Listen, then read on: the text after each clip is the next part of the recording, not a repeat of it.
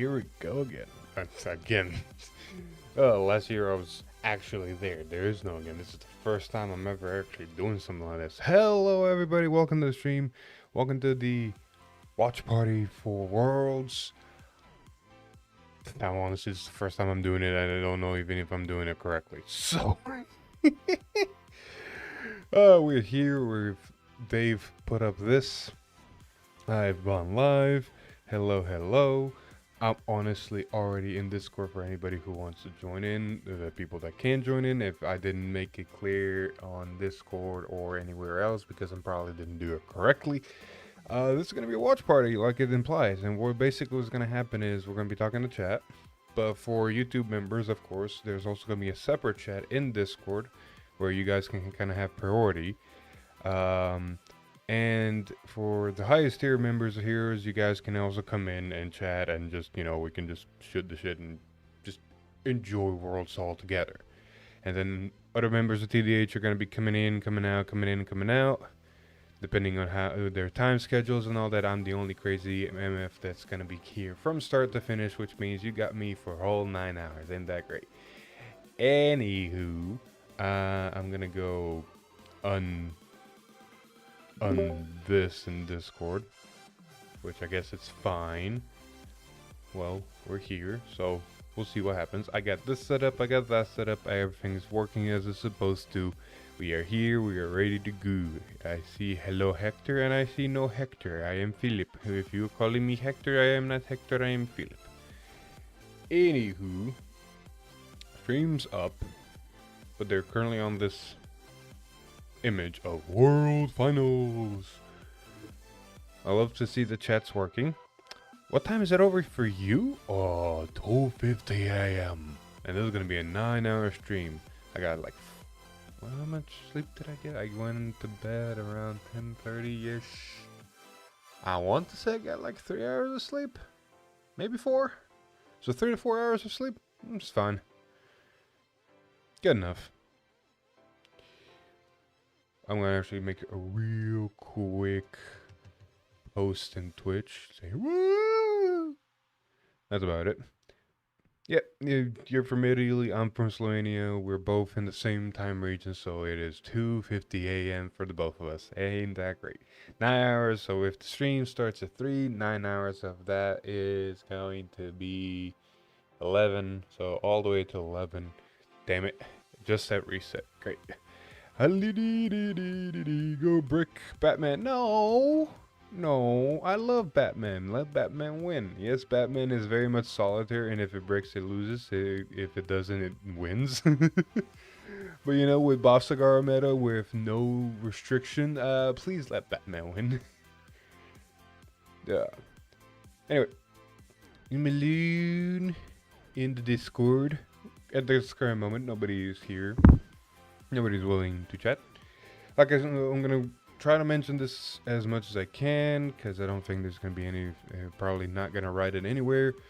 Anybody that is a member, you can either chat in the YouTube or Twitch chat that's below me right now on stream, or you can chat in the Discord chat where I'm currently in the call. All the members have access to. It's like a priority chat that I'm definitely going to see and read, because this chat below me I sometimes will miss because I get distracted.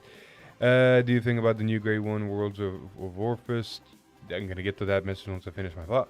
So like I said, on Discord there's like a voice call where members can be in, cannot chat unless they're here a member, but they can still write in the text chat and basically get like guarantee I will see what you said. Where this, I will admit, sometimes I just miss it. I'm sorry. And thank you for something. I heard I need to put the Twitch things in here. I heard a notification. I don't know what it was. April 27. And the thing I have here for Twitch does not update. I think it was a follow. It was a follow. Thank you for I'm just gonna say Pyro. Thank you, Pyro, for the follow. Anywho, like I said, not too used to Twitch. Still doing the whole Twitch thing. We're still streaming on YouTube. Trying to get used to both. Hiya. Anywho, nobody still in Discord. I guess it's gonna be a very lonely and long stream. it do be what it do. I am gonna periodically check other things, because I do need to check Discord. Because we also have a ba-bum. My brain is braining and my mouth is not mouthing at the same time is the problem. So like, oh yeah, we also have a guest role. Shout out to any other YouTubers, any of my other friends or people that think they can get in with the guest role. You can try. We'll see. So, with nobody there, nobody here, yada yada yada. Or maybe people were here and talking, I just couldn't hear them because of my settings. I'm hoping that's not the case. I'm gonna do like this way I can see if anybody pops in. But for right now, I'm just here.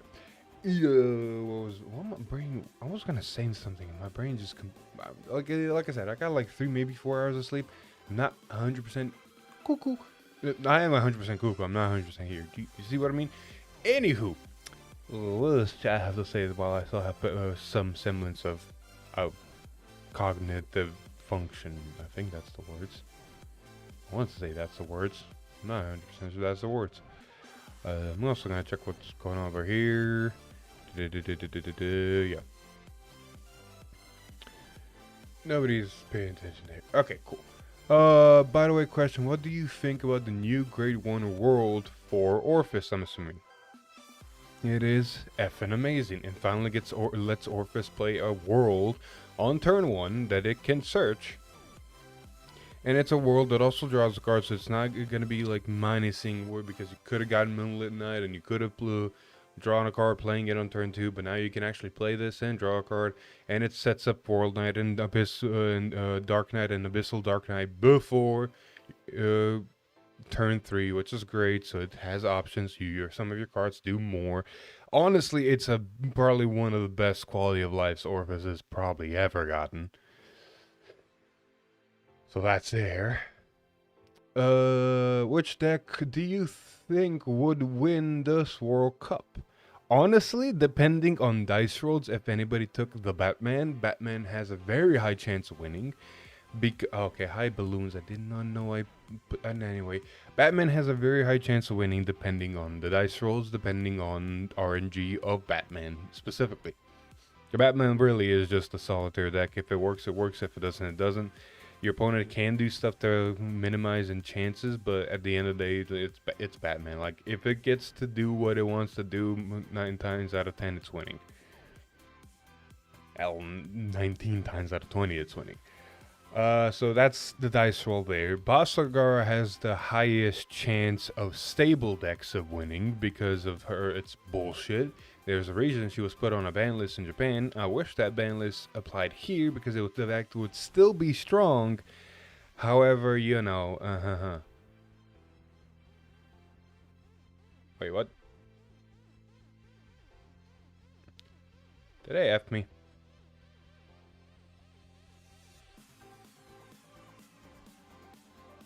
Is my thing just not working for some reason? It says live now. Go to live now. There is no live now. Nothing's happening. Is my... Oh. Let me try going to a different one. Yeah, there's some stuff here. There it is. I don't know. Twitch was breaking. Well, now we're here. Thanks, Echo. Also, you can, jump into Discord. Just let me know you want to be here. Oh, I like the graphics they did. Look, it's Kai and Chris. It's Kai and Chris.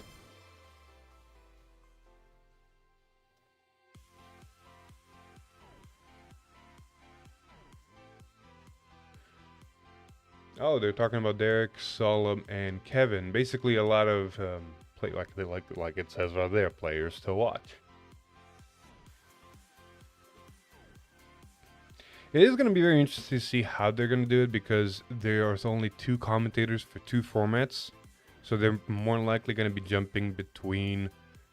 Also, I should probably stop the music on my end because now we do actually have the stream going. So there we go. So we do have Premium and Standard going at the same time, and we only have 2 commentators, so they're probably going to only focus on one game at a time, not both. So some games, we're not going to see all of it. So it looks like we're starting with, yeah, this is standard. It's a Bavsargra mirror. I'm sorry, like, we're gonna see so many Bavsargras at Worlds. It's gonna be effing crazy. Also, I probably should try to give Echo the role somehow. I need to figure out what is the best way to do this. Yep.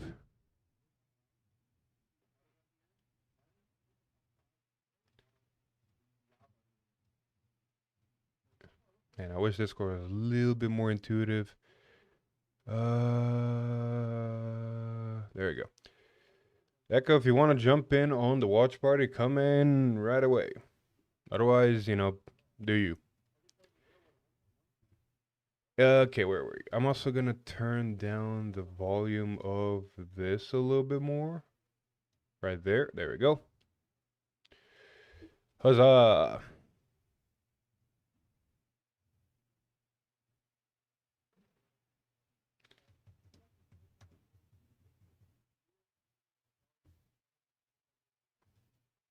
All right. So, what was this chat saying? Because, like I said, there's a Discord chat for members if you guys want priority on me actually seeing and talking to me and yada yada yada. But I will ever so often read this. We send you standard. I saw your DMs. It's a D breakdown. Yup. If I had to current 2 formats, I want to avoid showing them to. Hoping for a good turn today. Bob Worlds. Yeah, it's basically going to be Bob Worlds. So right now, we're both Bob decks. I'm also going to sometimes shut up and let the commentators talk, which I don't know why you guys can't hear them right now.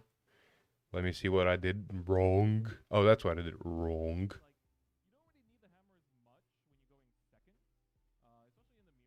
I wonder what. Oh, wait. Yeah, it is Safari. Why is it not working?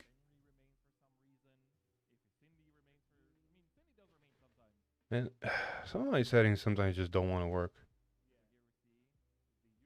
Oh. That was a double feedback for some reason. Can you guys hear the stream? It's also going second. It's kind of interesting. Yeah, there we go. Now you guys can probably hear the stream. Right? Yeah, it will get retired. Probably gonna put it right there somewhere. So let me know you guys can hear the stream. Let's heal down though. Gonna remain at 2.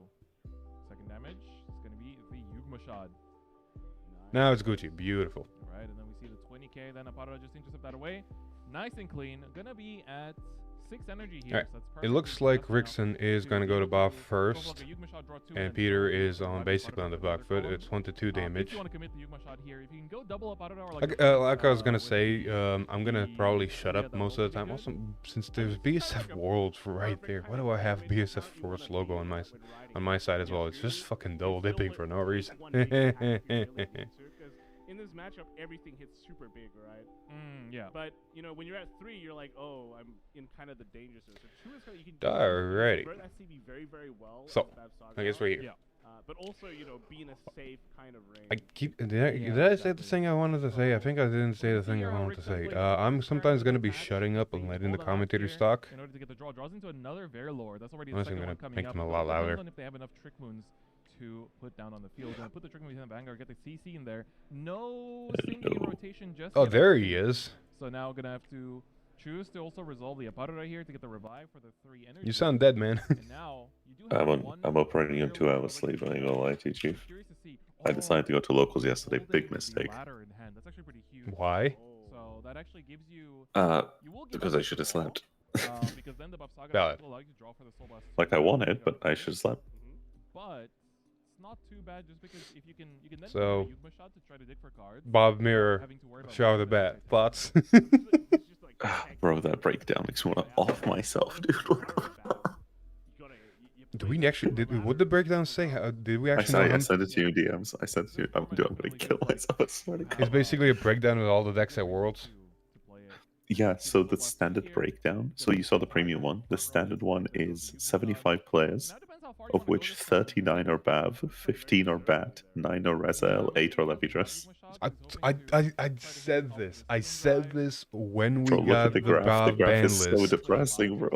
I said this when we got the Bob ban list. The Bob ban list should have been implemented for Worlds because this exactly was gonna happen.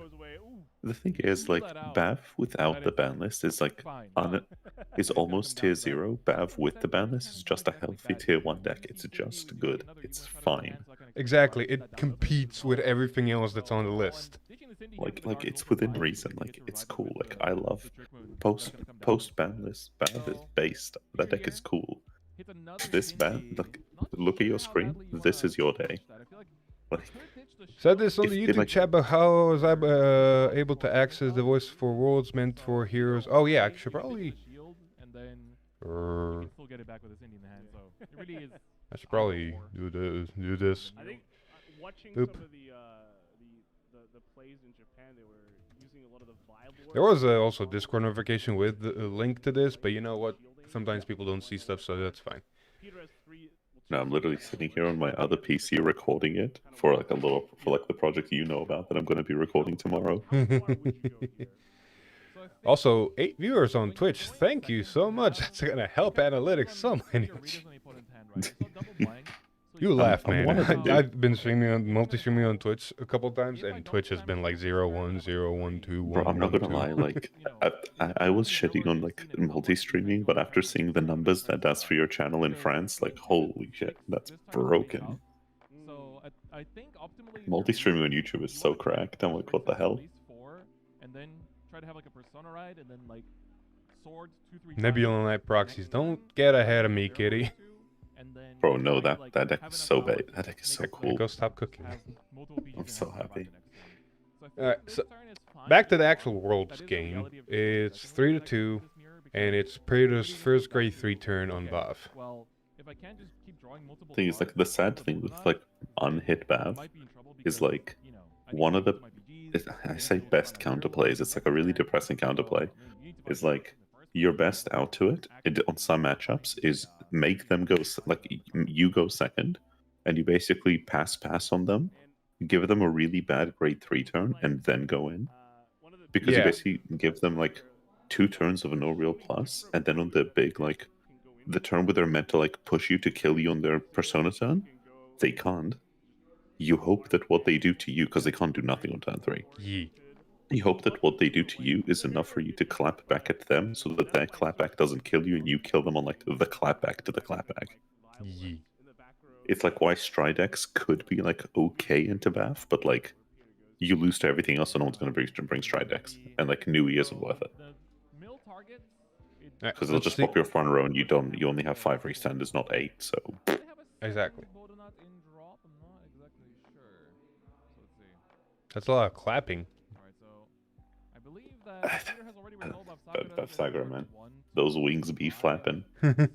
No, not flapping, clapping. No clue what that meant. Alright, let's see what Chris and Kai have to say. First, so make sure you equip. I mean, you can still use Bavsargra's effect, soul something in from hand, and then attach in. So that should be fine. Do keep in mind, it is round 1, all the nerves, the jet lag. You're round 1 against the previous V Premium World Champion. Yeah, right. Okay, like even it's V Premium, he knows what he's doing. You know, He's a well-known name. Yeah. He's been on that training arcs together with. Oh yeah, one of them is the previous Joshua V Lee World there Champion, now. isn't it? The last 2 weeks. And by training arc, I mean eating 7 meals a day. Which one of them is? It's not Rixon, is it? Honestly, I don't know. Nevertheless, but It's V, I'm sorry. Man, I can't lie to you, I was not looking at V before. Holy crap. Is that? Do we see ladder? Like laddering this board would be so good, because then you're basically giving. I think that's 2 of the multi-attacker. You could try to dig for it if you have Which, all- you with can shove, 2 yeah, open that is, CP on a Bob turn, this is Not going to even be potentially single very barrel, it's pretty dangerous. tough for this one though, because you're basically just swinging base power. Yeah, so do you remember earlier we were saying that like you can see that Peter here like damage-anize Rixon, but Rixon knows that like he can't just pass, right? Mm. Like if he passes on nothing, then like his persona right turn is super wasted, so he has to go in, hope Peter doesn't kill him back, and then if Peter doesn't, then Rixon can use the momentum of persona right to then kill him. Yep. And you can see that happening right here in front of you. Getting that Verilord down into drop is also super important. Oh, and the heal is broken. Yeah, because Veilord was in drop, unlike Rixon. Well, you know, so the sad Peter thing did for not have Peter- a Veilord. No, but the crazy thing, if you look at Peter's, he has 2 Veilords and damage down, which is Alright, blank. so rough. But it doesn't matter, right? Because you just heal one, heal both, and you go, yep, cool. And that front trigger was honestly big. Insurance for once, like you have. See, Lucky in your chat doesn't know the magic that is Stoic KSF for Gila. That deck is crazy. That deck is unhinged. That deck went like 4-1 at our locals. Did you know when you check 4 drive checks a turn, eventually you'll crit sack your opponent? Exactly. Crazy how it does that. Peter's already lost one.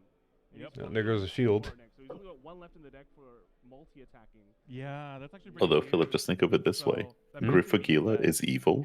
It becomes good, and it's, so, you know, Surfagila is like Griffagila purged. He becomes good and stops using overtriggers. There's a lesson in that. Still uses overtriggers, but now they're in deck. He doesn't sack them anymore. There's a lesson in that. Oh, Persona right. This is gonna hurt.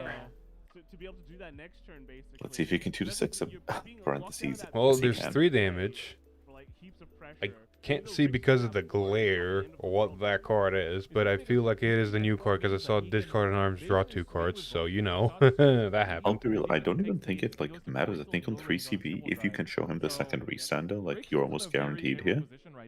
But if you can't, then like you're probably trying to set up and survival next turn. It really does come down to if we can see another Virgila, because 15k to the front row is fine and dandy, and then on Vanguard swing that turns into 25k to the front row.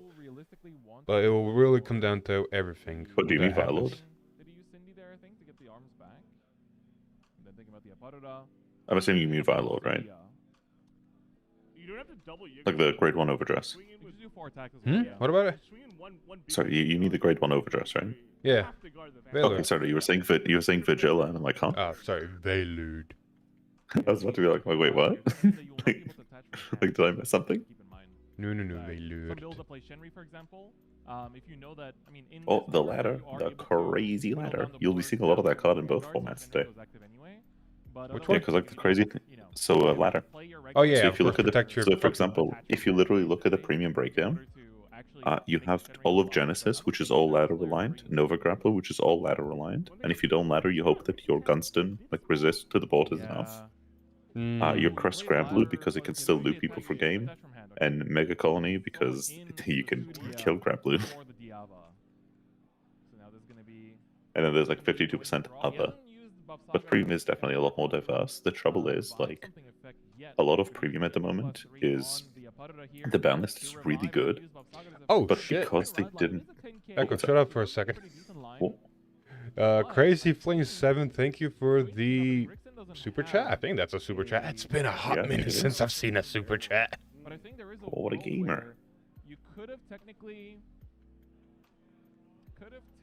that's like the one nice thing is like the list is really good, I was kind of thinking about but the fact that it misses ladder means a lot of the decks you'll be seeing today are different. The thing that'll be difficult to pinpoint is it's going to be a lot of different clans, but the win con is similar. So like there's going to be like 4 or 5 OTK decks that are all like if you hit ladder. So started with a 30k swinger. Now Bob doing its thing and giving and Valor giving 10k to the front row, and now a front trigger on top of that.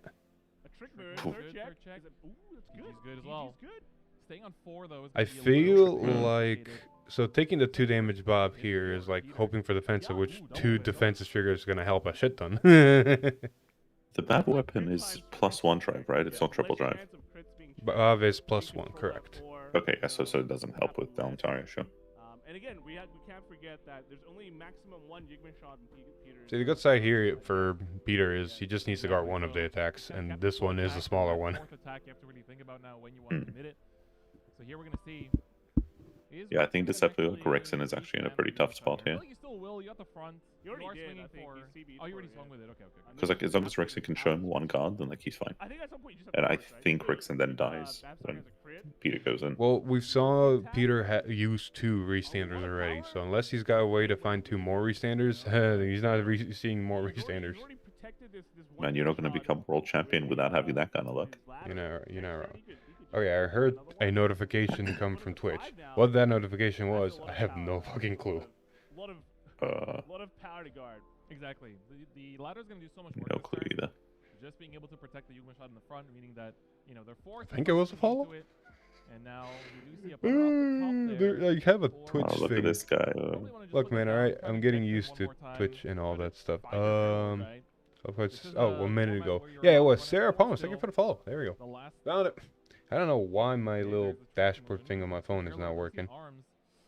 I think you prioritize the trick moon here. Just lining up as Oh, many well. That's one options as possible restand is it. always going to be the optimal case scenario. That's a trick moon and a restand. Someone, Hell yeah. right? Or does Someone that grade plays 2 a format finds where we're only allowed to have overdress one units as Warlord. well, right? Wait, what are you Guys talking will about? I don't just see no go resound on on the board. I mean, this is like No, no, Ooh, in he this goes top 5. Sudia, okay. What is that grade 2 touch for? Okay, here's the The thing, one that's though. on the board, One I of the believe it calls Yeah. itself from drop and maybe searches for arms. manage your Yigma shots as It's well. DCBTO 4, I'm pretty sure, right? Remember, you're I think so. basically gonna lose one I'm like, yeah, I'm like 90% sure it's Or you 4. can go to deck log and just type in Seal Blaze So and ideally, you wanna just get all the get stuff. one and then slowly True. kind of push like that until I'm not you that smart. yeah? Yeah. Because you have to make sure it you run out, is- if you run out of there he Yigma is. shots, you have no multi-attacks. So being able to, like, Wait, no, perfectly what? manage that Oh, is it's because it's important, overdress because or. that's where the upper comes Ooh, Hey, Fire Reckless is getting used. keep on coming back. that's rough. Here, I like that. That's gotta player hurt puts from in Peter. the No, fire Fire Imagine Reckless you, was like- put into Soul effect attaches from the hand. Yava, and then you can be able to soul blast out the Oh, because he's going to soul blast it out and then activate it. overdress with Bavsargra Because he's going to do it for the draw. So I do think there is a question sometimes of like, okay, you can overdress with Bavsargra's effect. I love the fact that new Bavsargra's effect lets you overdress Veilord from drop. Get the Veilord, and that way you have No, but two imagine being Peter right now and like all you need is a restander and your top 5 that can't get it finds it. And they do have a Trick Moon and a Cindy in drop, so I do think that overall you do get a bit more power. Wait, is from Vanguard Kitty throughout the Vincent, board. right? And having a second adds No. more pressure to the field as well. Is it not? I think. I don't know. I honestly don't know. From I our keep VPL team. forgetting. The Saga effect. So they're gonna draw. Yep. The Lord You cosplayer, get a that's draw. him, right? What do we find? The What? fronts, that is, I mean, fronts are really good just for the 20k shield as Yeah. well. I'm It's gonna pretty help sure. deal with, like, the Well, no, the front funny two thing is, like- for, Hold up, hold up. restand. Fire Free. Regular is getting used, so you know this is Yeah, there the. you go, soul blast, do it for the draw. Yugma shot. That's Come on, big find the for last one, restander, do though. it. Show it to him. Give it to There him. it is. Gonna commit it. Heal. Plus, I think he's got enough energy to Energy Blast 3, discard the Let's go. the arms that he got from Veilord. Hit anything, yeah. It's like There's two types Ella of de defense. Glema, if you're playing a There you go, he Bob, shows it to him like, 'cause he's both just that good. So much pressure. So do you remember I said you're going to have to be... Oh, have he this missed kind of, timing like, on if you're gonna be Cindy's. world champ. Front, it's like more mandatory now than, Yeah. than ever before. You missed timing on Cindy's. So now we have the Persona, right, if I'm not mistaken? I think short of losing the booster, it's like okay. Ooh, Energy Blast 7, draw a card. Yeah, gotta do it to him sometimes. And drew a crit. Okay, there we go. Plus 15 to the front. What can I say, man? The trial of the moon begins Yeah, now. 20 It was placed by effect, so it can't use its EB3 to draw one and get the draw two and get the power. So it's gonna hang. So it's only at 25k Okay, because well, of here's heavy, being like, placed I from mean, it's all deck. defensive, but he's got 3 PGs in there. He's got all the triggers. So Did I see someone come in? I defending did see. even against Oh, Hey, a man. double Veilord setup Hello. should be quite easy. Yeah. Double Veilord and like double Hey, yeah. shot might be tough. Hello. Morning. Matt, did you see this bleak breakdown? Yeah, the handle will Yes, I'm not excited for Bav versus Bav all day. So glad I don't have to watch it in about 10 minutes. Not having off out. But his defensive gonna go to 23 here. That is What's wrong, mate? You don't like Angel Ladder format? What's wrong? I should have not put set 7 legal for this, or actually done the Bav head. The ban list should have gotten implemented. That JP got 4 English right before Worlds. Changed my mind. It's like you see the Japanese worlds and Oof. you see what it That's is right, check and you though. go just fix it. That's all them out now. Ooh. Well, at least he's not going to be out of Lords, right? Haha. If he survives. Was that 4 or 5 cards in hand? Did he use the shield yet? I don't think he did, right? Because I see him touching his soul a lot. So for Rixen guarding this turn should be quite okay. Hmm. He managed to get away with it. Oh, and he got a There you go. defensive as well, which is really rough. I think the defensive like almost seals like Peter is not killing this turn. Plus the ladder is preventing the rear from getting hit. So weirdly enough, I actually think that helps Peter here because like it lets him draw the 1 card, which like might actually be really important here. But yeah, that Yeah. restander being like, what is it? What, 35? But your opponent hits a defensive, so it's like, I think I saw that correctly. I think I saw 3 PGs in Peter's hand. I don't think he has a persona right though. Yeah, that's 3 PGs Maybe. right there. I think he's living this turn unless something goes very sideways. Yeah, probably. Because yeah, the rough thing there is because the re-standard there was only 35 with no booster. It meant the fact that Rickson checked the defensive and it was just a 15k card, so it wasn't even that threatening. Because that triple drive was rough. That could be a pretty annoying way to like whittle it down. Well, all those Bob numbers we were all afraid of. Did you know none of those matter if they brick? Revive the Trick Moon and the Cindy overcall the Verlord. Oh. Is it gonna be the Verlord? Nope. Okay, there we go. He has another Verlord in oh, there we go. Oh, plays over the opera. Okay, so maybe I love how the man's reading Sydney. You got your own Sydney, man. the reviving the Aparada off its effect to get the plus 5k buff to it. Puts it in. I think it's just because that one's at hand. And now we can just set up a second line. Boom. Front row gone. Last Yugma shot gone. Most importantly. Is this going to be a sad event? Because after this event, Dave is quitting Vanguard. Can Vilord again? No clue. There it is. Overdress. Sorry, I'm CB1. listening to Chris and Kai for a Get sec. yourself another equip here. Let's see, what is Rickson gonna go for? Diava, and I'm assuming Surya into the soul. Yep, there we go. Build up a soul as well. Gets another 5k, so just in case the Proxy persona ride. Yeah. You can stack those weapons. That's one of the skills you have to learn when you're playing Bavsargra. You can keep on stacking those weapons for your kill turns, especially. Yep. To get big power. Exactly. Oh, and goes for the attach on the axe as well. So the axe doesn't cost anything to attach, but at the end of the turn, you can count on +1 to basically reattach the boulder knot, the shield onto the arm, and then that way you still get a draw. Who needs persona ride when you have two Veilers in the back? Am I right? To guard with True. at the same time. So even if they wanted to perfect guard your Bavsargra, Yep. they gotta add an extra card to that. And I think he did a double sword as well this turn, so he's got both stacks of that as well. Yeah, so Yep, 38 and an on axe now for the guard restrict. Yugma shot there. Imagine that persona ride. Mm-hmm. Yeah, right. So this one's now getting a +10k from the Yep, PG, ditch, and has to guard with something else next to the PG. Gotta add that Verlord as the Well, good thing he has a bunch of ditch fodder, right? For it, so it's not the end of the world. There it is. Yeah. Oh, Ooh, that's jeez. big. That can get the okay. Hands not looking massive, though. So it doesn't really matter Ooh. what you heal out. That's As long as the brutal. Trick Moons or Verlords That are heal weapons. is tough right now. Ooh. That is big. When your opponent's on That's 5, the you second want time we've seen heel front on that you side. want restand, yes. That Yeah, is your so whole hand will rough, give you no dude. GG. Yeah. Jesus. We're trying to eat them up. So this That- Yugma shot is 20, 60k. yeah, 60k. There's two Without a PGs in Peter's hand, so he's fine, but Without still, Persona that Ride, sucks. 60K. Yeah. Yeah. And this last column is also going to be like what? 50, Still going to take a lot of his 65, hand, though. Like another 65 on top of that. Wow. So we're trying to either rip out everything in hand or just like ask for these PGs to be committed. And then if you do commit those PGs, that basically tells Rickson that if I can just make a similar board next turn, I've got game. Yeah. As long as you can survive whatever Peter's got. Healing out of Prepare. 4 will help that, yeah. Ooh, second PG comes down, and the third as well. Ditches the front for it. That's pretty big. So now for Peter, this is do or die. This next turn, he has to basically secure lethal. If he does not find game, then for Rickson, this is basically just going to be mission, Should get a draw survive. from the Because I shield feel as like well, Peter right? has to have the persona right now, or he's just never killing. Top deck hero? There it is. I mean, gotta do it to him.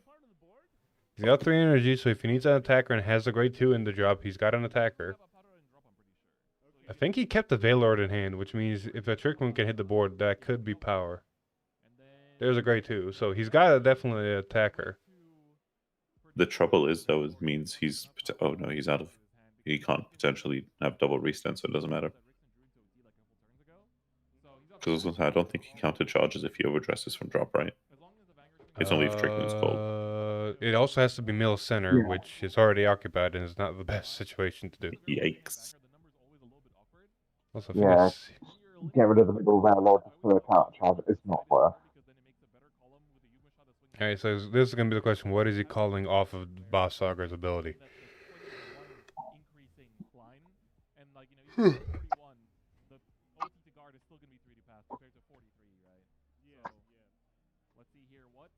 Oh, yeah, Matt. He's Matt, got a what's your money Veilord in on? hand.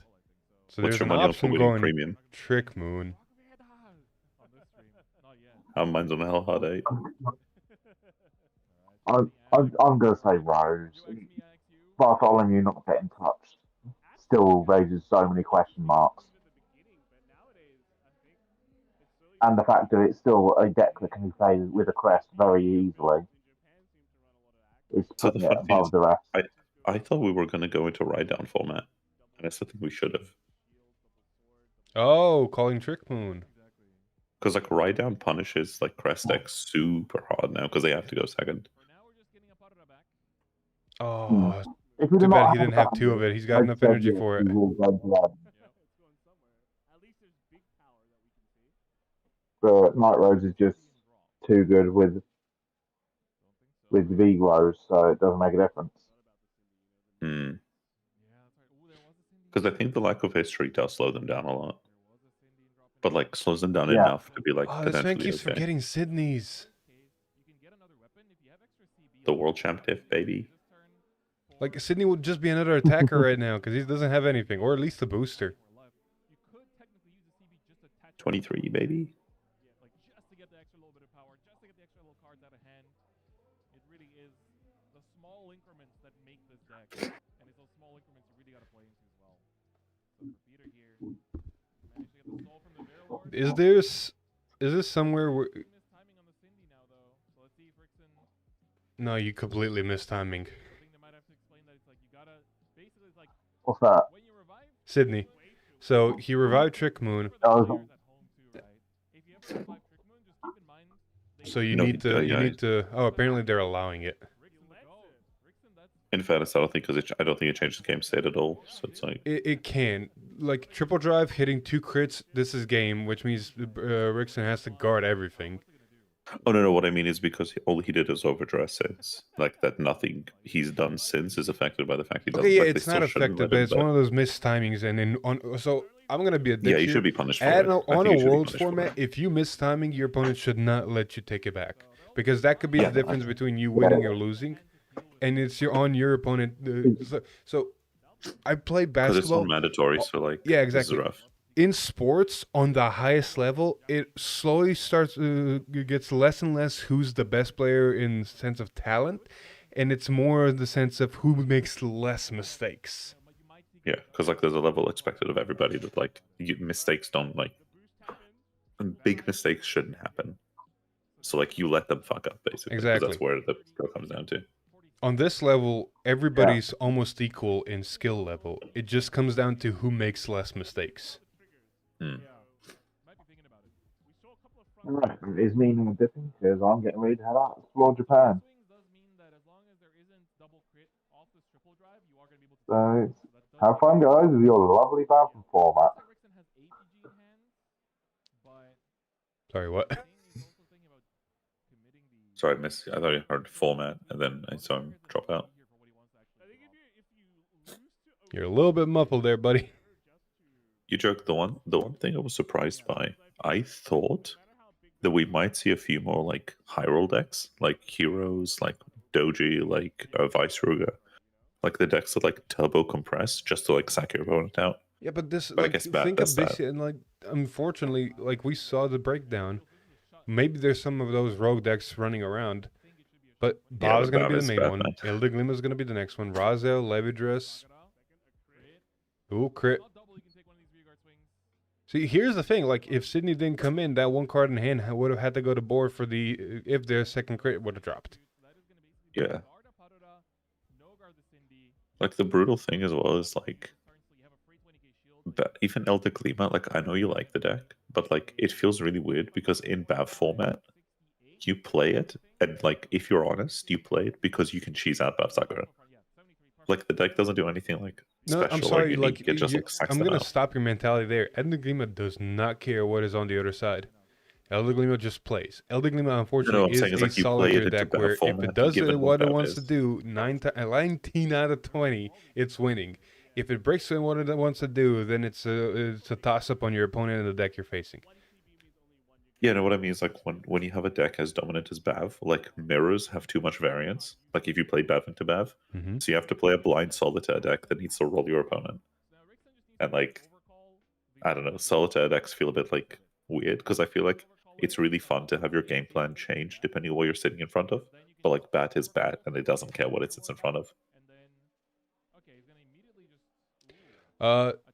Hello on Twitch. And unfortunately, there's only 2 commentators for Vanguard and 2 formats, which means there isn't a premium and a standard stream. There is only actually there might be I might be There talking is a about Vanguard stream. No, there's only a Vanguard stream. And yeah, it's so shared there between is the two. only a Vanguard stream, which means premium will be whenever the casters decide they want to cover premium.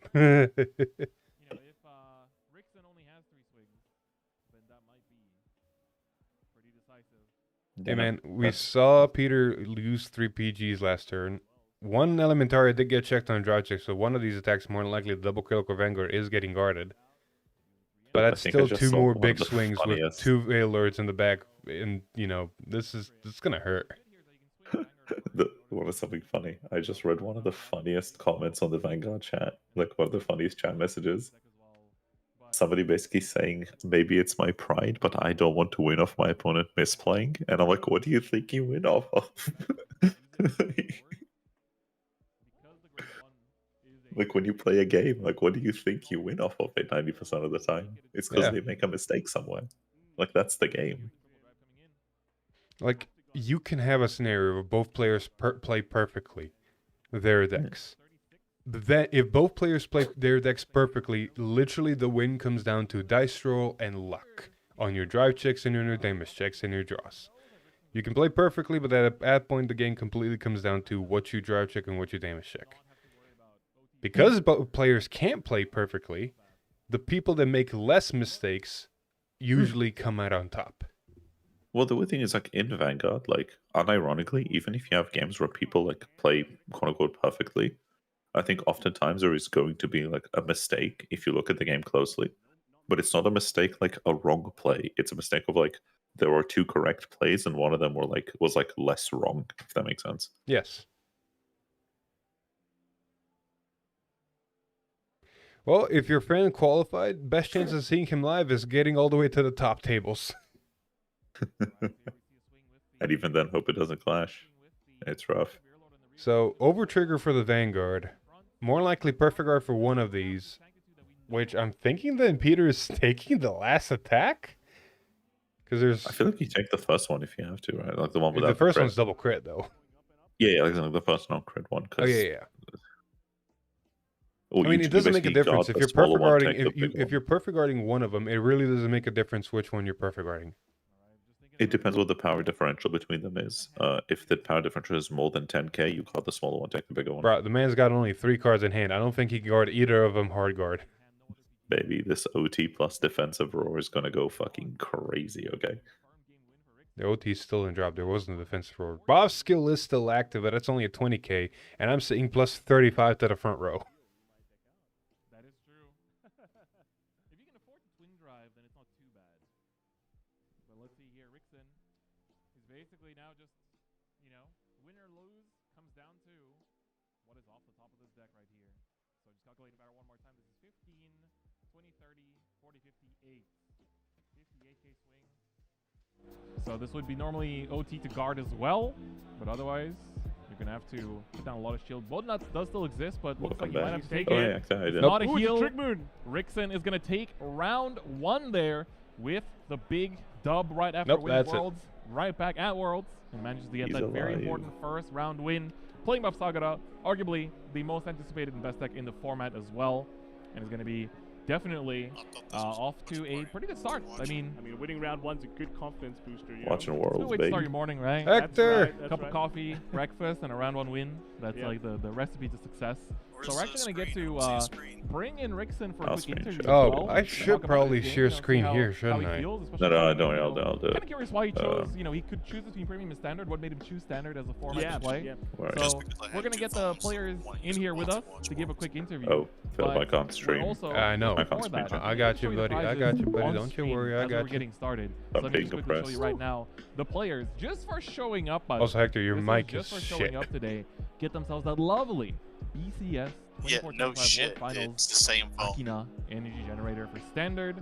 Then the Lady Battler. I will say the pricing is cool, like the entry stuff. Yeah. The only depressing thing is, did you see the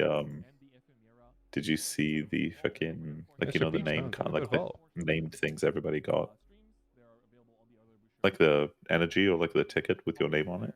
Oh yeah, It's kind of bleak because it's written by hand. I thought it was going to be printed, and some people is like centered, some people is like way off center. How many have played Bav now just joined? This was round 1. You saw Bav mirror for round 1. Hell yeah, baby, love to All see we're it. gonna see is just straight Bob mirrors for like Hector, 7 yeah. rounds. Hector, 52% of all participants in Standard are on Bav. 39 players, 52%. Hey, we knew what's gonna happen. 100%. I said the second Bob started doing its results and we got the ban list, the same ban list should have gotten implemented. Yep. Okay, so they went on break, so we can chat now.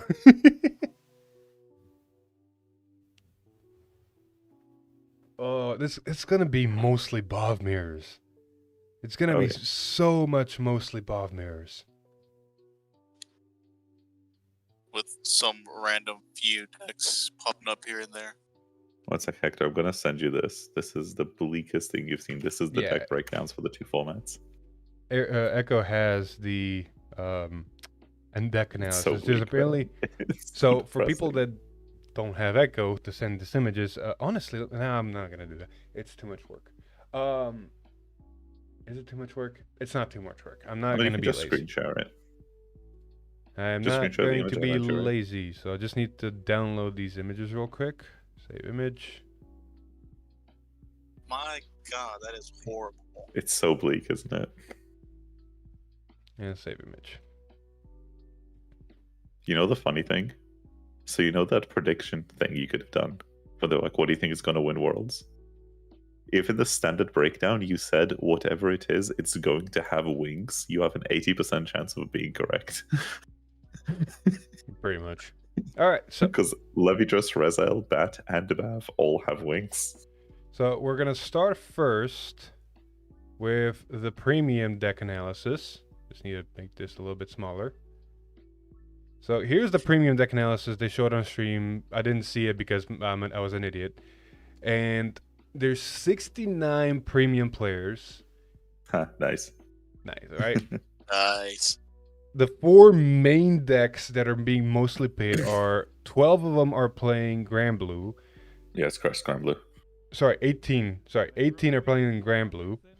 No, it is 12. It is 12 are so it's playing 18% Deep or 12. Elise, 10 are on Gradora, and 8 are basically on a Genesis. No, I'm going to assume Fenrir. No, so the Grand Blue is going to be Crest Grand Blue, so that's 12 players or 18%. The second is Nova Grapplers, so it's Victor. Because that's busted. That's the 2019 busted. Exactly. 7 or 10% are on Mega Colony, and 6 or 8.7% are on Fenrir OTK. And then literally half of the other players are on something else. So the trouble is, all the other stuff is all varieties of the same win con. So if you look at these decks, you have Crest Grand Blue, which is just a crude Crest deck. It has, because you're not committed to the G Nitros anymore, you have kind of pseudo loops with V Nitros, where you kind of go like, as long as you have CB and Soul, you can go like Nightstorm and Beatrice, both of which are like revive something. And basically what you do is you have them swing with V Nitros, giving them 5k, and then they kill themselves. And then they keep calling each other out. And plus Crest, so you just kill them. Nova's is a deck that is a combo deck that needs ladder. But it doesn't need ladder because if you remember, Gunston gives your whole bullet resist. What it dies to is Honolly, but you'll notice that nobody thinks here run Honolly, even though a lot of them will be. Mega Colony exists because even though it's down to 1, you can play really cringe stun strategies with like Optorandus, and you get to shut down Grand Blue altogether. Genesis is Fenrir OTK, because the deck can still do that. And even though it's harder now, you can still just, because the way Fenrir OTK works is you basically get to a point where you stack the bottom 5 cards of your deck, because you can put things back selectively with Valencia and Geldra. So you basically mill yourself out to 1 card in deck and then put cards back. And then you put it, basically what you do is you swing, because you have all this soul on Amaruta. Amaruta gives whatever it restand Sentinel restrict for like Soul Blast 15. And basically what you do is you go crit OT. you give red OT power to something with like 3 crit, that thing they can't sentinel restrict for the rest of the turn. And there's a grade 2 from V that says it copies, or grade 1, I can't remember, it copies all of the power and criticals gained from triggers this turn. So it also gains the crit OT, but just without the red text of the restand. And then your opponent has to deal with like 100 million 4 crit, 100 million 4 crit, 100 million 3 crit, and no sentinels. So like, you just kind of die. Like, Very much. yeah, then you have like, besides you have like DP, like, which is DP, you have some Highlander or like some ride down decks trying to confront the Grand Blues, and you're going to have Hellhard 8, which I think is the best deck in the format personally, but like they printed to draw 7 on a card. Like that thing exists.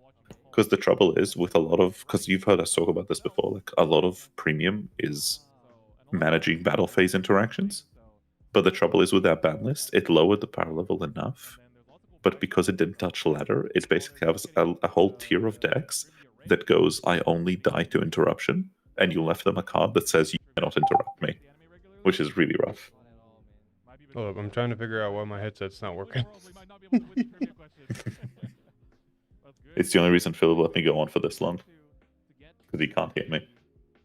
No. I hear everything you've said. I'm just trying My to. condolences. For once, he actually gets to listen. I know, right? And I'm trying to make myself listen even more.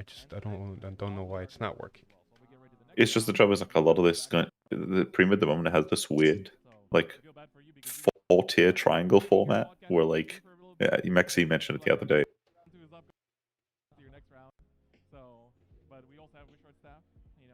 Hello? Well, now I've broken everything. Fuck, I'll just have to do that. If you guys can still hear echo or anybody, just they're gonna keep talking. I'm gonna fix shit. Alright, here comes trivia question number 1. How many Yunas were there in Yuna's imagination where Mitan was a goddess? So this is of course from the Divines anime. It's from from season 2, I want to say. And so that's the only hint I'm giving people. Quickly try to recollect. Was it 6? A, B 8, C was it 9, and D was it 10? Got time to answer, so make sure you get your answers in for a chance to win the trivia. But Rickson, we're gonna let you get back to the next game as we get ready for round 2 here as well. So for people in chat, make sure you answer the trivia question. And Rickson, all the best for next round. Thank you. We're rooting for you. We got people supporting you in chat as well. So it's going to be a good time. But I think we'll go for a short break once again as we get ready for round 2. And then we will be back with more Cardfight Vanguard. It's like pretty big, but Europe's pretty small, right? So like everyone's kind of always, a bit away from a good game, but I know some communities aren't very big, and so they have like a really hard time reeling people in with like them going online, looking up premium, and just seeing people complaining about it all the time.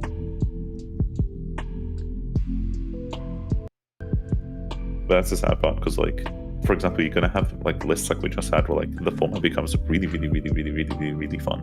Like it got blown out, like it's got blown wide open. It's really fun now. But then like, I think for people it's a mixture of like things feel like they take a little too long to get places, across with like, like for example, you saw this in the standard list, right? Where like you end up with a ban list where like you go, this is a problem.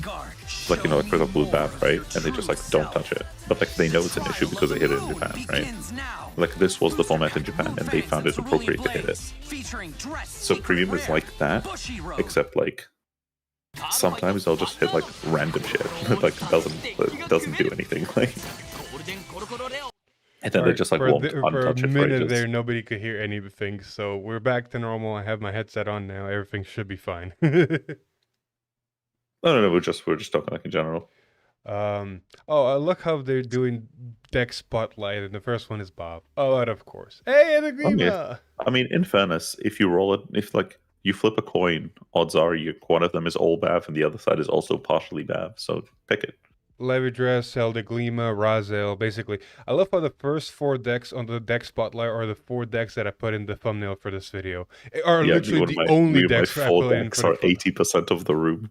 I mean, that's the majority of the entire thing.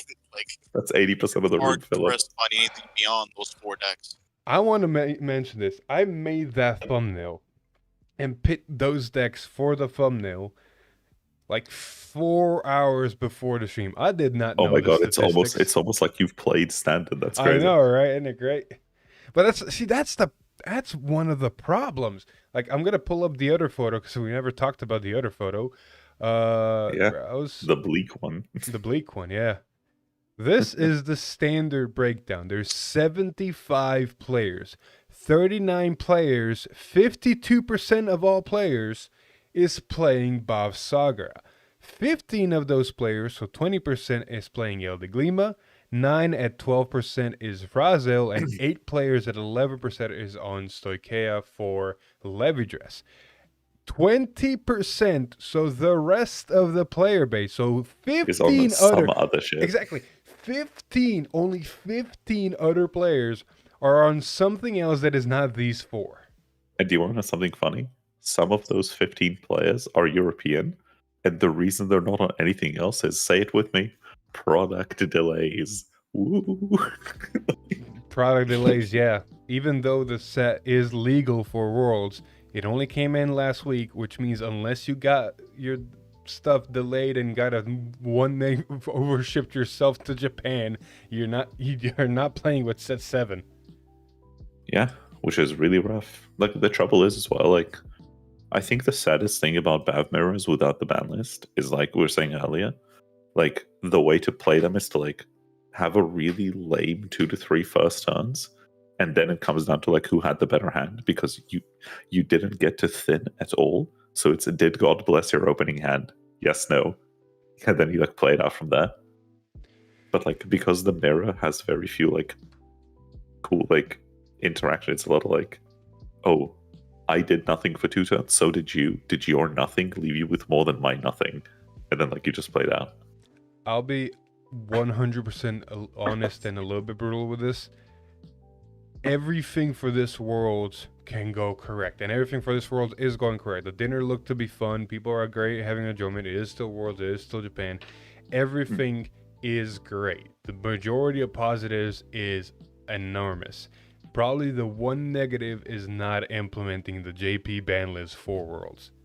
But I think the argument on the other side is that's the most important thing to get right, because, like, respectfully, only like 100 and something people, maybe 200 players, get to experience Worlds, but the rest of us have to watch it. So, like, it's like, you know, if you're gonna stream it, like, it should be a good viewer experience, and, like, everything looks great. But like, great. then the game starts. Yeah, then the game starts, and you're like, oh, Bav starter, cool.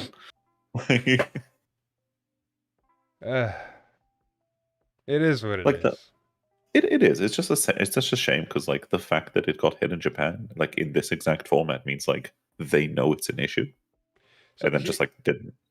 Here's the thing with Japan and global, which I feel like Shadowvers, that's also a Bavsargra product, or technically something they make,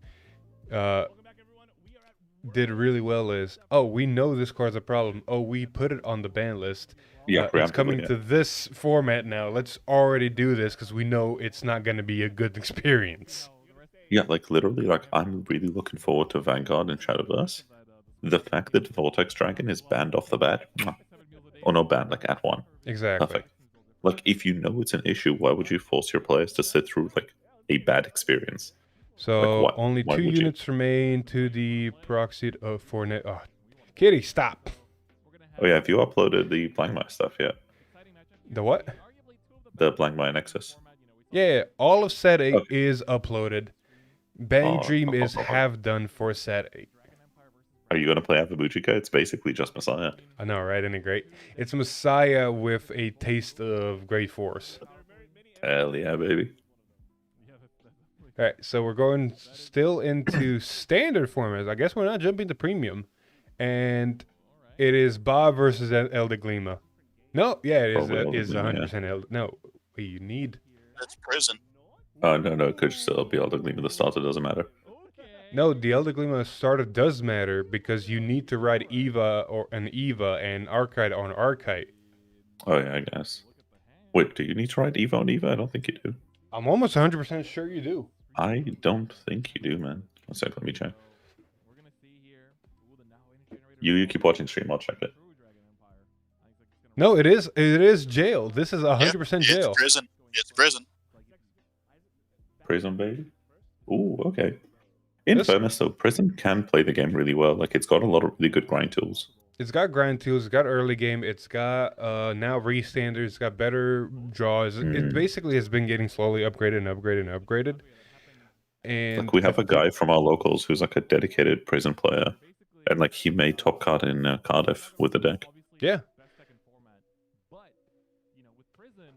So Bob, this is going to be honestly a hard matchup for Bob because it takes away their soul and it forces them to use more resources than they want to if they want to get stuff out of jail. For one, getting units, and for two, preventing Prison from doing stuff. Plus, Prison going first is a big W. Okay, I'm gonna let Prison Chris. 1 second. Well, I think turn one kind of already told you a bit of the strat.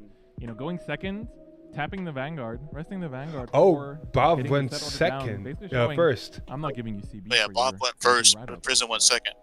Yeah, why would I give you CB? No thanks. Counter Yeah, argument like, though, You basically just don't want to give them the CB. Isn't Isaac You playing wanna like just, super kinda hard play into lane, into kill like time, Prison's you know, early not game? give them the CB for the ride up. Because Prison can Counter just like two bind weapons. stuff So anyway. here we see this Dia. Yeah, Sold off it one can top do step. from drop and hand. And hand and top deck and front row. Yeah, but you also need the cards. Hmm. Yeah, you need specific cards for all those. Majority of them is going to get from the drop. I mean, Oh, sure, but you're gonna see some of them eventually, right? Is it my feed or 'Cause, like, has the stream Bavs- frozen? It is stream. Yeah, it's stream.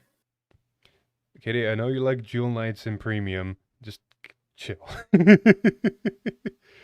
Don't I say see Prison exactly? And Bob's uphill battle. So it is stream. It's not just my feed, right? Yeah, no, it's happening on my side as well. Stream is down. Yay, stream is down. Okay, sorry, Phil. I would just like to take this moment with when people tell me that my streams kept going down all season. If Bushard can get away with it at Worlds, I don't want to hear it anymore. I don't want to hear it from anybody anymore. Dude, I used to have stream problems, and then I remembered a very crucial setting I needed to turn on. Now I have no stream problems ever. Oh, there we go. Stream's coming back, right? Okay, I saw the flicker, but nothing happened. Swear to God, there's something wrong with my side. No, it's my side as well. Well, let's see what's happening on the White Schwartz side.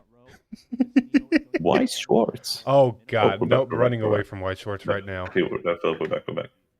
I went to the White Schwartz side and I ran away right away. Why? What's happening? Guess what? I don't know. Guess 7 who? dozen Better cents. question. Oh, Avis? I don't know. No, Oh, your friend.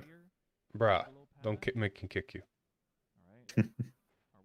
Alright, so rushed Prison looks like what happened, and Prison came back with a decent board that's probably just gonna swing at the rear guards. Yeah, there we go. And there's 2 cards in Prison, which not being able to use CB to get those out means that if you want to get those out, you have to use Soul, which is a very important resource, Bob. Oh, bro, this PC. Come on, man. Also, one of the best cards in Prison is that grade 1 promo in the back. Oh, you're going to get something out of Prison? Let me just Soul Blast 1 and draw a card real quick. Thank you. Oh yeah, Mona is crazy. It's going to be a bit hard for him to get the double equip. He still gets the shield equip from Bavsargra as well. Also, no CB doesn't make easy equips. Yeah. There is premium. They might show it. Just no clue if they're going to show it on stream. I'm not gonna lie. One of the things that's killing me right now a little bit is like watching the chat and the official stream being like, why would they stream premium? It makes them no money. And it's like, what if there was something they could do about that? I know, right? If only Kill me. Hexorb could be as good as Nebula Knights. Bro, kill me. You know what's the best part about Nebula Knights that I might be interested in? It reminds me of Demiurge. It reminds me of an OG Zone Luad. Life is good. I'm gonna kick you, man. Wow, this is a really cool adaptation from Isaac. It's like, all right, well, you might not say Yugma shot. Bro, I'm just saying, if this was there last year, I could have done it. Got double trick moon, Yugma shot on the front. Gonna take this one.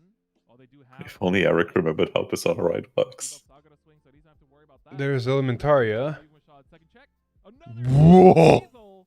Hold up. What? Uh-oh. That hand is looking pretty small for Fu. He's gonna take 3 damage. Oh, I guess Bomb. Cheel just dies because of double crits. Yep, it does that sometimes. Bruh, that's so... See, this is what I mean by you can play perfectly. The deck just Yeah. says no. Yeah, I mean, it's... I love the skill diff, baby. Skill diff. Should have Man, wanted Prison- it more. Prison had honestly a good chance. It's just, you know, Vanguard. Chris and Kai be like, damn, we got a yap for 20 minutes. Jesus Christ. They could go to premium. Oh, maybe they didn't set up the stream for it. They did. So there's 2 tables for Vanguard. Which makes it even stupider, because that means they have 2 whole tables. Oh, there we go. Oh, there's 2 whole tables for standard. No, that's premium. No, Narukami and Musketeers. I'll look back later, guys. They see it. Yeah, so this is Vowing Saber versus Musketeers. And he's showing Magia Assist. That's rough, buddy. That's not G Assist, that's... No, that is G Assist, right? Presumably he showed him his whole hand. I think, and I'm not sure. Yeah, Is that... That's not Kalen on the left, is it? No, that's not Kalen. also they should honestly... I'm going to turn down the stream a little bit down because they also have the stream table voice sound, which honestly should not be happening, so I don't think we're expected to come to this screen.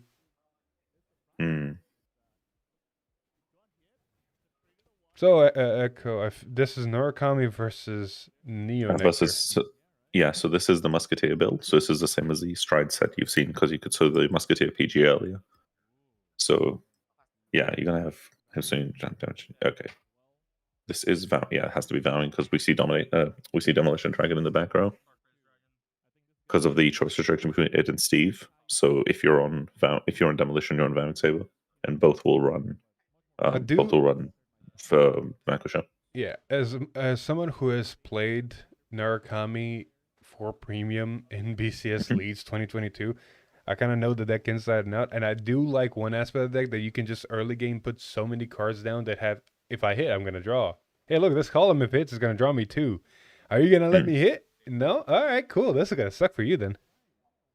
So the rough thing here for the Narukami, for the Neonectar player, is it interacts really badly with the bind zone. But like you can see, they just had to G-assist and they removed a crit and a limit break Cecilia. So that means they probably have another one in hand. Yeah, because that means they can history stride next turn into like the Crest Cecilia. So yeah, all you can see here is like he's just going to swing twice with 3 guard. He's going to draw 2. His opponent is incentivized to not really guard, because if the Vanguard swing hits, not only will he draw 2, but he will also have the ability to bind a card from the Neonectar player's drop zone. Exactly. And with Neonectar's thing, like one of the resources it needs to manage is names. Granted, Neonectar does not have any cards in drop zones, so... Well, he will if he guards, right? So which means he has to take the Ray Guard swings, because the Narukami player's never... Like, he's always going to swing Ray Guard first.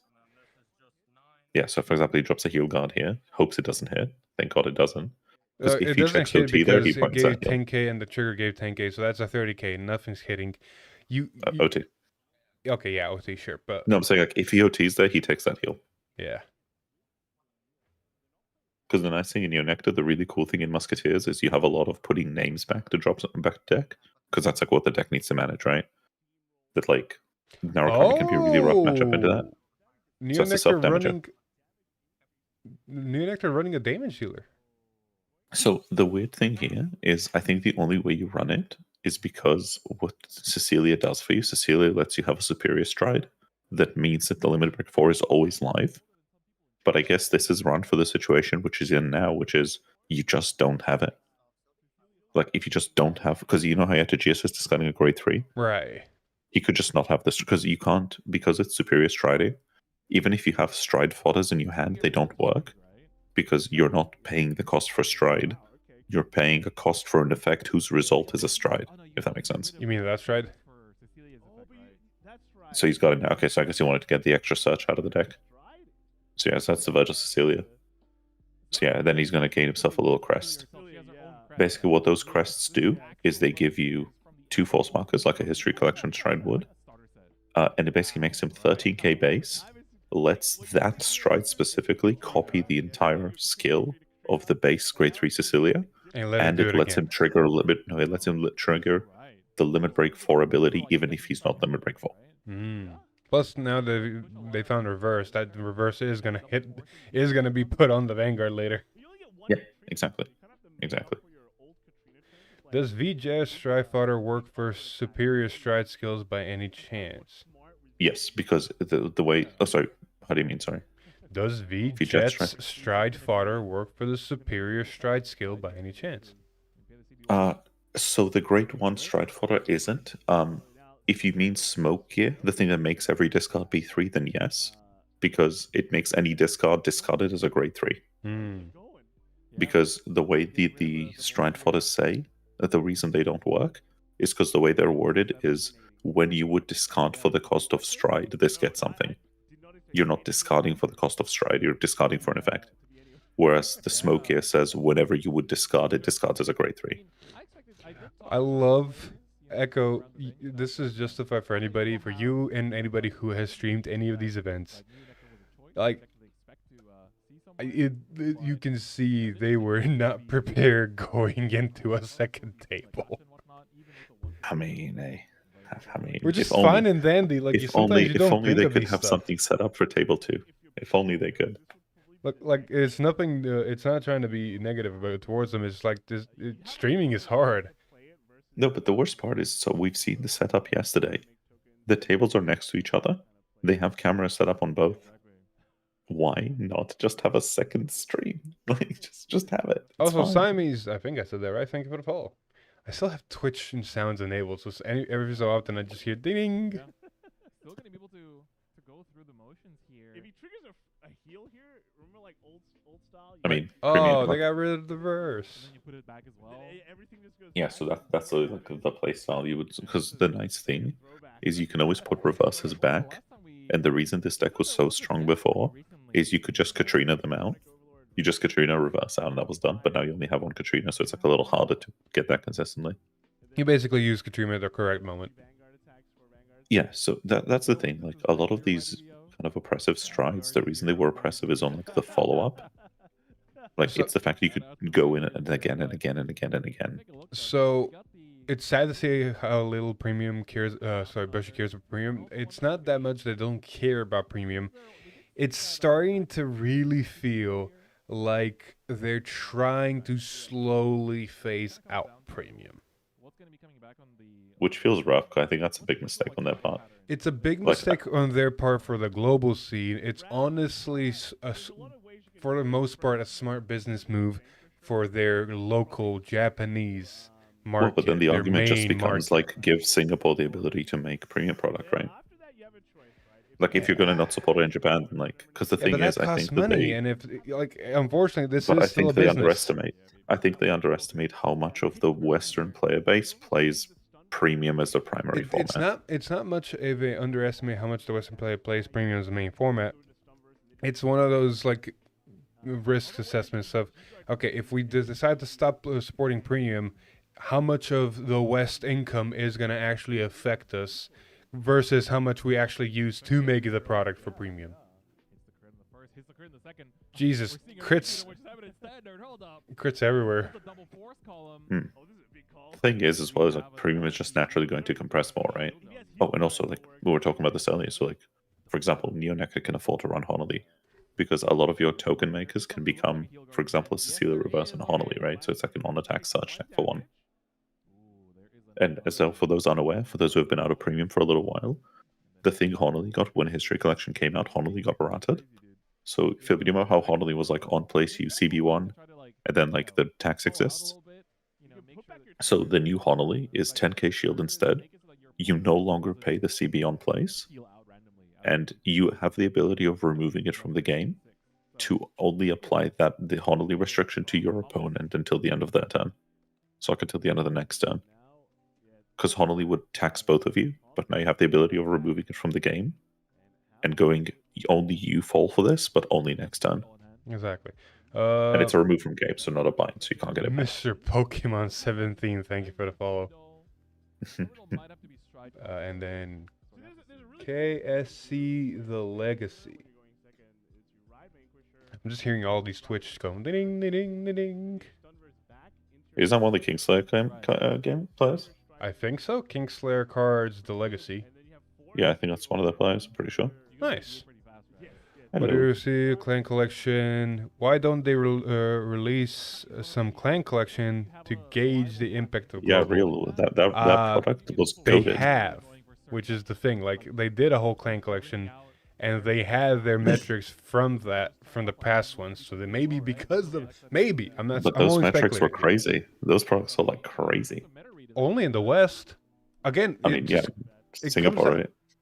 Yeah, but it comes down to how much is that actually in their profit margin. Like, you got to think, making enough product for Japan and then selling that product in Japan, while they make more product for global because it has to go globally, the same is said is then the same amount has to be sold and a profit has to be made.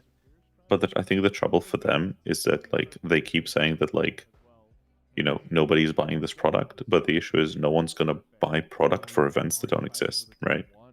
Like on the Japanese side, like when they had when Japan has premium events, they sell out. Yeah, but that's The also reason they don't have more is because they don't make more.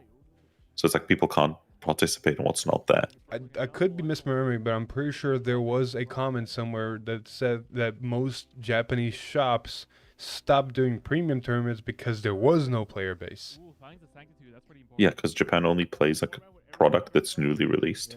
So, which is But, like- exactly that. Like, you No, got but it's a chicken and egg problem, right? Because like if you don't release product, they don't play. But then you use them not playing because you don't release product as justification to not release more product. Yeah, but at the same time, Where it's the like fix is product, how right? can you justify a whole business telling them, trust, do this, and there is going to be money? Like, you can't do that. So you the have to trouble- have actual statistics and actual metrics. Well, the trouble for Bushiroad, and it's just something they have a habit of doing, is they'll start something, that thing will work, and then they'll just stop doing it out of nowhere. But the trouble is, you can't expect shops to go Stop and that settle that. mentality. Stop that mentality. You say it works. It only works Mm-hmm. for you. You have no idea how much it works for them. It's a consumer and a business thing. Like something could be really good for the consumer, but really bad for the business. Well, it's like, do you remember how we had like box toppers, and then they just stopped them one day? Yeah. They never announced it. They just all like, sneak hits were our way of getting promos that we can't get from Japan. And that's then they really just good turn for them the into player energies. base. Show me where the merit for the business was there. There is none because the card doesn't exist otherwise. They just don't release it. Exactly. But the card already exists, so that's not really an argument. Yeah, but that promo came. So most of those promos, how did they come out? They came out in Japan as promotional for the manga, but we don't get the manga either. So you have to distribute it other but ways. Tell me right now, does Bushiroad make any profit from the manga? I mean, any physical product there is almost pure profit, but Which means them putting that promo next to the manga, they saw that promo and the manga contribute to profit. That promo just being a box stopper, no, people are not going to just buy boxes for the promo. And or if they will, Well, no, they used to be there's in not going to sneaks, be right? enough of those for the merit. They're giving a promo for free that they made a buttload of money off of on their other market. You understand that, right? I mean, yes, but that promo is worthless without you also buying their product. Yeah, but you're That- already going to like buy that Sydney- product. Well, If- but you weren't though, right? So here's the Like- thing, right? You're trying to buy a hamburger, and a hamburger costs something. Now you're trying to buy the same hamburger with cheese, and you're expecting it to cost the same. No. Yes, you want the cheese on there, and they have to pay for the same hamburger. Why would the business do that? Why does nobody give cheese for free but cost extra, right? Well, it's not like you pay more for these cards; they just don't exist. Like no one's saying give us these cards for free. Like we'll pay for the product, but like Yeah, I but can't they buy don't what's have not there. any product in the global scene for them to do that. Like the only one was the English. Like, what do you think we got Philia in the English version of the manga? Yeah. Why didn't we just get the manga like sooner? Or like the other promos that aren't in them. Like we're still waiting on Warcry. Okay. The whole why didn't we get the manga sooner? You know the answer to that. So don't. Yeah, but the thing is, you have like Blazing Warcry, which, judging by previous patterns, would have been a sneak hit promo, but we just don't have it now. So you have a whole market of people who like could buy Coty Blaze product, but they won't because that deck isn't playable without that card that they haven't given us. Yeah, and they're not saying give it for free. They're saying bundle it in other products. Anytime they give us a promo that wasn't meant to be a shop promo, It wasn't a shop promo, it was a Youthquake promo. Bro, listen. Well, Blazing Warcry was Youthquake. Oh, there's the OT, by the way.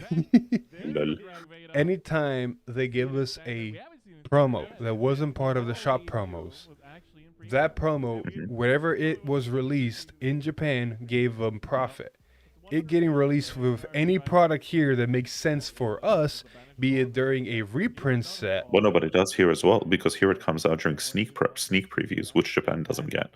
And sneak kits are also a product that they sell. They don't give that shit to shops for free. Agreed. But there's so many sneak kits and there's so many promos that they got on the other side. So if we're not going to get everything because there's not enough sneak peeks to get everything. I will say sometimes they flop the ball because they do. Huh? Youthquake's promos, the way they ported over were being sneak hits. And like you didn't have, like when we were getting sneak hit promos, those were the Youthquake promos. So like we had a reliable way of getting it that meant we knew when we were getting them. And then they just turned them into energy cards. So it's not even like they would be giving us a promo that they're not giving us now. They just stopped giving us, they just gave us something we don't need anymore. Because now it's just generic energies. Yeah. You know, the things that are in every set. Yeah, that so it's not is, even like they're saving on foil. The like the card is being made.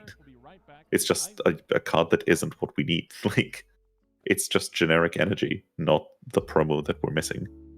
Agreed. So there's like literally no cost saved on their side. They're just denying us product. Yeah. But that's not what we're talking about, cost saving. That's not what we're talking about, though. That is a valid point, and that is true, but that was not what we're talking about. Because it's like there's no like it's not a case of like added value to product on their side because there's almost nothing that would be made that wouldn't otherwise be being made. Again, we were here. I think they'll get more Japanese players to play if they actually like made a reprint set the way that we got one. But the trouble is they don't know. But one of Bushiroad's biggest problems is like they'll have something, and unless they have like 15,000% certainty that it would work, they'll just never do it.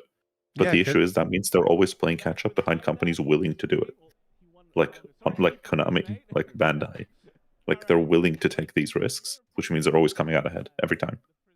No, they're not. Because like they're not coming out ahead. That's completely false. They absolutely are. What do you mean? Every single one of those games laps Vanguard. Like in size, laps them. You do realize if you're talking about any other games that Bushiroad does, anything else they do, and like, why would they? Well, yeah, but if your argument is like the common denominator that makes the wrong calls is Bushiroad comparing to other Bushiroad games is pointless. Exactly. It's Each game to itself has their own profit margins and own budget. You're not going to take away from another thing just because they make more money and put it here unless it's a passion project. Each title, each thing they do needs to carry its own weight. Mm-hmm. You can't even mention any other product and how much they make on that product. It's not even in the discussion. I agree. We should invest more in Vanguard. Go back to having one Weiss Schwartz. Why do we have three? Because it makes the money. But can't they all just be in the one Weiss Schwartz? Because it makes the money. You're thinking too much like a consumer, which is fine. You want everything to be handed to you. But you can't be then realistic. I mean, but that's the thing. Like, I think that the mentality that it's being handed to me is like wrong because I'm paying for it. Like, I'm paying my money for it, right? Like, it's not like I'm being like, oh, give me product for free. Like, I'm buying the product, right? Yeah, you're buying the product, but you're saying like, oh, it's not enough. Well, no, I'm saying you can't. Like, I don't think people can like blame some of the player base for not playing a format that doesn't receive releases. But they can't use the fact that no one plays it as an excuse to not release anything because it's like a snake. It's like a chicken and egg problem. They At which point you either were kill it or you print releasing. something. There was premium support. There was V premium support. There was so much of this product, and the player count was still down. Nobody was playing V premium in Japan when V collection was dropping. Because there were no V events running. Because the shops wouldn't run V events. Because even with V collection dropping, there was still not enough of a player base. Well, no, but there's not going to be a player base if there are no locals, right? Like, if no locals is running an event, there is no event to have a player base. See, the problem is I wish I had the correct information. Because I can prove it right now. But there's the biggest question. Were there events when V collection was dropping, or were there not? Because you're saying there weren't. I don't remember reading about a single one. Yeah, you don't remember, and you're making very bold claims without actual facts.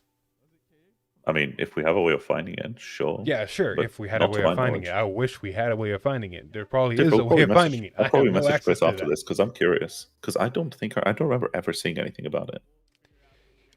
The one thing I do know is even when premium product was being made, player base was still not there, and then they stopped making tournaments for premium. Well, because whenever they do say a WGP is going to have premium, it's always sold out. Always sold out. Like that player account maxes out every time, which means people want to play it. They just don't have where to play it. Because I think the thing that Japan does that we don't. So I don't know the statistics, but that sounds false. Because if they're maxing out on premium, and you know for sure there's more standard players. Oh, because does that mean the cap for premium is smaller than for standard? Yeah, the cap for premium is like pathetically low. But those are always there's always a waiting, like a queue to join extra beyond that. Which means like just make the events like basically you can't have a standard event of 1,000 players, cap premium at 120 and go, well guys, sorry, premium only has like a tenth of the turnout. And you're just going like, okay, man. I can't say anything because I don't know. But it sounds like I can't find it. No, I remember Chris tweeting, I don't know how the search engine works. I remember Chris talking about it. One sec, let me find it.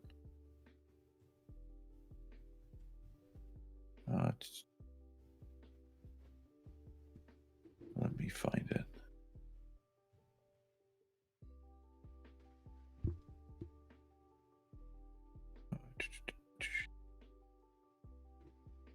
God, I found the post. It doesn't list a player cap. Let me find it. Oh, what the hell happened in chat? I just saw something say chat was very toxic. I'm trying to figure out, was my chat or was it the stream chat? Like the... Oh, I think they're talking about the mainstream. I think they purged the mainstream chat. What the hell? I think people are just griefing. Oh yeah, they did. G-Bus. I mean, yeah. So okay, no, Philip, I found it. September 4th, 2024. Chris saying only 128 slots for the premium WGP in Tokyo again. Come on, last year you filled up 128 with such ease. At least do the same scale as Lyrical Cup. Premium players in Japan only have 3 chances a year to play their format. A bit more effort would go a long way. So they make events with much smaller caps, have them cap out, and then go, sorry guys, what can we do? There's 1,000 standard players, but only 128 premium players. Clearly nobody wants to play this. That's completely wrong. I'm sorry. No, you can't have that mentality. You can't say, oh, there's not enough players because we only capped it. No. They capped it because there wasn't enough players when tournaments were running them, when normal things were going. While it is sad that those who still do play premium, and there apparently is more of them than 180, are not getting their chance, you can't say, oh, it's because there's not enough player base because there's only 100. That's such a fucking backwards mentality.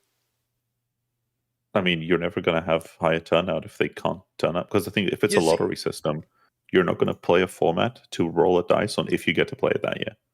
Yeah, but on the other side is like you can't say, oh, we're going to increase the cap and then not enough players show up, or you get very like, you got to understand they have projections. If they don't meet their projections, it's very likely that it's gonna get even even harder. I mean, if they're going to exit anyway, I'd say fuck it for an event. Like, they have the space for it. So a couple extra do tables. they have the space for it? Let's be a little bit. You know, I think Chris was talking about it during one of the big WGPs this year. There was like a bunch of fucking space. Oh, valid. Like he, I think. Oh God, I can't find the tweet. I think it might have been on stream. Like, he audibly shows photos and goes, "I don't understand why there weren't more tables." He's like, half of this room is empty. Like, half of it's packed, but then half of it's just like empty. It's like, there's so much space. Just put some tables up. Yeah, but that's fine. That's from one perspective, that's fine. But you don't know the full story, in the sense of, you don't know if there's an event cap. You don't know if there's something that the venue itself prevented from having more tables or more venues. Like, it's easy to say, oh, look at how much space there is. They could have made this, where that could be true, but also you don't have all the facts of why they didn't do this. I mean, all we have to go off is the fact that they don't, right? But like, I think there's been a record of them not exactly like doing everything in their power for it. So I don't think that like allowing them too much leeway on that's like particularly helpful. See, I don't know what that statement means too much. Like, you don't know that. You literally, unless you're a Bushiroad staff that knows why they're doing this, you can't say anything like that. You can just make assumptions. I mean, I think that's all we can really do in general. Yeah. Unless you hold all the cards, you can only make assumptions of why this isn't happening. Sure. But at that point, you really then need to definitely view everything from every side, not just one side. On one side, you can say, yeah, there was enough, and I agree with you. If there were tables, they could have made more. They probably might have had enough staff. They could have extended it. But on the other side of things, like, there might have been something that prevented. They might have not have. They might have not had enough staff to go through all that, and they might not have. They might not have had enough judges, or they might have had. But the thing is, a lot of those things are things that are like self-made problems, right?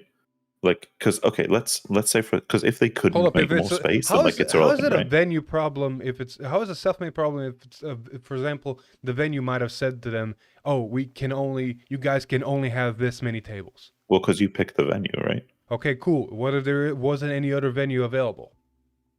Like, sorry to say, last year's with that exception, because like with the exception of like, if the venue like they literally could not find out, say you couldn't, like, you know, every other card game manager, but say that you couldn't. Okay, so say that you couldn't. Mm-hmm. Like, there still comes a point of like enough things being within your control, but the issue is a lot of knock-on effects. So, like, for example, if you have low turnout, right? Like, the thing is, then you have to address the fact, like, A, their cap is low. B, it's a lot of lottery systems. C, there's not many events a season happening. So, for example, you know how many people in Europe right now go, there's only 3 premium events. What's the point of me playing? So what if there's only 3 events in your country a season? Those events are lottery. So even if you sign up day one, even if you're the first person in, you're not guaranteed you're going to get in. And it's like, are you really going to keep up with the format and play it to like maybe get in 2 or 3 times a year? But the thing is, then like you'll drop it. But you don't drop it through any like in-game reason. You drop it because of organizational problems. So I don't think that reflects badly on the format. I think it reflects badly on the organizer. So here's the thing, right? This current BCS venue is not the same venue as last year. And I can only talk experiences from last year. Last year's venue, they could not have a viewing audience come in like they did in Anaheim 2 years prior. So I'm pretty sure, I'm like 95% sure on this. The venue they're currently in is like one of like the biggest venues in the country. It's like huge. It doesn't look like, huge from the pictures. From the pictures I'm seeing, where is it? It is I think it's like an actual off. Convention hall. Oh God, what's the name of the venue? Fuck. I'm gonna send you one of the pictures that I've found that decently illustrates how big this is. And in all honesty, it does not look that big. No, fuck, 1 second. Let me pull up the BCS website because they named the event. Because they're like right near Big Site. They're like not far off Big Site. Tokyo Ryotsu Center, that's the one.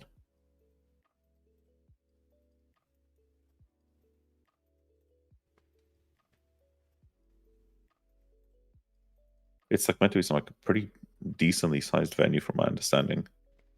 Yeah, So, decently what, sized does not mean big. Is that it? From the It's pictures, like a full like event hall, like a convention hall. yeah, that's fine. But from the pictures I've seen, it looks like they blocked off a lot of it for, I'm assuming, crew, casters, and all that. And Okay, I feel like there's a second side to that photo that's pretty important. yeah, there is a second side, but at the same time, you can you see two of the walls, which means unless so you there's see a the corner. yeah, and from that corner and the ceiling size, in all honesty, you can kind of start predicting how big this room could be.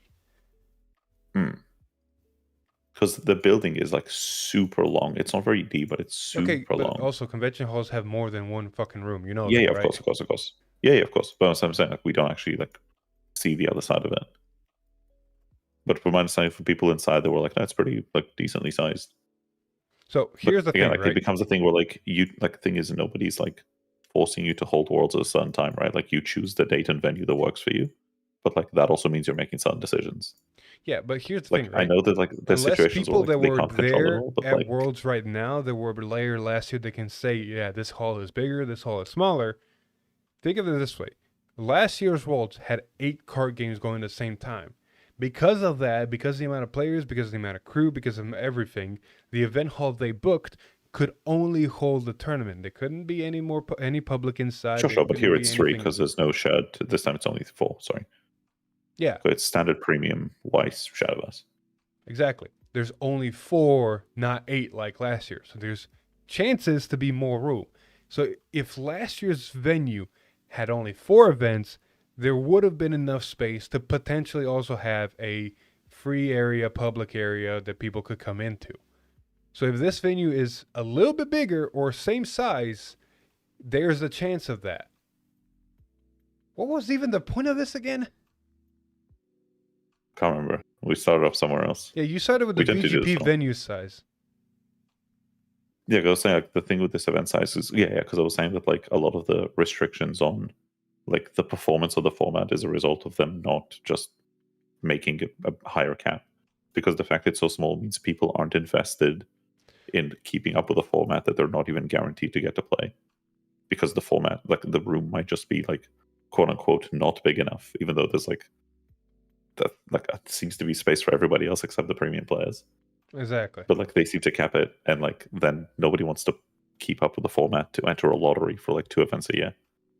I mean, But then I don't think that's a reflection on the format. I think that's a reflection on the organizer. Yeah, but like Pokemon's also got like fucking 3,000, 5,000 players, right? That was meant to be the joke. Yeah. So it's like I don't think that reflects on like people not wanting to play the format. I think that's a response to people not wanting to play the format organized that way. See, so here's the main line, right? For the longest time, when we had premium products, and there were premium tournaments at shop tournaments and events with premium as one of the main formats, there was apparently enough of a down player base in Japan. Now, I'm not talking about world. We're literally talking about the main market that dictates what they do. Like, I'm sorry to say, they can do amazingly in certain metrics in the... No, so Japan always likes the new shiny thing. So it's always going to be like the standard format, if there is one. Exactly. But the thing is, the with standard format is always... With it's also going to have the products, highest turnout with here, premium events, they saw a decline in premium players. Don't care what the reason is. The point is there was a decline in premium players. From a business perspective, if you start seeing... Important. No, it's not. Just because something's shiny and new doesn't mean is basically the reason why the player base is going there. Well, no, because if I go, oh my god, sales on... So I released volume 2 of the manga.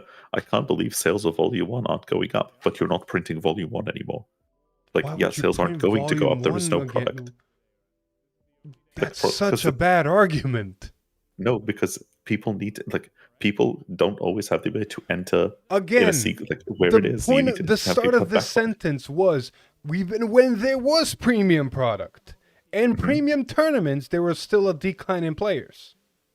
Okay, so let me put it this way. Say you like One Piece, okay? You get into One Piece with like volume fucking 100, right? Mm-hmm. If earlier volumes are out of circulation, right? Mm-hmm. Because people like quit the game, some of them keep the cards, some of them don't, some of them dump it, whatever the fuck. Say every few new volumes you stop producing older ones. If I get into One Piece now, Yeah. I'm not going to bother because I can't just go buy volume 1. I have to track down somebody who hasn't fight them for it. That's a Fuck great that. analogy. Now answer Like, me fuck that, this. I'm just not going to do it. From a business perspective, is it better for them to make sure they have product for 15 people that decided to just now get into their into One Piece Well, and if have you're trying to reprint? grow your game, yes.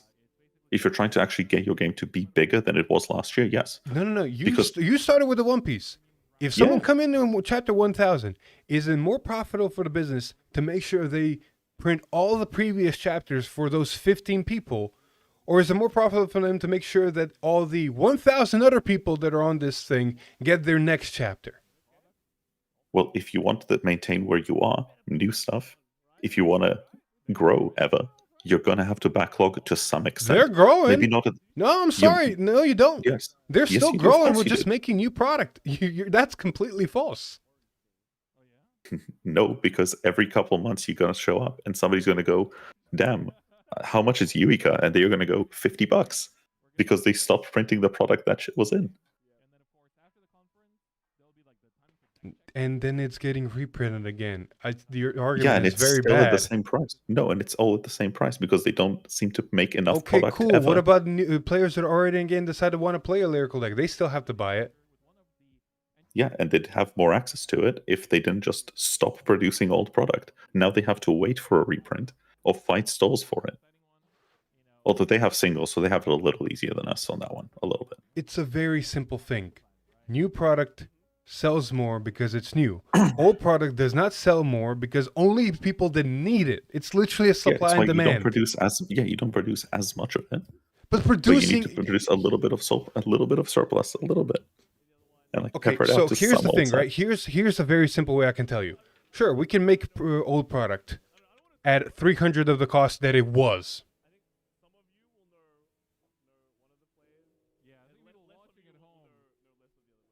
Was that fine then? Oh, sorry. So can you say again? Sorry, cut out. So we can make old product, but the Mhm. selling price of the old product is going to be 300% up from what it was when it did sell. Is that fine then? I mean, you wouldn't because the production. No, costs, you like, need to. Overset stay You the same. need to, because the amount of people that are going to buy it is not going to be enough to mitigate the necessary cost to make it. Thing is, they can't like the loss leading of these products exists. Like you realize that the first start decks for like Overdress lost money, but they got people in the game. Stop pivoting. No, That's no, not 'cause the my point is, argument like, here. No, The because argument here is if they want to make old product, they're going to have to upprice it to manage the fucking sales. No, Because you there's just have not enough product that you- demand for no, it. There's not no, enough 'cause there's demand for the old product. there is going to be product that you accept you lose money on, but you realize that it's better because to get people to your game, you need it to exist. And that's fine. Product can do that because No, your margin on other product can be high enough to allow it. You're Like, you're not- literally not telling a mountains of stuff. business to gamble. That's not how it works. You can have product that it doesn't sell out day one. Like store shelves need to be stocked. Oh, by the way, And not just follow him with on the the racer stream. set. Who is? Oh, Solomon, baby. Let's go. You're literally telling people, you're not even people, you're telling the business, hey, make this product. Trust me, it's going to bring more player base, and in the long run, you're going to make more if rather than if you didn't make this product. Just trust me, bro. I mean, yeah, they cannot do it, and then they can stay like losing You to know every other card who, you game. know Like, that's who their call. else? You know who else has this mentality of, oh, trust me, this is fine. It'll be better in the long run. You know who else is implementing this same mentality right now? Go ahead. Trump. I mean, maybe. Trust but, me, like, bro. It's gonna be better later. Looks at I the mean, economy. maybe, but every other card game seems to do it, and they seem to be doing better. So Okay, name me which card game. Yu-Gi-Oh and One Piece do it. Okay, how do they do it? So with Yu-Gi-Oh, they'll just have all the products repeatedly stay in circulation to lower levels because they know that people need to make it in somehow. And yet, One those get Piece sold out just eventually. now introduced it a rotation where some of the old product is going to be very useless, which means people that play old Well, stuff. no, because they also said there's an eternal format next to it, and also they said that's happening in a year and a half. So like, Trust me, bro, it's gonna get better. I mean, rotation has its arguments, but Vanguard's rotation is irrelevant. The point is, like, until that day and before it got announced, One Piece still reprinted sets regularly, and those reprint sets were crazy because they just went, hey, even if we don't need to reprint entire sets, if we give you regular interval as Yu-Gi-Oh, regular interval reprint sets that bring back the cards you need from those old sets at like dirt cheap rarities because it's going to absolutely flood the market with them, that's fine. Like, it's okay to, like, quote unquote lose money. Like, if you buy a box of reprints of either of those games, you lose money on that box, but it's not made for you to gain money on that box. It's made to flood the market with those staples so that the price of those staples doesn't go up. But like, Vanguard won't do it. So then it has to be old product supplies. Question. A lot of things are here, right? Because it's not a one-to-one comparison. Size of the game is very important. Vanguard is not the same size as One Piece. Not one bit. Okay, but like IP it's never going is to be. important. Because there's gonna be players in One Piece that don't play the game, they just collect. Same as Pokemon. Which means Yeah, but those you're reprint skewing sets your don't appeal numbers to them. again. No, because those reprint sets don't appeal to them. Because it's reprints of cards that are already out. There are no new cards in those sets. I'm gonna use your argument. What if a new collector comes into the game? How are they gonna get the old products? I mean, collectors are It's probably the same gonna chill fucking with argument, respect to man. that cheap shit. Also, Like, you can't enjoy your say- double crest mirrors. Yeah. But is it the same Grand Blue? Yeah, Oh, double fuck. crest, baby. Oh no, I think Maxime is on crest. I think Maxime is like, oh no, he just whiffed crest. I'm pretty sure. Wasn't Crest restricted? Nope. Oh really? No, So it's we restricted had- with the G Nairos. So you just play V Nairos. So basically, they got restricted with History Strides, but like, who cares? V Nairos is a good card, so it doesn't matter. But Solemn missed the Crest if he's running Crest. Yeah. I'm pretty sure I saw him like top 5 for it, but he whiffed it. Yeah, it's in his hand. Yeah, you can see the parting shade. Oh, that's gonna suck then. I love this format. This is cool. Well, the bright side is because of the Crest restriction, you can't go into History Collection. Well, like you said, the V Night Rose is still strong on its own. The trouble is one of these people scales and the other one doesn't. Because one of them hit crest. Hey man, it's Solemn. He'll figure it out. My goat. Yeah, I mean, That's my goat, it's pretty Vanguard. crazy. Like, James has had the optimal write-ups on both turns, right? Having the column bard. Oh, I know to follow. Thank you for the follow, Nice. whoever that was.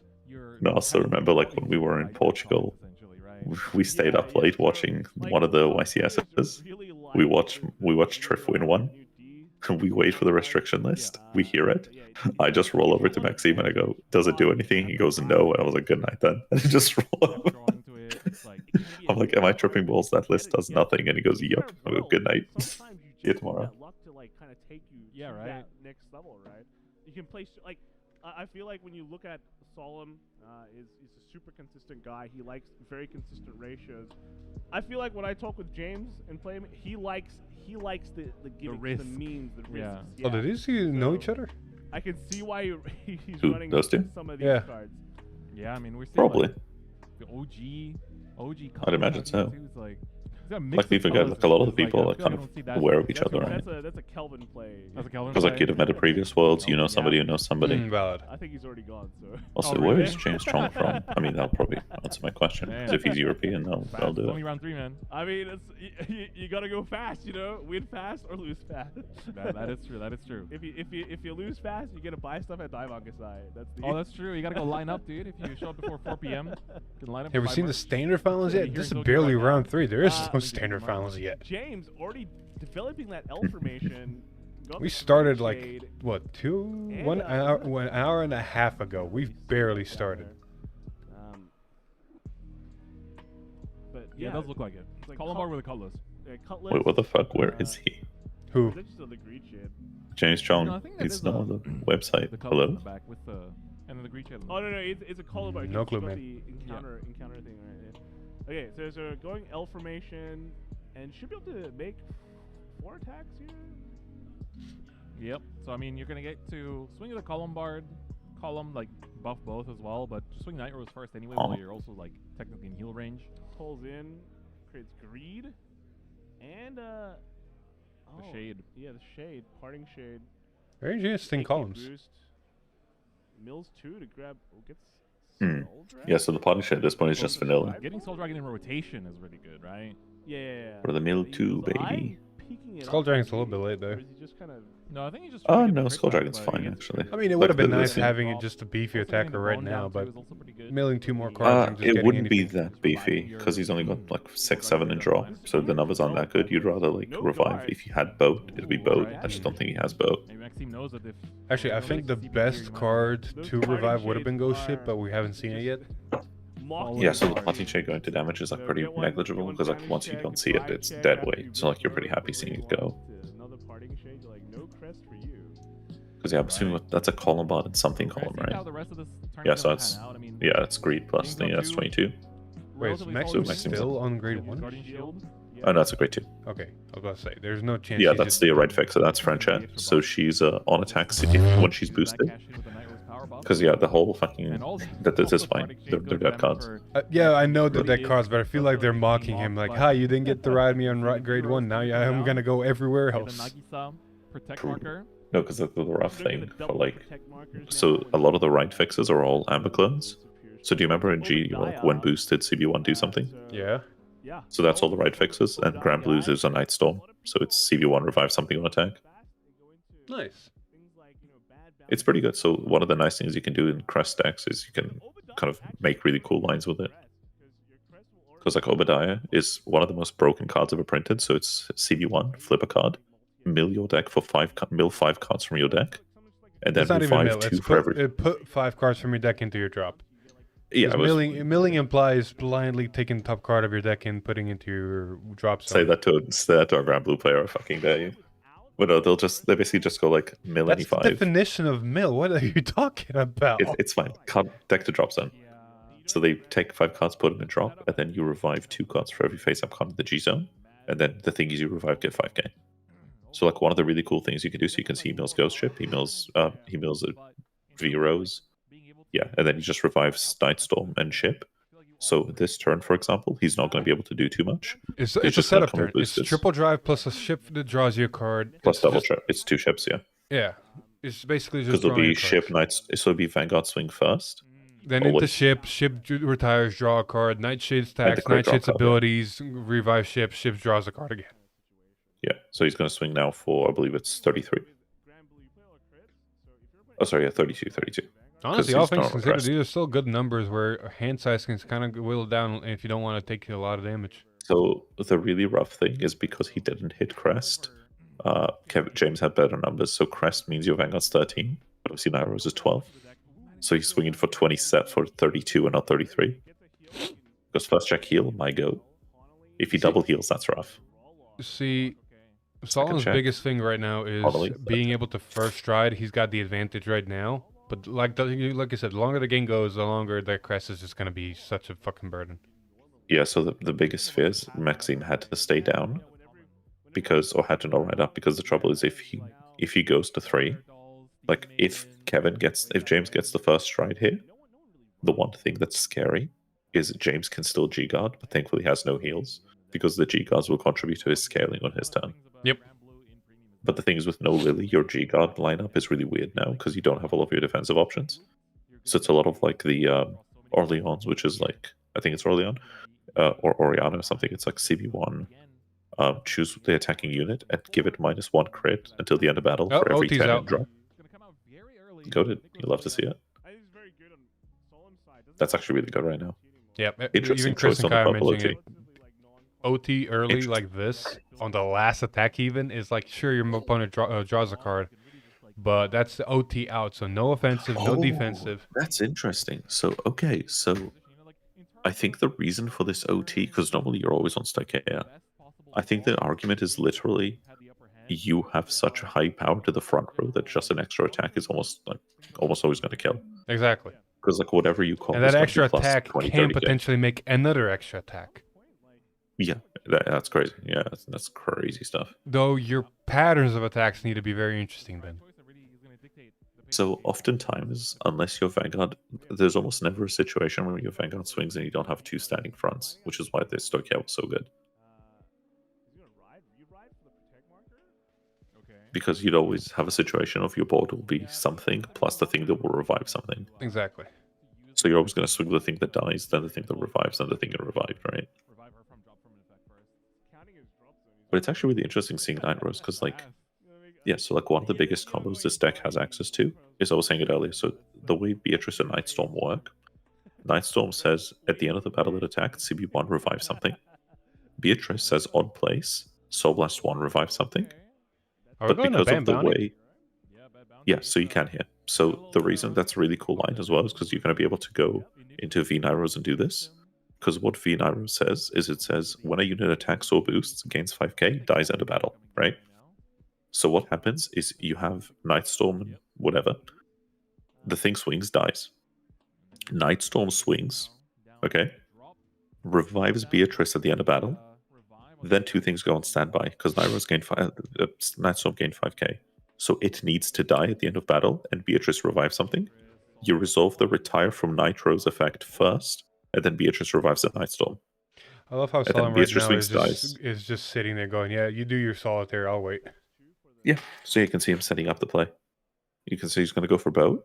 He's going to sack 2 for Jesse. Jesse's going to be in sack 2, revive it, end of battle. If you haven't countercharged this turn, countercharge 1 when it dies. And so he's now going to be able to go from this into V-Rose. But he's just now And then Vera's gonna countercharged be able with to revive. Cutlass, so Jesse's not Yep. countercharging.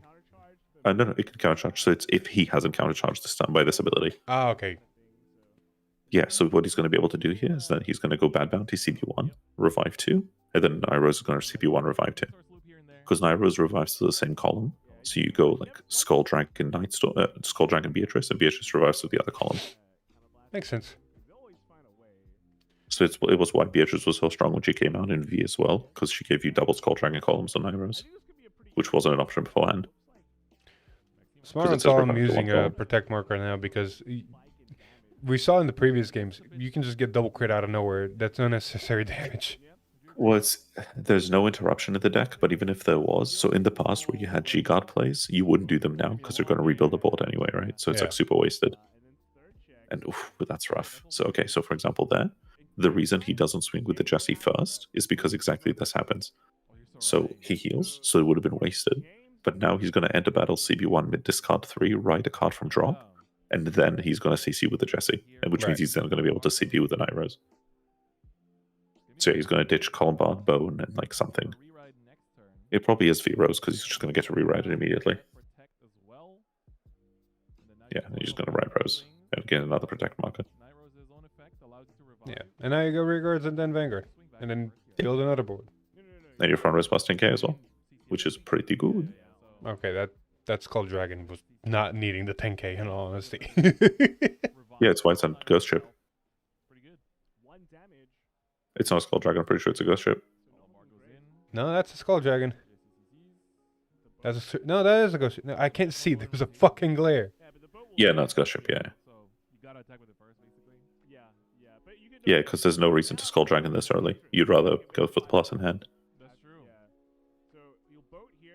Because the thing is, you got to remember that, like, you got to take Skull Dragon out of your mind in Crest because basically everything is a Skull Dragon. So, like, it doesn't super matter. Unless Maxime checks, like, 3 defensives, like, everything's a Skull Dragon for all intents and purposes. Yeah, so because you don't have interruption anymore, your G-Guards are things like Negranora, which is Soul Blast 1, flip a G unit face up. So if he had Crest right now, he'd be so happy. Because that means next turn he'd be on 5 face up in G-Zone, which is 25 to front row, which is crazy. Which is called choose 2 cards with different grades from your drop zone and call them to Guardian Cycle. So it's like a 45k shield, but it goes up to like what? Oh, Potentially I up just to realized 95. James hit a heal trigger on the drive checks. That's a G-Guard later. Yeah. So his first, it's why I was saying with the Jesse sequencing. Yeah, so he goes ship plus something. Ship plus Beatrice. Beatrice, is Soul gonna Blast 1 revive gets Skull something Dragon. else. Honestly, Skull if he Dragon. doesn't have another Skull Dragon, it's basically just ship. You only have one ship, so you just search out something. It's probably Skull Dragon. I don't think there's any like really broken. Oh, I thought he already Actually, called Skull. Okay, yeah. no, it's Skull ship, yeah. So there was the only other argument. So I think you go for Skull Dragon here, but there is an argument to go, to go for the Greed Shade. There we go, Greed Shade to add a heal to hand. See, So you discard something, mill 2, add a card from drop to hand. So yeah, ditch French check, mill 2 nothings. yeah, I get the then you heal, to add but something I to hand. feel like it's also a double-edged sword, milling too. Like Granblue is one thing that the one thing about Granblue is you're on a timer. Your deck is slowly going away. Well, but the thing is, both of yours is right, and the thing is not even anymore because if it hits a big enough number and drop, you go Bartholomew, and Bartholomew is a stride that says 2 things. One, if your drop zone says 30, everything is triple double, and it's on attack. Choose 3 cards with different names and revive them. Hmm. So it's like crazy because you go full extension, then swing to reset and swing again, and like you remember all this is on crest numbers and it's all 3 card. And the thing is, It's so you saw only the Greed Shade. 15K though, right? The Greed Shade, 25. Oh doesn't yeah, matter if you mill 2. crest, right. Yeah, so Aaron, it doesn't matter if you mill 2 crits because you got to add a G card off of it, so it doesn't really matter because every single one of these G cards is I going to be forgot a the G crest flip G power. card. Yeah, no, somebody in the chat was mentioning it. The thing is, like, none of the mills matter because this deck just kills through attack numbers. If it checks crits, cool. It doesn't really need that. It doesn't really need that then, because every heal is 2 face up, which is a 10k to front row continuously. So like his hand is looking at 2 G guards. He's flipped 2 already. He's going to flip 1 more next turn. So next turn he's going to be 35 front. So like, No, does the see, I 2 feel crits like matter? Solemn is very much on the back foot. So the fact he whiffed crest is the biggest thing here. Him whiffing crest means James gets the scale and he doesn't. So James is continuously going to be asking for like way more shield out of his hand than he's asking of him. I see Honolly. Is Honolly the right play? So it's rough. So there's less removal in the deck, but there might be a world where you just drop Honolly here because there isn't as much removal. But the thing is, unless you crack it, so cracking is just short for like removing it from game for the effect. So the issue is it taxes both of you, right? So you need to catch up because you're behind. But if you crack it, then they just take a slow turn next turn and then kill you the turn after that, right? Right. So it's like, it's kind of rough. And because, so the one thing is bad bounty is okay with Honolly's because like you're kind of burning a lot of the attacks on Vanguard swings. Because your first one has to be the Vanguard swing, right? Also, 2 So, yeah, you got- passing. and Well, not he doesn't using care a because the G-guard rear guard now. is 8k, right? And it's 3 blanks because the rear guards are 8k, right? So like he's not even worried. It's like, oh no, he checks a crit, the rear guard is 10k to guard. No, like. And the thing is, like, you're more than happy on the last attack. If you're convinced that like you're ahead, there is a world where you just pass turn because you're worried about them just dropping 2 G cards on like a nothing swing just to pump Exactly. their front row. Because like if I'm looking at your hand and you're 3 cards in hand on like 4 or 5 damage, and I'm looking at my hand like full comboing you, I'm like, yeah, I don't care. Like have my triple G guard, fuck it.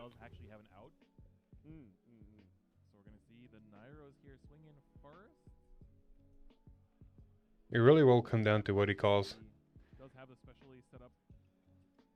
Yeah, he's No, it's always making gonna be. basically the same board. Yeah, he has to. I don't think he has that option. It's why I wonder if there was ever an argument to call the parting shade to the back row. No, there would. Never mind. Maybe there would have been. Well, Because then here you go comes the Skull Dragon, G-guards. Beatrice revives. Yeah, so he's just going to drop like G guards here. Yeah, there goes the Negrinor. So last one, flip a G guard. So yeah, keep track of how many face-up cards he has in G zone. So it's going to be Also, 3, 4 when this goes back. Yeah, it does the same number. So OT pass. First check, second check. That's rough. That's so rough. So I'm just gonna message him saying I'm so sorry about that. Mm.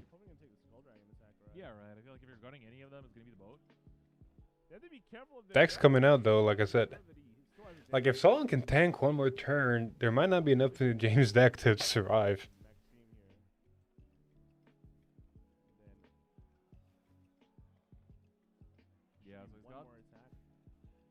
He's not attacking with Skull Dragon, not just to prevent another G guard.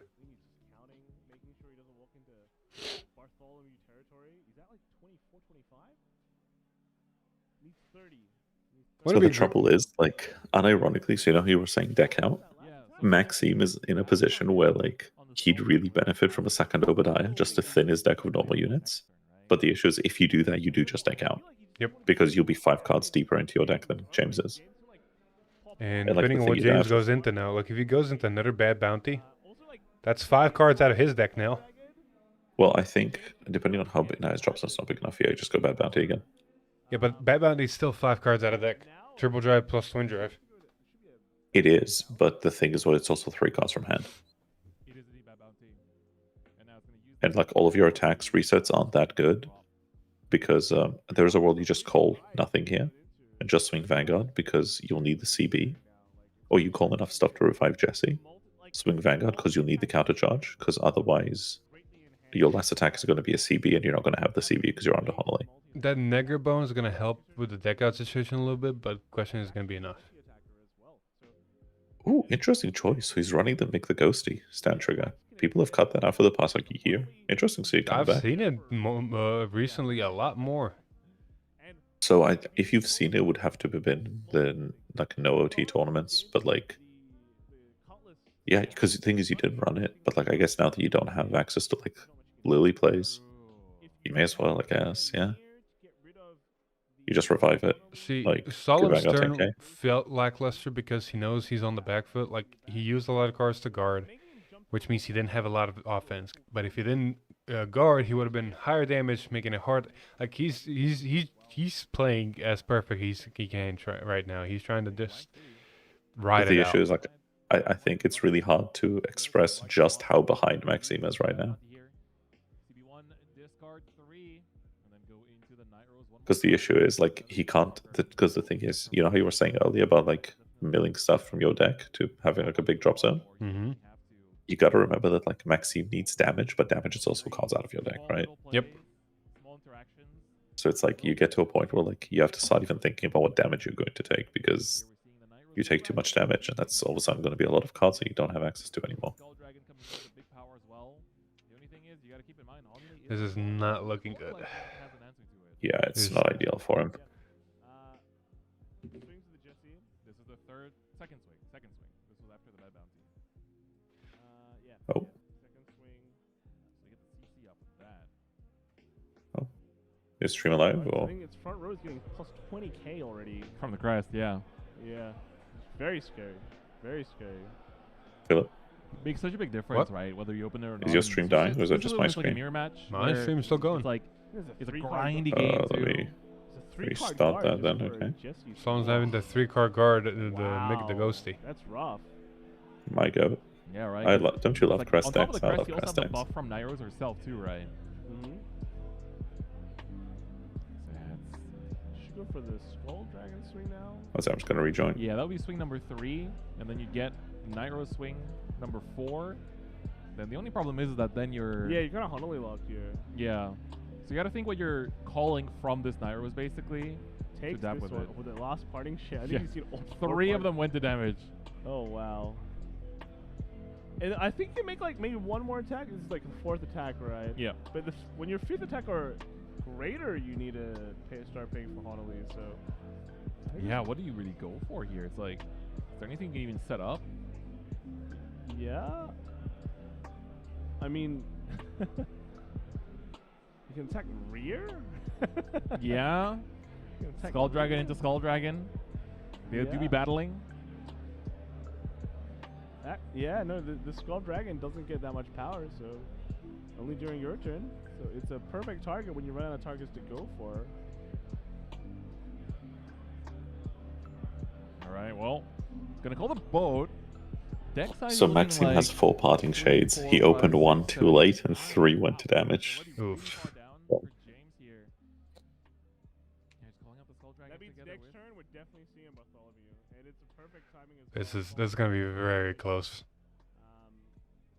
Yeah. The trouble is, I don't think it should be.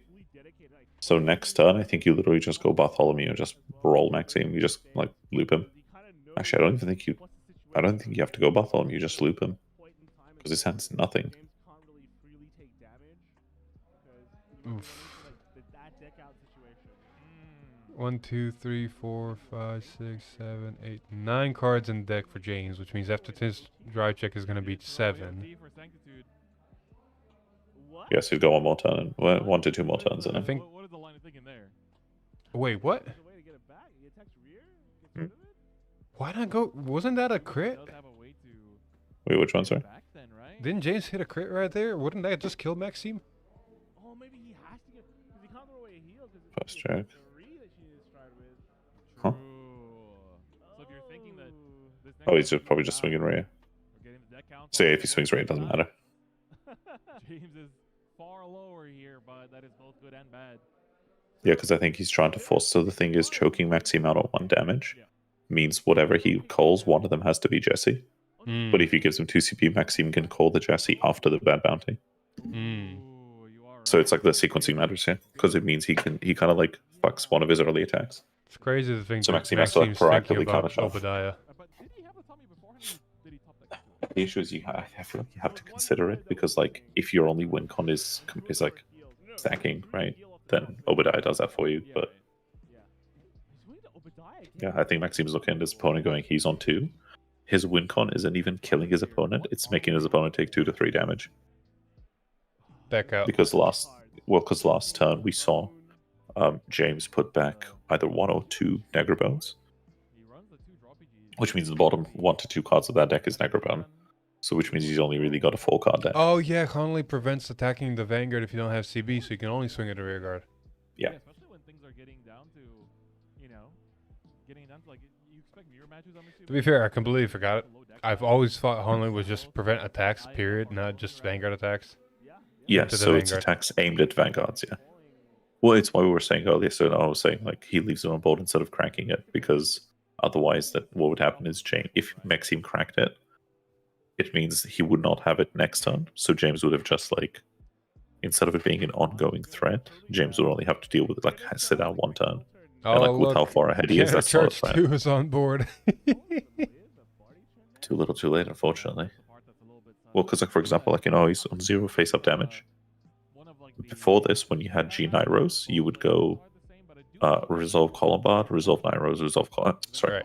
resolve Grenache, then GB2 revive it, and then counter charge 2 more. But you can't do that anymore. Oh, that's all that thinning, and that dry check happens. On the bright side, man. that means there's more triggers to potentially get hit, but with certain numbers happening on James' side, does it really matter? Not really, unfortunately. Can Night Rose function with no CB? Well, technically they can always force the Jesse, but like the my 1 question CB is all here they is, need, right? is Solemn's play just passing turn? I don't think so. I think you just have to go for the deck out, because the issue is, right, like, James's hand is more than 2. So otherwise all that happens is he commits to whatever, calls Jesse, commits 1/3 whatever, swings Jesse, countercharges, swings with the rear guard, dies, and then swings Vanguard, calls 2 more. And then one of them Man, just goes double rear, but like, G-guarding who cares, now. right? He's going for the kill next turn. Yeah, he knows he can, right? Like, he knows Maxime's basically donezo next turn, so he kind of has to. Do you still run GB8 in this deck? I don't. You might do now. You rarely go into it. Also, counter charge off the heal is like, that's. Because the thing is, like, your GB8 is revive 5, right? Mm-hmm. Do you know what else revives 5? Obadiah. Yep. After 1 stride turn.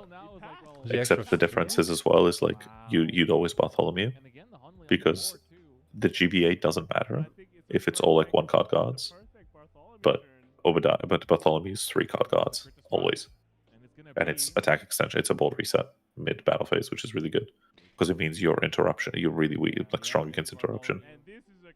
Because that's the one thing Nyros was, like, really good at. It's not even attacking big numbers. It's the fact that, like, they keep resetting their board mid battle phase, which means you can, if I go to swing Vanguard and you go impede by the 2 front rows, does it really matter if after that bad bounty I'm writing a Night Rose and that Night Rose calls a front row again? Right. Like, it doesn't matter anymore, right? It's why there was a period in time where you played do you remember the Night Storm break ride? Yes. Like on revive call like call 2. That was literally so you would go like you'd make a board of 2 front rows and be on bad bounty, right? You'd ride Nightstorm at the start of turn. You'd go 2 front row swings so they could interrupt those. You swing Vanguard, so the triggers don't go anywhere, but that's fine. You then break ride with 9 rows. You call a front row.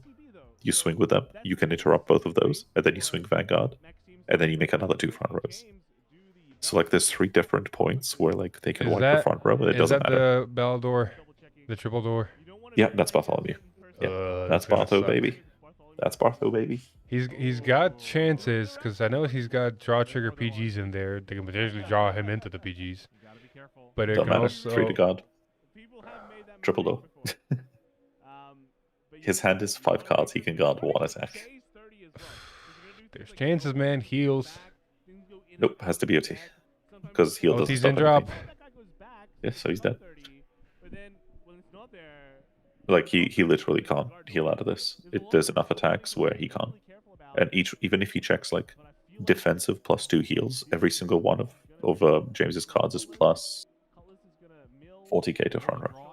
Oh, sorry, 35 to front row. So even on 3 defensives, it's 3 5k guards, but he only has 5 cards in hand, Bruh. and 2 of them are grade 3s. So, and one of them is Elementaria. So Oh, and the order. Elementary is a free guard. Elementary is a free guard. Everything else isn't. I feel like James could probably make 5 attacks before his Vanguard even swings. Is that Ghoul Dragon? Okay, must be worried about Narukami sometimes. Well, at least a G-Guard comes out for one of Yeah, them. then he just takes it. Yeah. Yeah, Trace, that's the Grand Blue way, baby. Yeah, and he swings with the Bell. So yeah, you can see them both running their anti-Narukami attacks. The thing is, Bell is a technically worse card, but the issue is it beats one matchup that Grand Blue can struggle into, but that matchup is really bad in this format, so it's like... Because like the difference is like when we played Freeze Ray Control, Bell was good because Ghoul Dragon goes from bind and puts all normal units to drop, but when it's face down in bind, it's not a normal unit and it can't activate effects. But Bell just says drop the whole drop zone into the whole bind zone into drop zone. Yeah, the trouble is then James is gonna swing and make more ray cards. So yeah, so he revives, he makes 2 more swings. That's it. And then Vanguard is going to be the 5th attack. So it's like... Oh, tough, buddy. Tough. Yeah, it's rough. This one's a rough game. Even on a heal, it's not nothing. Just like finding parts. He just dies. Because Because the thing is, the fact that he CC'd on the Jesse means Vanguard swings, calls something, and then like it's going to be Skull Dragon plus big booster, Exactly. and then that thing is going to be your last CB. And like Maxime can't guard that good, 3 to guard. G zones, like he had like the dream set up with like the triple G guard as well. Yeah. That was really good. That was really well played by James. So we are gonna also do an interview with James. I feel like you might be the better one to interview him. Sure, since you also yeah. know him personally Yeah. too, right? So you can really ask the questions about the build What and did the he prep eat? time. What What did was he it? eat? Of Yeah. course, most important questions of the stream. And then of course, don't forget for chat as well. We do have the usual trivia questions, and you guys will be able to also, The way crests got hit is they got restricted with the G grade 3s. Yep. Or Luard for Shadows. So basically what the restriction is you can never generate 2 markers on your first grade 3 turn, if you want to simplify it, and no history.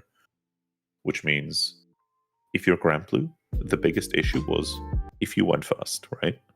Say I go first into you, I history stride, you grade 2.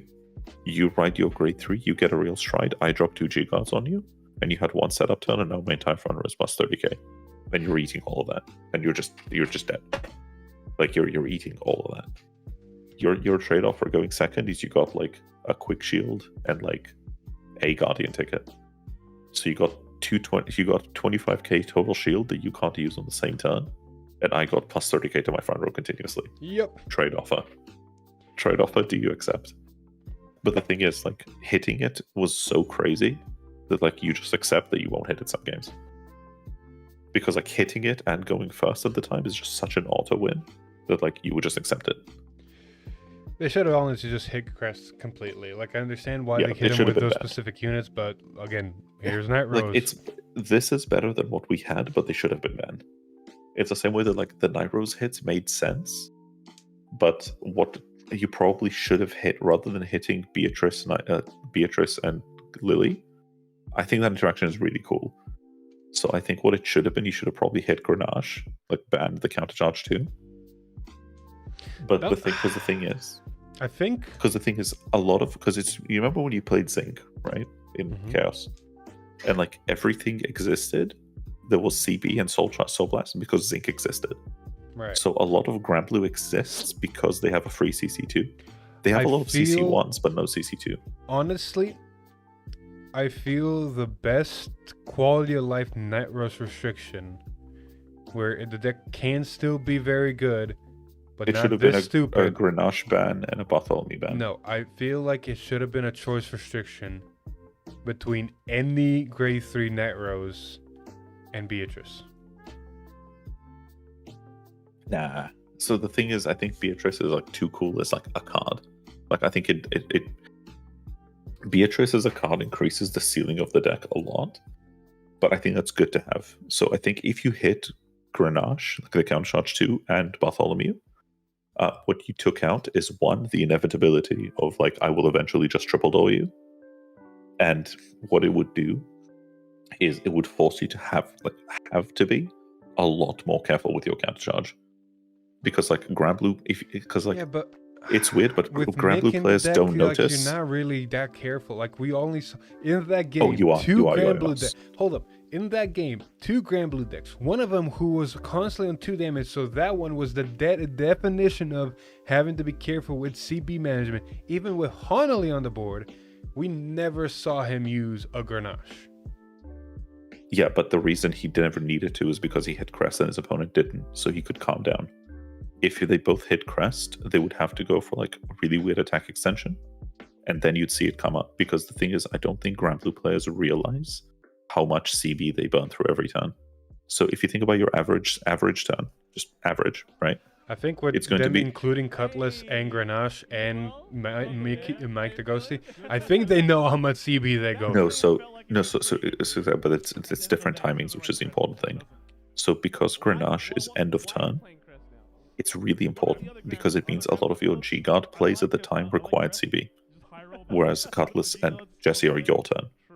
So like what would end up happening is like if every single turn you go Bad Bounty plus Rose, for example, right? That's 2 CB. Right. If you go if you have Nightstorm, that's 3 CB. And like your countercharge 1, you can't repeatedly do Cutlass, and you can't you can only Jesse once per turn. So like if I choke you, and even if you CC 1, like that means you're giving up 2 of those, right? And like that's a lot of loss for Grab. That's a lot of loss. But if I countercharge 2 at the end of my turn, then it don't fucking matter, does it? Because I have 3 CB every turn at least. Or if I have G-Nairos, I have 5 CB every turn, so like that's not even real. So like I think it still gave you burst turns. I just think you don't get to do it every turn. Yeah, but see, the problem is the burst turns. Doesn't matter how consistent they are, the fact that they exist is the problem.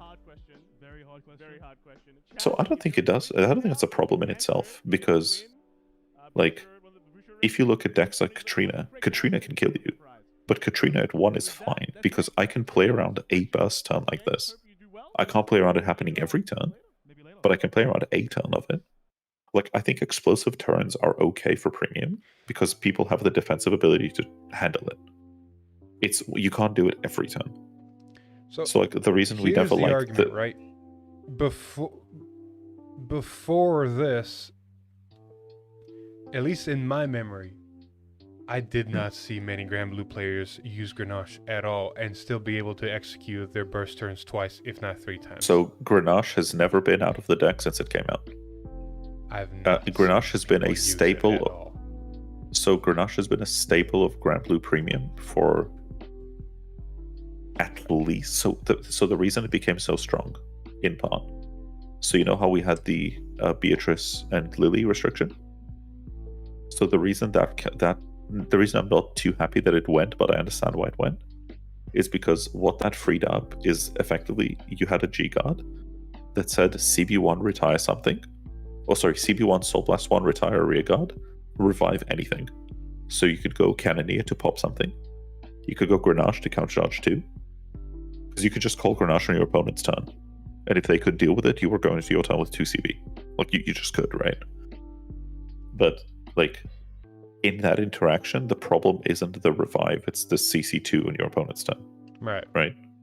But, like, but the fact that was really cool about it was the interaction between Lily and Beatrice meant you could go CC2 to have set up for your opponent's turn, but it meant you couldn't interrupt your opponent. You could go interruption, but that meant you couldn't CC. You could call either Inla Golf or Greed Shade to add a card from drop to hand. So, for example, you had turns when you just like, you kind of sit there and you go, I just need like a G card because I want to face up in the G zone, but I don't want to like lose card advantage, right? So you would go revive Greed Shade, discard 1, mill 2, revive the heal you used to G guard, or like add it back to hand. So you basically like quote unquote to G guard it for free, if that makes sense. Like you discard anything and get a G guard, right? You basically used anything to get a G guard. Now you can G guard again. Yeah. So it's like the ceiling that enabled the deck to have is really cool. I think that's really interesting, and like that's like where a lot of the Grand Blue skill expression came up. But a lot of it is like, so like CC2 at the end of turn is really good, right? But it also masks the CB that it costs to do it. You know what I mean? Yeah. So like if I'm on 1 CB open, but I ended on 2, like does that CB matter? Right? Because I still CC 1, technically. And then next turn, my first one will be Jesse, so I'm already on 3 open CB, right? So like the fact that G guard cost me a CB is almost invisible. But if you don't have Grenache, then it's not invisible. It's a CB1 that you can't really afford, right? Right. So it's like it's Grenache that gives the deck like the really crazy like long-term grind that it gets. So I think if that got hit, we would have seen a much different development in Grand Blue. Because I think that standard, not standard, I think it's good for a game to have like really complicated decks that are like really so. The thing with Grand Blue is it's a deck that rewards you 7 turns from now. There is going to be a random decision you made on turn 1 that is going to bite you in the ass on turn 7. But like that can only exist when a deck is allowed to be complex. Because it's not like a hard deck to play. It's a hard deck to play like optimally, right? And I think that is a really important distinction that makes a game interesting. Like I don't think a deck that takes 5,000 IQ to like call your grade 3 is like interesting. It's just complicated, right? Like you wouldn't call set 1 Hexorb like a fun, like a complicated, like an interesting deck. It just spins its wheels forever. You're losing the point, but I get you. Yes. Yeah, but like that was the neat thing about it. But like here, for example, you saw Maxime. The fact that he loses the crest means he has to be like a lot more proactive about his resources. While James just gets like chill back, goes like, "Hey man, I don't need all this. Like, I don't need the smoke." Back. James just went through the motions.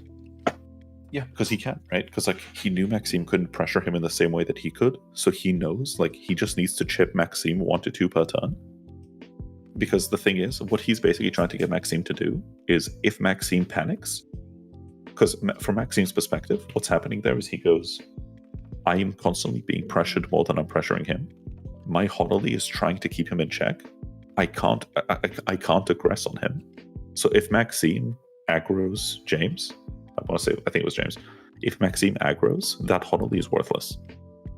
Because if I give him 4 CB, then he'll just CB for it. Like he doesn't care, right?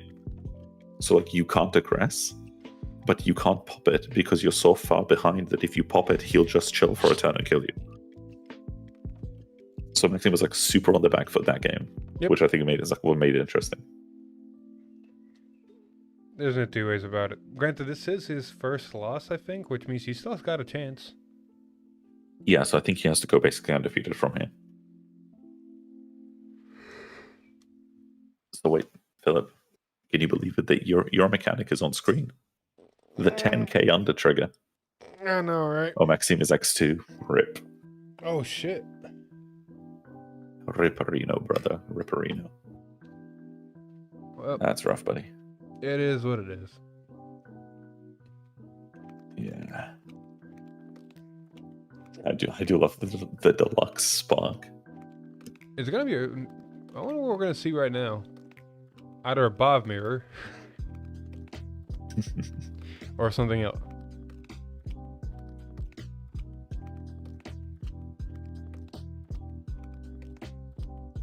I was curious, how do you feel about, so like, we noticed a lot of stuff, like, well, mainly MPRO did this.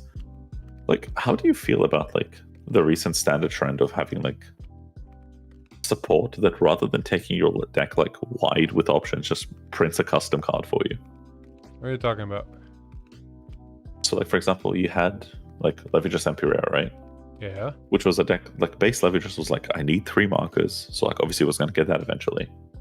But then it gets, like on play, scry 2, add 1 to hand. Like, does that twice. It gains, like, the Panther. It gains, like, all these different cards that are, like, printing out, like, exactly what you need, but in a way where, like, it creates a specific board state you're aiming at to every turn. It's a little bit linear. Do you feel like standard could go a bit wider? Because I feel like it has like an issue with being too linear sometimes. See, the problem with standard is, and honestly, premium is actually the problem with Vanguard in general is your linear line is your best line. Why would you do anything else? Like in premium, there is some variety because of G-Guard and because of interactions between people. In standard, there's not much of that, which means it's like literally I want to do my best line that gives me the most benefits and the most threat. Anything else is just it's not my best line, it's my fixed line. So Bavsargra actually is a very good example because you have all the cards that basically do the same thing, but you can either go for a very much setup turn where it's like, I'm going to use all my effects to plus me. So instead of using Lubetzel, or instead of using maximum to minus my opponent and retire one of his things, I'm going to operate Lubetzel on attack and draw a card. And just use a whole turn instead of pushing just to draw cards, but your rear guards are still the same. It's just depending on your choices of what you're doing. Like, in general, there's like, I'm always going to do this optimal line. Like in Bavsargra, you can do combos where like you can re-equip shield 10 times. I'm over exaggerating for effect. You can't really do that. Like eventually you're still going rig up, Vanguard, restand 2 rears, like ideally. Exactly, but you're like, instead of equipping sword for a lot of power, I equipped shield multiple times for a lot of draws, because while I can still do my attack pattern and not have as much power, now I have defense for my next turn where I'm going to do my attack pattern with a lot of power. Elder Gleam is a very good example. It's like, I want to do this one thing every time this exact way. Oh, you didn't give me CB? Well, I'm still going to do this exact thing every time, but now without the thing that has double crit. That's how I killed the new Batama player. He gave me 1 CB on turn 2. And then on my turn 2, or actually on his attack that he was going to give me CB, I hit the over trigger. And then the rest of the game, he went into strides, not give me CB at all. And I still won the game at 0 damage because I kept doing 10 and 13 orders back in the deck 2 turns in a row and just swinging with whatever rearguards I had that were like 15Ks. It's like, cool, I don't have my Crusher. You're still 10 orders back, which is plus 4 attacks. This one is only a 15K, maybe 25 because I hit a trigger. Oh, the next turn I hit a Persona Ride. Exactly. It's like, okay, cool. You're stalling. Eventually, I am going to kill you because I am still doing attacks and your hand's going down.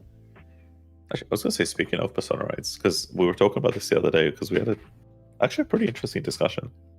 Because I was basically making the argument that, like, I thought that more than OTs, like, the worst mechanic that they added in Standard was Persona Rides.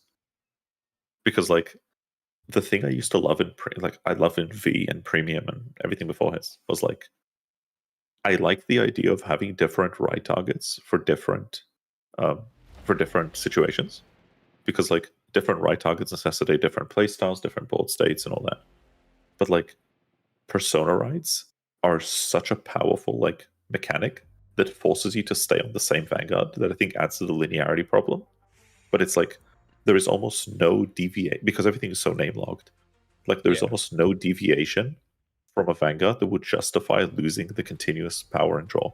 Because like as decks become 4 and 5 attack decks, you're losing 50k shield that they need to have for like a random fringe thing when your entire deck is locked to your Vanguard anyway. Right. But like I feel like that's sad because like for example like Messiah in V can't exist. Like V Messiah can't exist in Standard. because you need to write into a different Messiah, unless you print a line that says you can. But like that's not the same, right? Right. Because like the view will have like a Chaos Messiah, which is a really cool deck, or like all these cool decks that rely on you swapping to different grade 3s, like depending on the situation, because gifts were a more generic payoff, quote unquote, than like Persona Ride. But like I feel like the 10k and draw is so powerful that it almost negates any other potential thing they could give you. Yeah, like I guess strides would be the same, but I think the standard strides are like still a bit linear, but like they embody that a little bit more. Because like I do still get to choose. You're right in that sense of your different Vanguards, different playstyles. At the end of the day, it's still linear. Like Freeze Ray Messiah was going into Freeze Ray to stop your turn, and then it'll go into my Messiah eventually to kill you. Sure, but I think the argument would be that your Freeze Ray turns and your Messiah turns look different. And the fact that in standard, like if I go Rezel, every Rezel turn looks the same, quote unquote, I think it adds to the feeling that Rezel is like a linear deck. Or like that any given deck is linear because your board state doesn't change with your Vanguard, if that makes sense. Or not in a meaningful way. So I think there's the difference between your decks having options and a linear deck, because in my head, a linear deck means that every variation of the deck is the same. Oh, this is such a cool matchup. Oh my god. I know. So a linear deck in my mind means that every deck of that version is basically the same. Gatling, baby. Oh yeah, I won't speak and I'm just gonna mute you. No, bro, it's Fu. It's my goat. It's Fu. By the way, Danny is... You know who Danny is? It's Masanori, baby. Yeah. Well, it's technically it's Daniel on Masanori. No. The clans are the wrong way around. Oh yeah, they are. So I think the names are the wrong way around as well. Someone should tell stream. Yeah, so so he hits Crest again. What a god! So the really cool thing here is you're gonna see. So there you go, Daniel. Yeah, so I think Danny here knows what Daniel's up to. So the thing with Gasteel is a deck that absolutely crumbles to rush. So in a blind format, it's actually really interesting because DI has two playable builds that are popular. You have Gasteel and you have NLK. Obviously, both recently lost their most toxic guard restricts. But like the really cool thing here is Gasteel dies to rush, NLK kills you if it gets rushed. So if you don't know what you're up against, it's a real coin toss, and that coin toss wins or loses you the game. Right. But what Gasteel does is he tries to hit 20 soul, and what then Gasteel does is if it hits 20 soul, because it has 4 effects, and your opponent chooses 1 for each 5 in soul, and it's your entire front row becomes 1 power. Their entire front row becomes +1 crit. And basically, no autos for the rest of turn, and you put a card from hand to damage face down. So basically, the idea is to get enough soul to where your opponent doesn't have a choice, and you just do all of it. Yeah, so you can see he's gone. Daniel's also on Atrocious below, which is basically just V Lightning Bolt or V Yellow Bolt, or a V version of G Yellow Bolt. But the really rough. Ooh, okay, I don't know about that. So what Daniel's trying to do here is he's trying to activate Fu every turn. Fu's effect is you both put a card from hand into soul, and then you both may draw a card. Of course, normally you'd always take it. But the trouble is, it creates a really big soul that you can't empty. But the fact he put a quick shield in is rough because eventually he's going to Gasteel him. And because Gasteel puts a card from hand into damage, you usually save your tickets for that. Because when you check it... Do you still have the stride ticket, the 20k shield one? He still has it, yes. But normally you'd prioritize guarding with that more than the 5k because it's 5k, right? It's the fact that when they Gasteel you, it fizzles and disappears. See, I've seen Daniel play this once at Germany. Netherlands? Netherlands. Germany? Netherlands. Netherlands as well, yeah. Netherlands. His whole game plan is just getting enough soul and basically decking himself out, because eventually you're just going to see him doing a loop with cats until he gets so much power on rear guards and Gasteel is active where your opponent just straight loses. So yeah, so your playstyle is you basically get it super low. It's not even about looping cats for power. The purpose of it is to get the deck for really low deck size, where you're going to swing 2 rear guards that are +1 crit. Your opponent is at 1 power, no autos. So no PGs, no G guards. all those G guards don't get any power, right? Yep. So you do that. You swing Vanguard. You check fronts. You check stats. You restand the rear guards, and then you stride into 4-fax. So 4-fax's effect, you never stride him normally, so it doesn't matter. Is at the end of the battle, you're grade 3. I know you're talking about strides, normally but don't. Yeah, I've never seen Daniel stride. Yeah, so DI doesn't. DI is very famous for not touching its G-Zone. The whole idea is your only stride that you go into, besides sometimes Blade at Mouse if you're feeling saucy, it's 4-fax. Because it says at the end of a battle of your grade 3 attacked, you counterblast 1, discard 5 cards, stride it, and its effect is on place. Put 3 crits from soul to deck and shuffle. Ooh, ammo. So the idea is, yeah. So you run Ammon here, but you just do it to deck thin and to fuel soul, basically. Of course. So Ammon will either with or you just try to deck thin. So Ammon you just do for deck thin. You just do it to take targets out of your deck. Here's again, it's like Daniel's deck is one of those decks just like, I don't care what you do. I'm doing my thing. And I'm always so DI is the solitaire deck, yeah. But I think the rough thing here is I don't think Danny knows how to play into this too much. He did because rush. He's giving him so not even really because he's only on 2, right? So he has himself the okay, yeah, but okay. You say he's only at 2 and he didn't really rush. Man, put down 3 rear guards. Daniel hit a heal trigger, so he not only took a damage and went down, he also got a defense where the Vanguard couldn't hit. So saying that he didn't really rush, it's like he did rush. It's just the defensive triggers said no. Yeah. So the trouble is you get to use fold revertus here, which is really really good. Like the thing is you have I think Ammon here is okay, but you'd rather be on Gassy. It's your backup because you can deck them for it. And also Ammon has actually V Ammon is actually really cool. So, because V-Ammon, I believe, scales with every 6 in your opponent's soul.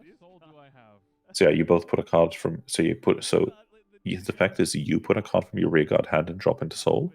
They choose 2 cards from rearguard's hand and drop and put into soul. And then if they didn't put 6 cards, you gain a drive. But then it gains a crit for every 6 cards in their soul, and it gains 5k and it gains 10k for every 6 cards in their soul as well. Yep. So it becomes really fucking big, really big. Basically saying that now he has to choose 2 cards each from rearguard's hand. Yeah.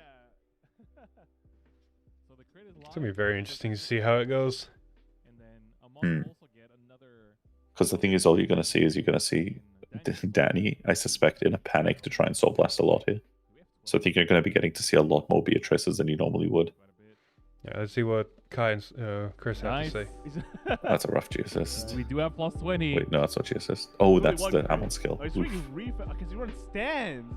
Jeez. Oh, you're so Stand right. trigger. Yeah, I think- we did see the cat. I think that took his. You are I'm pretty sure so that took right his about ticket that. as well. Okay, triple drive with 32k.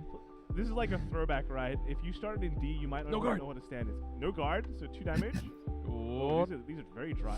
Ooh, there is I guess Gassy it's though. steal at least, but it's gonna be just 2 damage, Two. and that's a pass, right? Yeah, that's over. Yeah. It's pretty. I mean, it's a decent But turn. that run is staying big though. Yeah, it's a 20k and also 15k shield during the opponent's turn. Yeah, so you'll see. So what you'll see oftentimes into Castile is you're going to basically get to see a lot of players burn their PGs really aggressively. Because if you hold on to them, Castile is going to say no autos, and then your PGs are vanillas. But at the same time, he needs to keep that protect marker just in case he needs to put it into damage. Yeah. Well, but the thing is, if he's going to be rewriting every turn, right? Because you think about it, after this turn, every single turn is going to be a bad bounty. And bad bounty always results in writing of a unit, right? Exactly. So you're always going to have that token. But you still want to go up with it aggressively because you don't want to clog your hand up with them. Because if you look at a hand of 6 cards and 2 of them are protect marks, you're sweating. You're like, oh, this is not good. But remember as well that technically DI is recently nerfed because what they used to do before this was hard leg plus hope on dam, which was the single most toxic guard restriction in this game. This is a very interesting move, intentionally removing a heal trigger out of your deck into drop so you can get that heal guardian. Mhm. Yeah, so Obadiah, for example, here can revive, I believe it's 2. Yeah. So off you the go top, he might Beatrice, just you go. go something else, and then You go Beatrice. Beatrice plus Greed Shade, I'm pretty sure. Exactly. Oh no, Skull Dragon. The Beatrice revives Greed Shade, most likely. And then the Greed Shade will add the thing to your hand. Where like you're unable to get rid of the soul from your soul. Yeah, and then Greed Shade is going to discard a card from hand, mill 2, and add the heal back to your hand. Yeah, so he's going to discard the Yep. Nyros because it doesn't Heal matter. went back to hand. Yeah, and it's Holiday Beatrice, and then goes heal to hand. Yep. And then getting ready for Mick the Ghosty. Oh, no, it's Jesse. Make Jesse, his first stand trigger. Yes. No, the only reason I know these Ooh. cards' names is because our locals memed it for Ladder longer. got used. Yeah. So it's so you can't make his opponent put cards from Rhaegar to Soul. Because wait, you've watched Breaking Bad, right? Uh-huh. The only reason I know this card's name is because every single time we played it at local, somebody would go, Jesse. Bruh.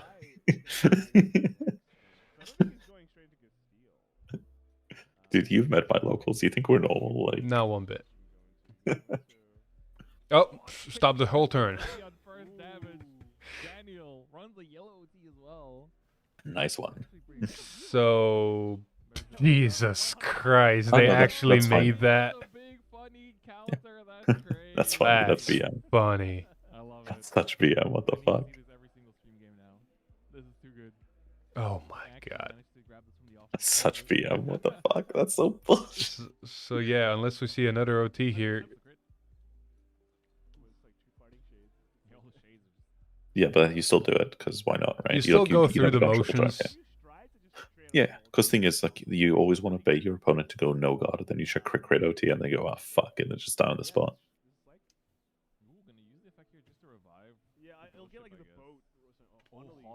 Like, the thing is, that's the exact level of like randomness that people aren't fans of. I love It's the just- whole ban the OT is still discussion. Like, right or wrong, OT's staying. It's not going Yeah, out yeah. of the game at It's all. like I think one of the frustrations, like for example, in this exact situation, like the fact that like Daniel knows like there is no reason to guard this. Nope. But then if Danny goes crit OT, then Daniel just goes, well, fuck me, I guess. Like, But fuck, all right. that's shit. just how Vanguard plays. That Yeah, was exactly. old Vanguard too. It was like, oh, my 3 damage. Vanguard swing drive, no guard, crit. Okay, guess I lose. What are we looking at right now? Staying on ammo The for silly another thing turn. is the power is so crazy that you would literally have to go like PG, and then you're PGing for like a 1 in however much. I love the fact that we're staying another turn on Ammon. Yeah, you're not striding it. There's no reason to. Exactly. So yeah, atrocious blow is when the blow is atrocious, man. So don't make it's me literally kick you from the call. no. So it's literally like. Do you remember what old Yellow Bolt was? Yeah. Like Rest Soul Charge 1? Yeah, so it's Rest Soul Charge 1, but then you choose an Ammon and give it 1000k for it. Give it 1k for every card in Soul. Which And putting 3 cards into Soul, one of them being a rear guard, 2 cards from one card from hand, 1 card from drop. So basically, look at how big Ammon's Soul is, and remember he gets 11k per card in Soul. Not to mention he Connolly does Oh, not and he go into gains Soul scaling because crit. ladder. And he gains scaling crit off of his opponent's Yep. stuff. Assuming he's ready to soul blast that out. Like he gains a scaling crit of each 6 in his opponent's Soul. Bro, still 2 cards out of hand into Soul is like, woof. Well, at least this way Danny's happy about the parting shade.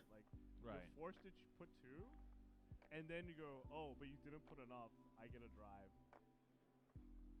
Yeah. This is like a mon. Bruh, there's a lot of Soul there. Yeah. Holy shit, that's game swinging. Nice. Yeah. That's a scary deck. That's a spicy meatball. Every 6. Yes, it's getting. Man. Do we have a way to make this guy reach? See, this is one of the reasons I really like my deck No. in Messiah. It's like, oh, your hand size is giant. 3rd stride, bet. If you think Messiah hits that stride, that's cute.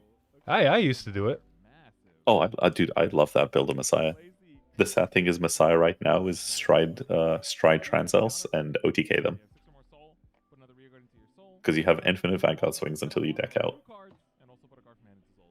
Imagine if they ever give us grade 3 crits. Oh my god, Real. That'd be crazy. No, you know what would make Messiah actually broken, and it's why we're never gonna get it.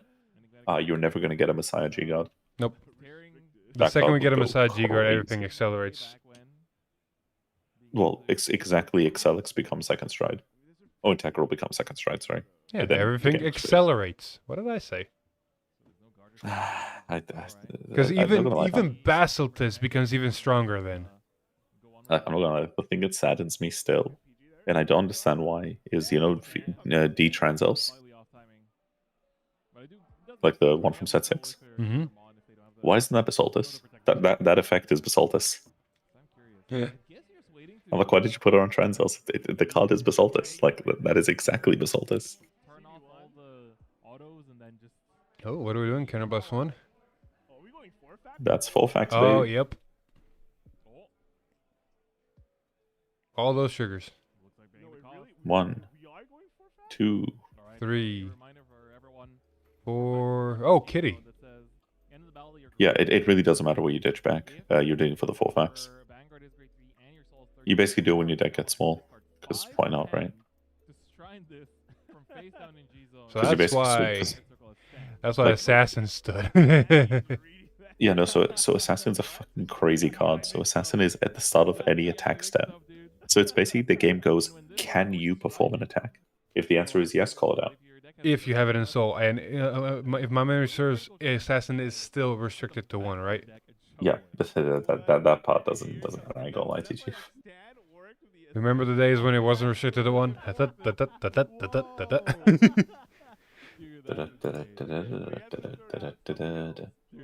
Well, OT is out on Danny's side, so... Oh, all affects the Vanguard. Yeah, this deck is crazy. Yeah, like at this point, like start expecting double triggers, and there's Guest Steal. Yeah, and that card is insane. So that card says on attack, put a card to soul, countercharge 1, draw 2, put a card to soul, and then it's gonna be able, when he swings with the Ammon, he's gonna overcall the grade 2. Yep. Because attack step, baby. Yeah, so if Danny doesn't kill this turn, he's so cooked. He's so dead. 100%. He's so fucked. There's enough cards in Soul. Gas Steal is coming. I want to live a long life. The fuck you won't, bro. Guess the evil god bishop is coming. To be fair, Danny's doing the right move right now. Heal guarding, getting that crest power as high as he can. Yeah, next turn there's no G-God, so he just has to try and kill him. So the crazy thing is, so these two decks have two sides of the same G-God. So the Ramblet one is non-targeting. The attacking unit loses a crit for every 10k in drop, for every 10 cards in drop. The DI one says for every 10 cards in Soul, choose one of your opponent's units, and it loses 1 crit. Yep. But that's until the end of turn, not until the end of battle. So the power, so it reduces fewer crits, but it lasts the turn. Which means like you have to be really careful with your attack sequencing because it's basically like a 2 PGs Wait, in does one Danny card. literally only have 2 cards in hand? Yep. Oh. It doesn't matter though because the bad bounty is end of battle. So you worst case discard your triple drive. I know, but still. So yeah, what's going to happen there, for example, is he's going to rewrite and then he's going to swing the crit and then put the crit to soul to draw a card. Yeah, but this still needs to be. Oh god, this still. Oh this no, he's needs cooked. to be Danny's so cooked, bro.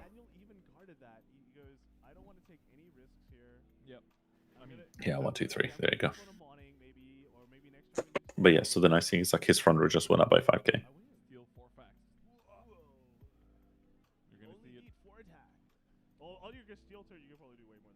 Yeah, I don't get You're gonna pull back that assassin a few times. You know, your opponent's at 1 power. That crit trigger still hitting for good numbers is like fudge. Yeah, I mean. Oh yeah, I love Crest. Crest is so cool. If you don't manage to, I mean, you want to heal down. You want to just like. It's just a shame because they disrupt what is otherwise like a fairly careful balance. It's gonna come down to what? Like these decks were strong before Crest, Hmm. and now But I'm gonna Crest has say been it added. is- It's like It is cool seeing how people adapt to it. Because Daniel is going like the thing with Crest Grand Blue now is now that you don't get history strides, your hand is a lot smaller. So he's just punishing the players for it. He's basically going, oh, you want a small hand? Rip 3. Like rip 6. Like Too bad no draw from that crit trigger since, you know, Night Rose says, goodbye. So yeah, because it's mandatory. I think he might have realized he made a fucky wucky. It is what it is. In a perfect world, you would swing with crit trigger before ban bounty, so the crit trigger would go into ban bounty. Actually, in fact, I don't even think you want to, right? Because like he's going to hand rip you for 2. So like you kind of don't want to give him the hand rip or the hand 2 rip. Although you're always going to have 2 there, right? So more soul charge. Oh my god. So allow you to get plus 5k for every 5 cards of the soul, and we know that's gonna be a lot of soul. That's a lot of soul. So that's gonna go Well, you know the OT is out as well for that's for true. Danny. So Danny's should be able to make 2 more attacks after this, unless he definitely has the pieces. He wouldn't. Say it with me. Revive Beatrice. Revive ship. Beatrice revive Skull Dragon. Oh, there we go. Sea Serpent? Or Skull Dragon Beatrice revive ship. Oh, going for the serpent. Oh, I guess he doesn't have a Skull Dragon. That's a run. To be fair, it does hit big. He's just trying to soul blast here. He's like, man, I'm fine for my life out here. Way more attack. Yeah, okay, counter charge. Because the thing is, when Daniel calls foos, if your opponent has 6 in soul, he can soul charge 1 to give something 5k. Is it huge. I want to say it's 5k. Night Rose isn't just 22. She's coming with 47. Big old Vanguard swing. Yeah. Is there another Beatrice? It's got 2 Beatrice? Because then he can do like Nightstorm into the Beatrice. Yeah, 5k. Into a Skull Dragon. Oh, no guard! Oh. No guard! No guarding here was very risky. Second check. This is do or die for Danny potentially. Skull Dragon. Oh, it's only 2 drives. It's only 2 drives. I don't think knowing that there's a draw trigger on top is going to make a difference. So the thing is, I don't think it's like mega risky because I think you only die to double crit here. But like the fact that his drop zone isn't that good means his deck probably isn't that good. I love the mentality of Daniel here is like, I'm going to go to 5 just in case to prevent you from healing. Because yeah, you want to make sure they can only heal on 6. Yep. Okay, good. We got big BPG guards on DI side. Daniel giving Danny some brand new experiences, man. He's gonna pick up that soul and go, this has weight.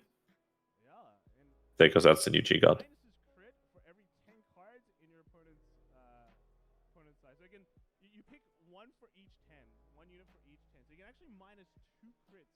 Well, 1 crit from 2 units. Here we go again. Yeah, being able to do that on 2 units is like vital on this kind of turn. Crestfire really is carrying this. You know, Daniel didn't hit any defensives, and so we're gonna be needing to really just hard guard everything. Yeah, he just dies here. Yeah, he just scoops. He's like, yeah, dog, this ain't it. I feel like discarding one of the PGs for that stride might have hurt him. Still do well with, despite, you know, facing the unknown there. And I guess, I mean, he was probably just pretty confident feeling, you know, going into that turn, knowing that this is a potential way to set up lethal, even though... Yeah, yeah, well, it absolutely is. Part of the turn, it was like a Honolulu and a crit basically just like sitting there. The Gene Rose wasn't the crazy part, it was the crest. And everything just kind of worked out, right? Yes. I mean, Crest, man.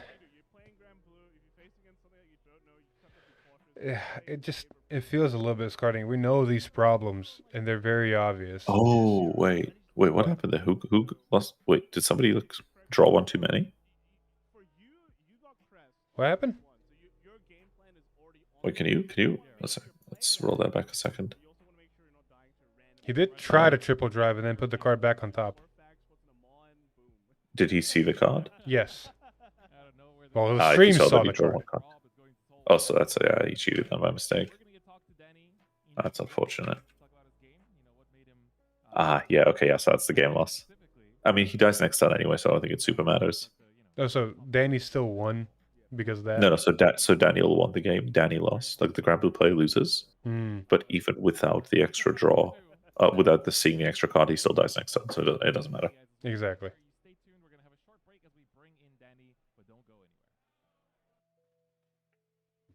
I do want to hear this interview when it happens. Now I'm interested. My goat. Masanori, my goat. Man got second with DI. And then the next day got second again. Oh, my stream's crashing. That's interesting.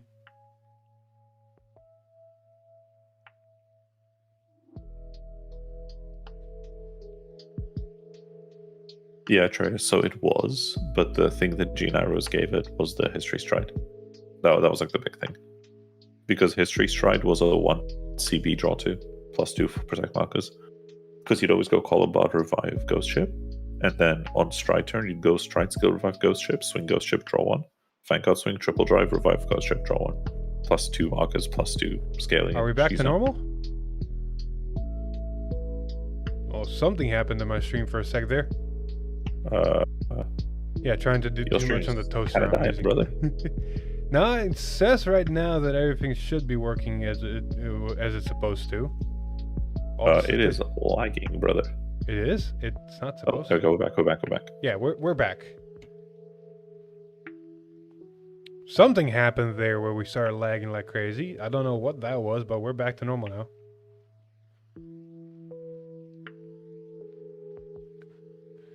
So, if trends follow suit, we should see a standard game now next after this. All right, we're back now shut with up. Danny. Congrats, man, on the dub. How you feeling? I'm feeling good. Yeah? Yeah. How was it, going into DI? Amon out of nowhere comes no clue in. what the matchup is. Yeah, I mean, we saw DI at first as like the clan being No, so used. Danny It's kinda like still won. DI. Didn't it just Yeah. like lose all How? its like guard restricts and everything? Yeah, hope on It's that. like- The G got Yeah, the- right. Oh, And then did it's he like, G got the wrong Amon, thing? what does Amon do again? It's like, Yeah, I just kept reading his cards. I'm like, what? so how did you like approach that? Because I mean, it's like kind of like the fear of the unknown, having to adapt to it while still trying to do your game plan, right? Yeah, I just focused on my own game plan. Didn't mind what he did. Yeah, it's like Just still let put him down do the his thing. Hunley just in case, right? Yeah, So just you in never case know. he do like 5 attacks or whatever. Yeah. So I think it's pretty safe. What made you decide on bringing Crest Granblue into the tournament? It was my only good deck. That's Oh, so okay, funny. okay. So it's like, did you also play it for BCS qualifiers then? Yeah. Oh. Okay. So it's just like, adapting to the restriction list. Yeah. How was that for you, right? Because I mean, the restriction list came out like about a month ago. Yeah. How was Cool. it to One sec. kind of have to like take apart a lot of what made the deck good? Because we kind of saw in the last turn, right? Yeah. You had to just go into battle phase with like not exactly the best field. Yeah. Whereas with old Night Roads, you could still stride up CB1, revive something, and like make a bit of a board. So how did you adapt to the restriction list? With a deck that really got hit by it quite hard. Honestly, I think the ban list did nothing to the deck. Oh, really? It still plays the same. Okay. So it's just like you have the protect markers instead. You have like the Night Roads that you can Yeah. now. We just lose out on one protect marker, maybe going first place. That's it though. Okay. So didn't really hurt as much as Yeah. as maybe people Everything would say else. online, right? Okay. That's good to hear. How are you feeling for the rest of the tournament? What's your score right now? Undefeated 4-0. Undefeated 4-0. So, I mean, if you win 2 more, you're definitely confirmed top cut. But even if you go 5-0, it's like your resistance is really, really good too, right? Yeah. How are you feeling for the rest of the tournament? Feeling pretty good. Yeah? Did you have any, what was your hardest match of the day so far? My first round against Steam Maiden. We had Oh. the grade 0 game twice. Grade 0 game. Oh my god. Yeah. Damn. So, I mean, you've gone past that. You're Yeah. 4-0. Do you have any people that, helped you prepare? Any, what went into your preparation as well? My preparation, I just played against my friend that plays Highlander, Okay. which I did fight against, so good to know the Yep. matchup. And is there any kind of, shout outs or anything you want to give as well? Shout out to my friends in New York Okay. and my family. Let's go. It's good stuff, man. I mean, I don't want to hold you too much longer. Yeah. I'm pretty sure the next round's going to go pretty soon. You got another round to win, right? Yeah. Get the top cut confirmed. So all the best. Yep. It was a really good game. And, just keep on doing what you're doing because clearly it's working, right? Yeah, it's working. And, of course, for the people watching at home as well, we do have another... Anywho. Yes. So some What was funny funny? thing. So some of the Nova Grappler players are on Victor. They're on Shout Mill. That's normal. What's funny? That's so funny. That is not normal. Shout Mill is normal to me, man. That Shout Mill has not been normal in 4 years. Look, alright, if it works, it works. So funny. No, because the mentality is literally, hey, if you're going to kill me if we play the game, how about we just don't play the game?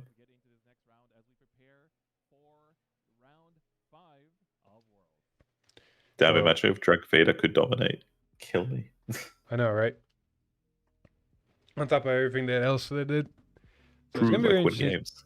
It will be very interesting to see what we get now. I'm more likely predicting them going back into standard to just, 2 standard, 2 premium, 2 standard. You know what I think would actually be really BM of them? Like actually kind of BM. What? Imagine if they, you know how after Swiss is going to be the product stream, or like the summer conference. Oh yeah, that is. Oh my god, I'm gonna be streaming for 11 hours, if not more. Imagine. No, it's in between Swiss and Top Cut. Apparently, allegedly. I think it should be after, but apparently it's in the middle.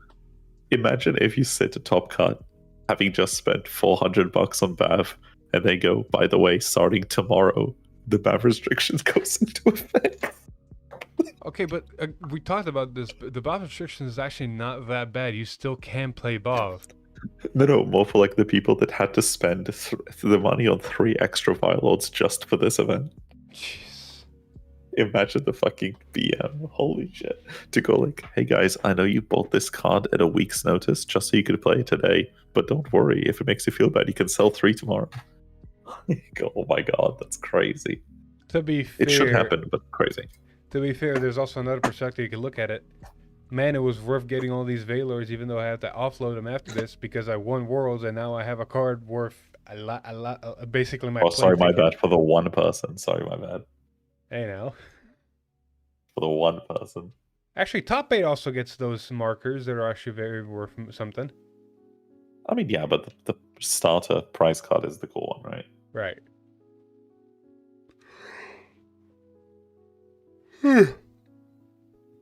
I know how you feel, boss.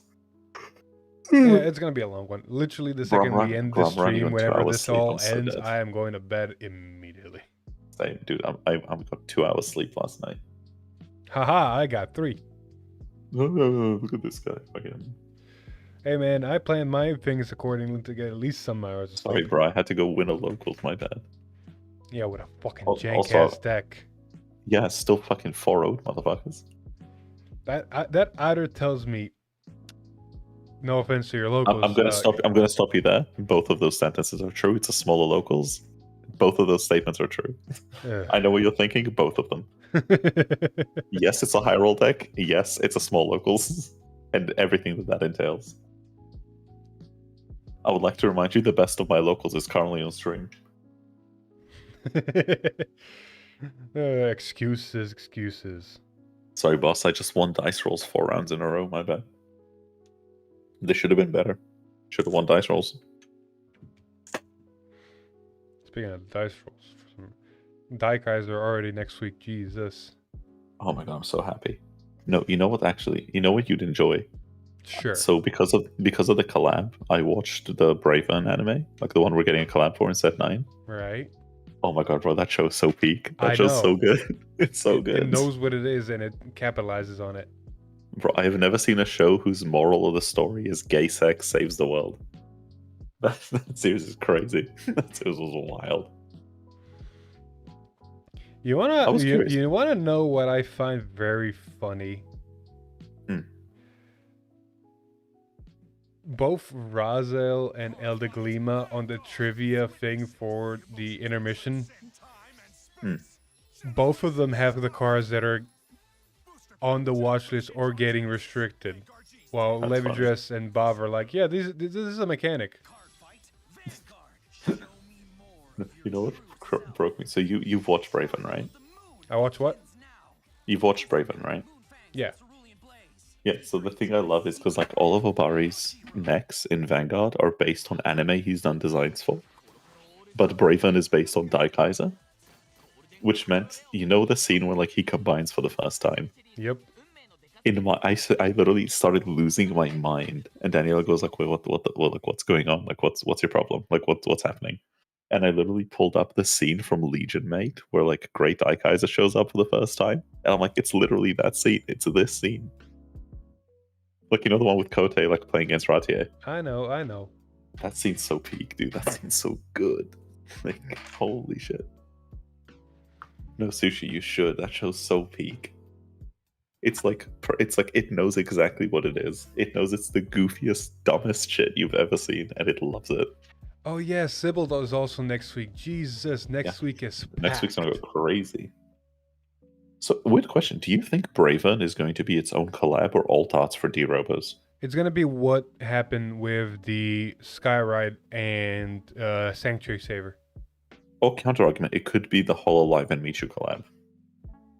I doubt Like, it. just have a Daikaiser No. that's alt art Braven.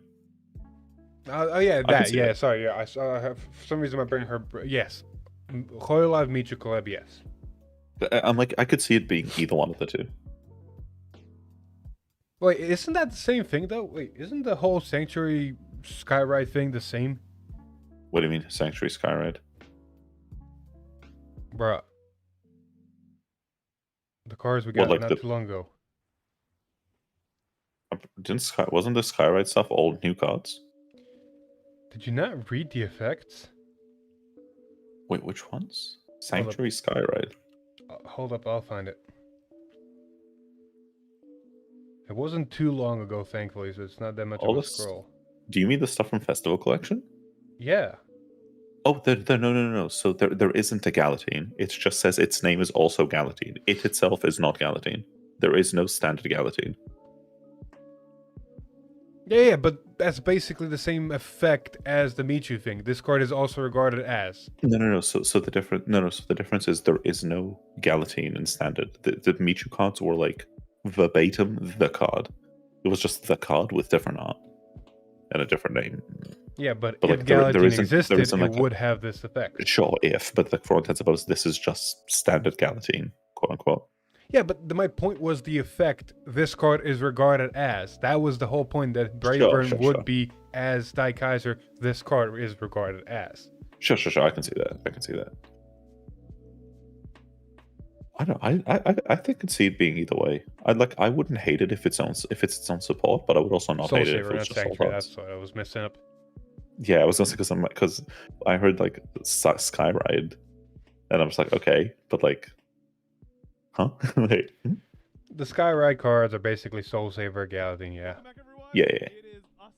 Dude, you know what I love though? Did you see the supplies for set 9? Oh, hold up. So we had a couple rounds of premium. Because those Got Daikaiser some sleeves are crazy. Very surprising decks showing up as well. Some Amon. We had some very, big high attention players. We had Mr. Hey. Maxime on earlier as Yeah. well. Instead, we also had Prison Seraph. Yeah, right. It could be anything. So this is going to be pretty interesting because we have a nation that we haven't seen on stream just yet for this next round, which I'm pretty excited to go into once we are ready to jump into it. Oh It's no, gonna be round 3 5 boss and cigars 7. and 1 We'll jail. have, including this round, 3 more rounds for the players. And of course, if you're like 4-0, this is kind of Oh wait, did I tell you pretty we were important match. convinced? If you can go Very 5-0, important match. you have Oh, it's God not position. it's fucking it's Reza. Ba versus Razel. It might just be the starter. Okay. Yeah, so Dominic knows the matchup. Pass. That looks like a Rezel, Does look like a Yeah, so Dominic's one of my locals. Okay. He won Spain. Okay. You playing Dragon Empire, but of course it is that Bavsargra Akshaya. There's way too many Bav. That ban. I'm gonna reiterate it one more time. That ban list should have had an effect on this. I think it would have just made the format more interesting because it just brings it back in It line. would have made it where players would play more Levidress, Razel, and El de Glima, but the chances of other decks actually having a spotlight would also increase. I mean, I'll be real with you. I think Ava is like a good call into this format. I think Ava's Ava's a good call. Odium's a good call. Gandiva Masks is pretty good actually. It's a little bit, yeah, but it's. Oh, that's pretty good. Whoa! I mean, that's like if you're Pretty dominating, you're good. pretty happy about that. Yeah, and he goes, That's a "Fuck double me, I crit guess I with can a have plus it." engine. As long as you don't crit. And 2 triggers gone. 2 damage already. That's a crit up front. That's okay. Yep. Drag Yeah, I it hate up to like see we're it. eating like a triple drive with crit, No, so did we tell you we almost convinced Alex to play Yotsuba Grief What are we ditching here? All for players once? need to revive later down the You road. laugh. Yotsuba's still a good deck if you know what you're doing. No, so he got so fed up playing Bavsargra. We were like, I mean, you could always just like grief people and just deck them out and like Pretty hold much. wink on them. And he goes like, yeah, but like, maybe. I feel like the mentality of just rushing here, Bob, as much as there we go. So now he has to. Normally he shouldn't, but because he had to eat OT, No, I Turn one, feel but like it's if like you're going shit. first against Bob, and you're a Raziel deck, rushing always Yeah, happens. sure. You just you're hope you going kill them and first. you just shotgun Divine Skill. I think you just Divine Skill even with like sending nothing back. I mean, here he's sending 2 back, but like, I think he's gonna write grade 3 next turn, immediately Divine Skill, and then just pray it's enough. Just go triple drive and hope he stabilizes. Right. I think you have to.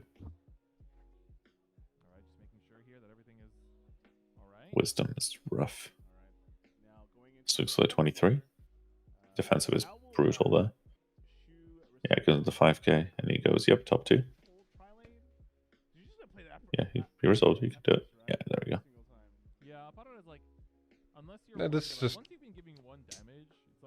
I feel like Raziel takes only 1 damage here to at least have 3 cards in damage, because then you can grab a 2 and a 1. And that just plus Adawazu. Yeah, the trouble is, we were saying earlier, like you've heard me say it all season, like Raziel has a really weird choke point at 2 damage. Where like it's not good enough to be it doesn't do anything that it wouldn't do at 3, but it also doesn't do anything it wouldn't do at 1. Exactly. So you're on like this dead damage for no reason, so you kind of have to make it worth your while. Although it is really good that he healed the crit there, because now when he Divine Skills, he sends 2 crits back at least. Right. Because I feel like Dom is going to have to like write up Divine Skill immediately. Because like Bav, like you say, can't just roll you, so you just can't afford to die to that. Oh, that crit sucks. Yeah. Oh! Oh, that sucks. Oh my god. Hey, at least Gabuelius is active. does work, yeah. Ditches the front. So he's ditched a crit and a front. Like 35k shield out already just from right up. And you know you need those shields in this matchup, dude. Yeah. That being said, I mean Dominic also should be 4-0 right now, so both players are definitely in good positions. And you know, This Hey, is you ready to watch the premium again? Dominic, you had to have had played this I'm like that. a lot today. Yeah. Wisdom drawing 2. No What are we seeing?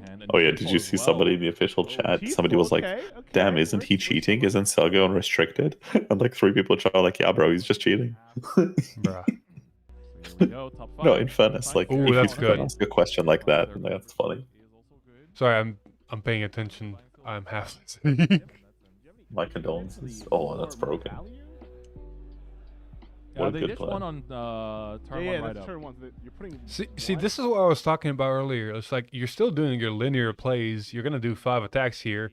It's just There you go, Divine Spell Shotgun. yeah, you're just doing all your pluses right now. Honestly, if there's like a Gabuelius, this is honestly gonna be a very strong and plus heavy turn. Like your best Oh, sure. lines are also your strongest lines. Oh wait, what the fuck? Sorry, I realized. Do you know the trivia thing they were doing on stream? Yeah, If you responded, you could actually win stuff because Sol Kage won one. yeah, Oh, it was Mimi. I would have done that. Shit, fuck. bruh. She bad. Shows me for not reading.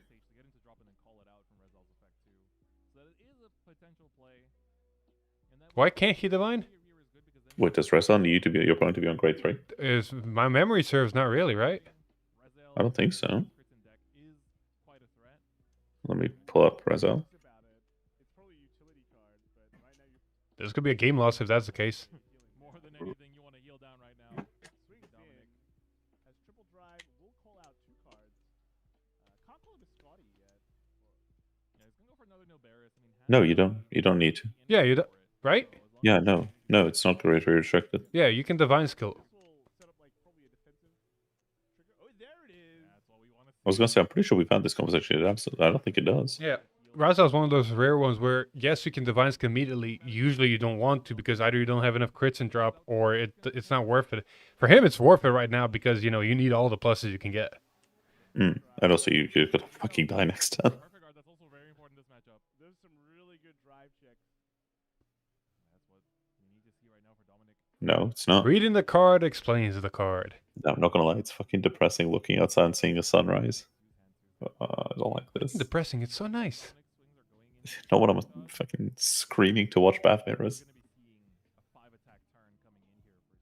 Also, what is the point of the divine skill icon if they're not going to do anything with it? Oh, I think this was a misplay. Wait, what is? What happened? I feel like he should have swung with the other column first and saved this column because that grade 2 is going to look at the top card and leave, draw a card and leave, look at the top card and leave it on top or bottom.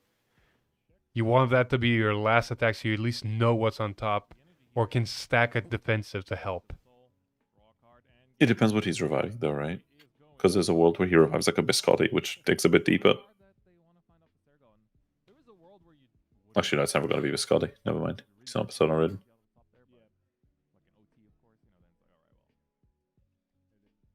I think you only do it so you have better discard targets for the CC1, maybe.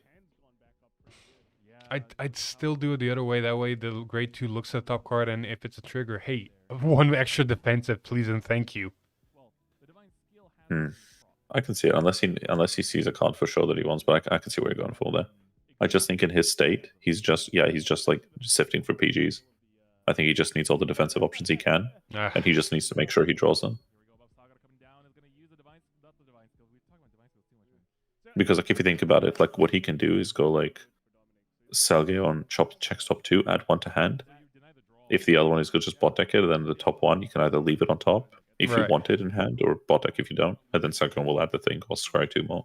Exactly. So like at this point, he's just trying to sculpt his hand basically, because he's like, I'm eating 5 attacks next turn, so I need to like be able to combo them. Are you eating 5 attacks though? It really depends if your opponent has 2 of those. Well, sure, but you can reliably assume that they're going to have 1, which means you're eating 4, and one of them is going to have to be a PG because it's a Vanguard, because it's 2 crit. And then it gives you 1 that you can take, which is probably the first one, which means you have to go 2 more attacks. Yeah, you're still going to have to go between 2 and 3 attacks that turn beyond the PG. So like, I think digging deep here is like, fine.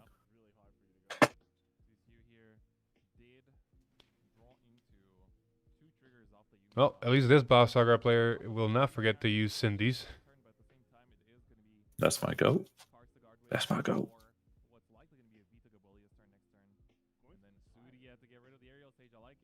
Not to my knowledge, Sean. I don't think we do yet.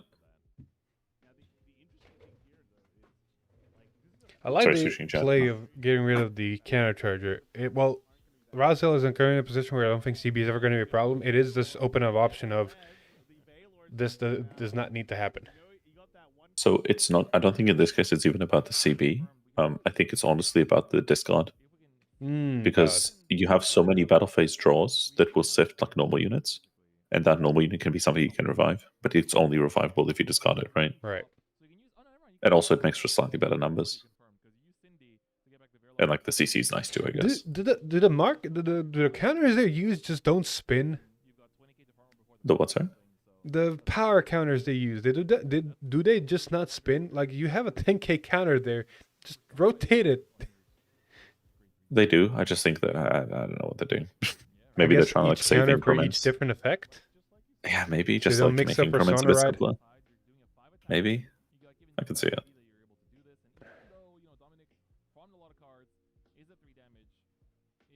Oh, sorry, no. The 10k is 10k. The bot. No, where? Yeah. 10k is only to buff. Yeah, it's from the sword, I'm pretty sure. Man, 2 Veilords. This is going to be a strong turn. It is. It really is. But I think the fact he managed to heal there is huge. Like, healing down to 3 is massive. Because if you think about it, like, if you want to visual it this way, like, for anybody new in the chat, like, any damage is a PG. So, like, having 2 damage open is like 2 PGs, basically. I feel like the world here is to take both of these and hope for any defensive triggers and just guard the rest. Because while these are technically smaller than they could be, if anything, it's like it's one of those weird gray areas. No, never mind. My face fine. I don't think you swing with Rigor here. Why waste CB? Yeah, you don't. You just swing Van, draw 2 or draw 3. Yeah, no, Sean, because we have a guest this weekend, and then after that, we have a little thing going on the day after. Well, Dominic just got saved by the bell, baby. I feel like with this scenario that just happened, Dominic now is on the upper foot. Like, you keep your whole hand size that you farmed from last turn. You didn't take any damage. The only thing that happened is your opponent plus 3 cards to hand, and that's it. And now you get to go Hmm. into another turn. Even if they Persona right next turn, now you have your previous turn and this turn worth of plussing to just be able to guard it. Hmm. Also, one second, I'll be right back. This is going to be very interesting to see what happens now.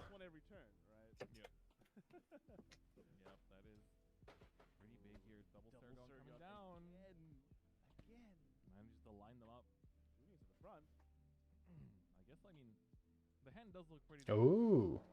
Didn't see an order play, so that's not going to work, but it's still nice. Man, I've never seen the dog get used like that. That's funny.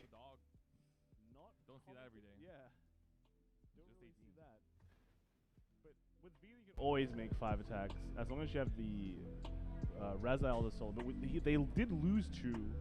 They did lose 2 Razile, so it's not as free as you might think it could be. Yeah.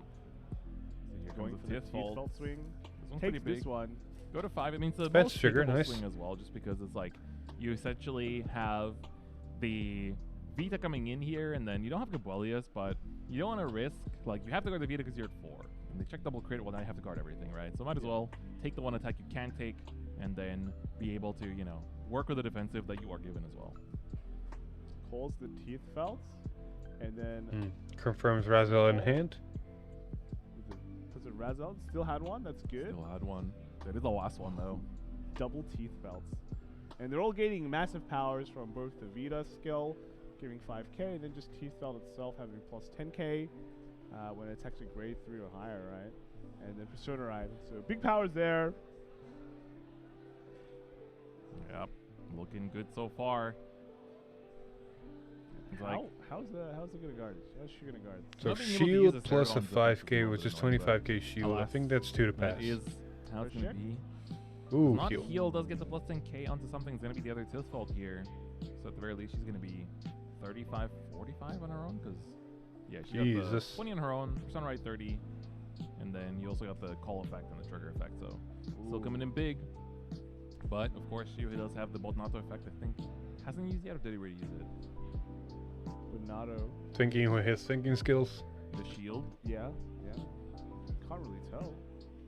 Yeah, some players like to tap it after they use it, right? Yeah. Sometimes you don't even need a Soul Blast for it, you know? Yep. It's just a 10k. Yeah. Alright, it's going to guard. So, like I said, Sio did have quite a bit. So the biggest thing here is, while Bavsargra did use most of its hand, it still has both of its 3 standards in the front row. And top deck here, Persona Ride. Jeebus Christ. So this is going to be a very scary turn still. Dominic can only take 2 attacks, so he has to guard 3. And those numbers are going to start getting bigger and bigger, because if any sword gets armed, that's 5k to the front. More arming swords, that's another 5k to the front. And then you know those riggers are going to swing first, which means that's plus 20k to the front by the time there's 3 more attacks left. Look, Shira thinks he's special, that he's awake. Funny joke. It's like, it's pretty scary. Sorry, I had to go grab something to eat. Okay. I might do that in the next intermission. You know, Danielle made some chocolate mousse last night, so I'm like, hell yeah. I need something sweet. Bruh, that's 15k to the front row. There's going to be 35 to the front row here in a bit.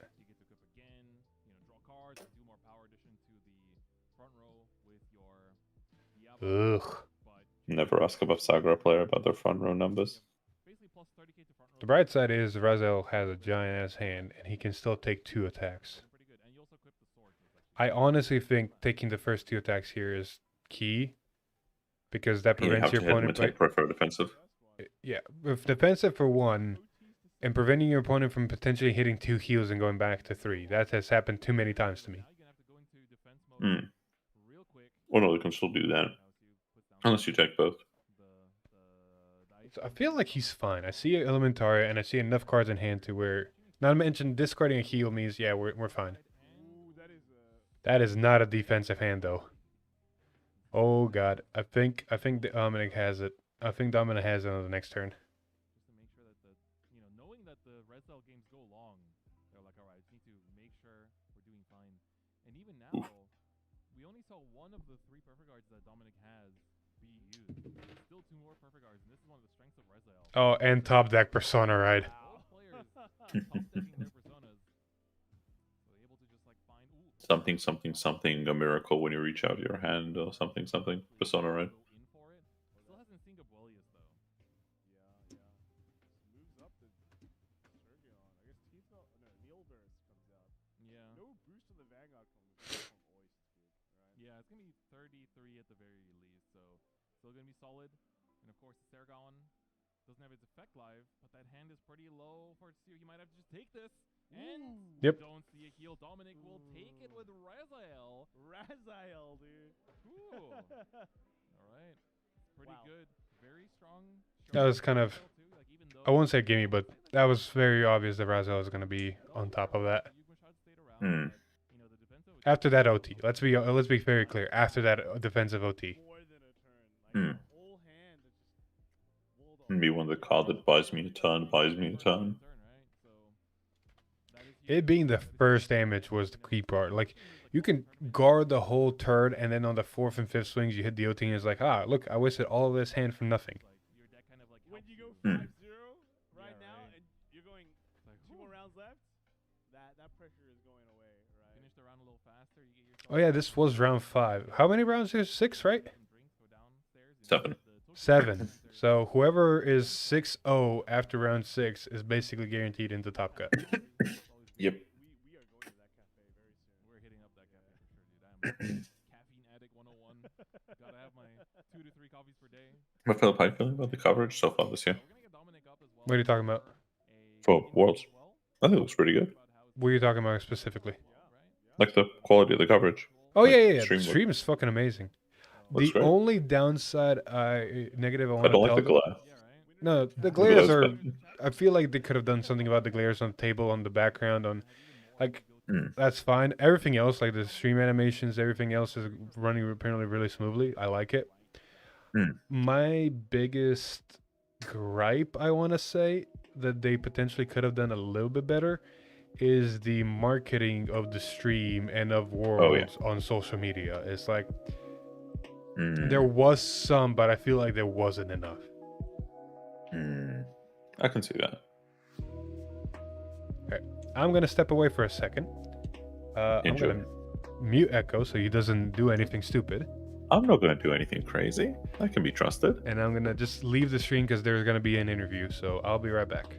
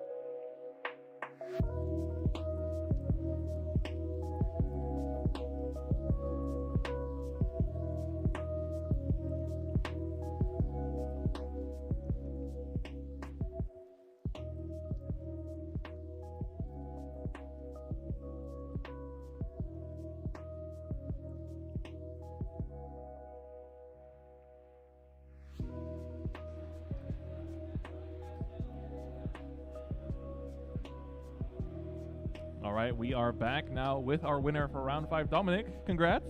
Thank The you. dub. How you feeling? I'm feeling very good after that one for sure. Yeah, so you're 5-0 right now, right? Yes. How does that feel at Worlds? 2 more rounds left.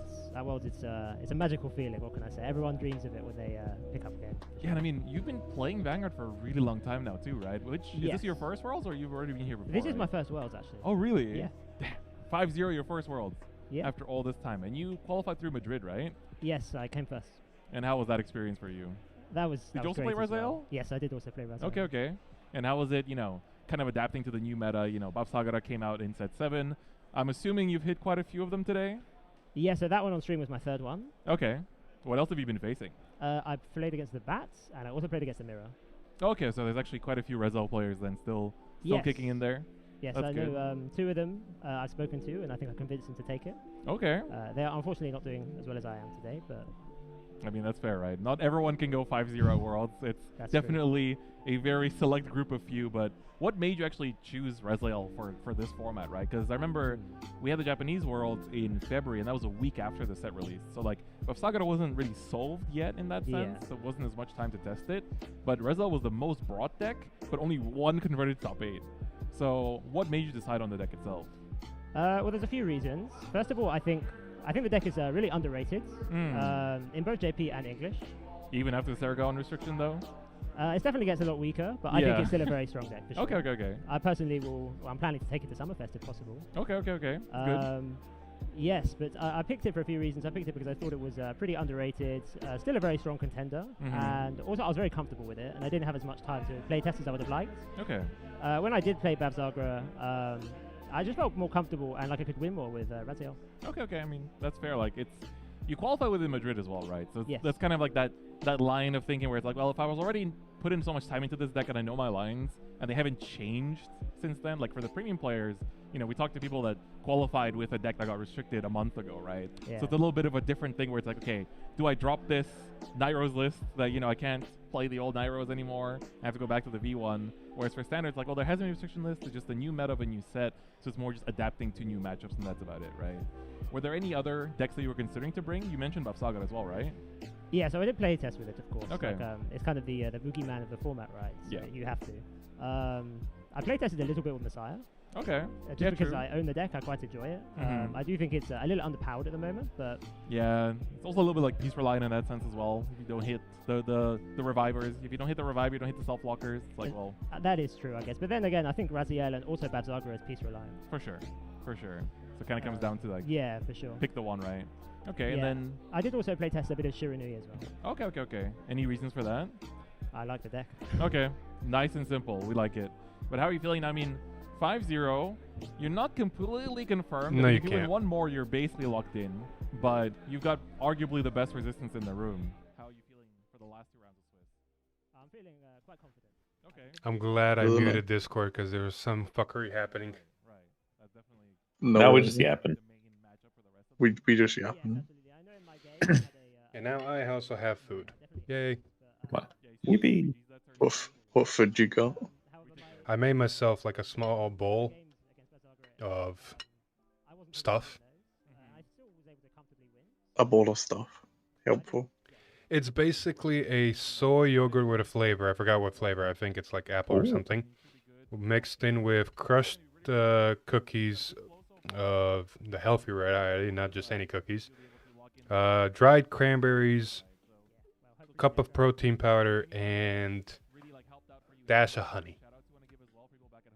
Yeah, absolutely. My boys from the Brotherhood game. That sounds actually very, very nice what they have. It's a man meal right there.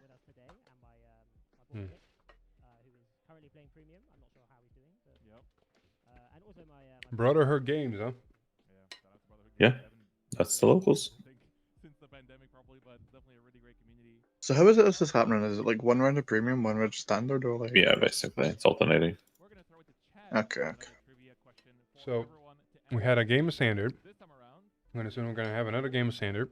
Oh, yeah, if the game is quick enough, they swap to the other game from the right other format. Trivia question. How does one check which regulations their deck are allowed in? Sorry? The icon at the bottom left. Right? Regulation, yes. Surely. Yeah, the icon on the bottom left. Mm-hmm.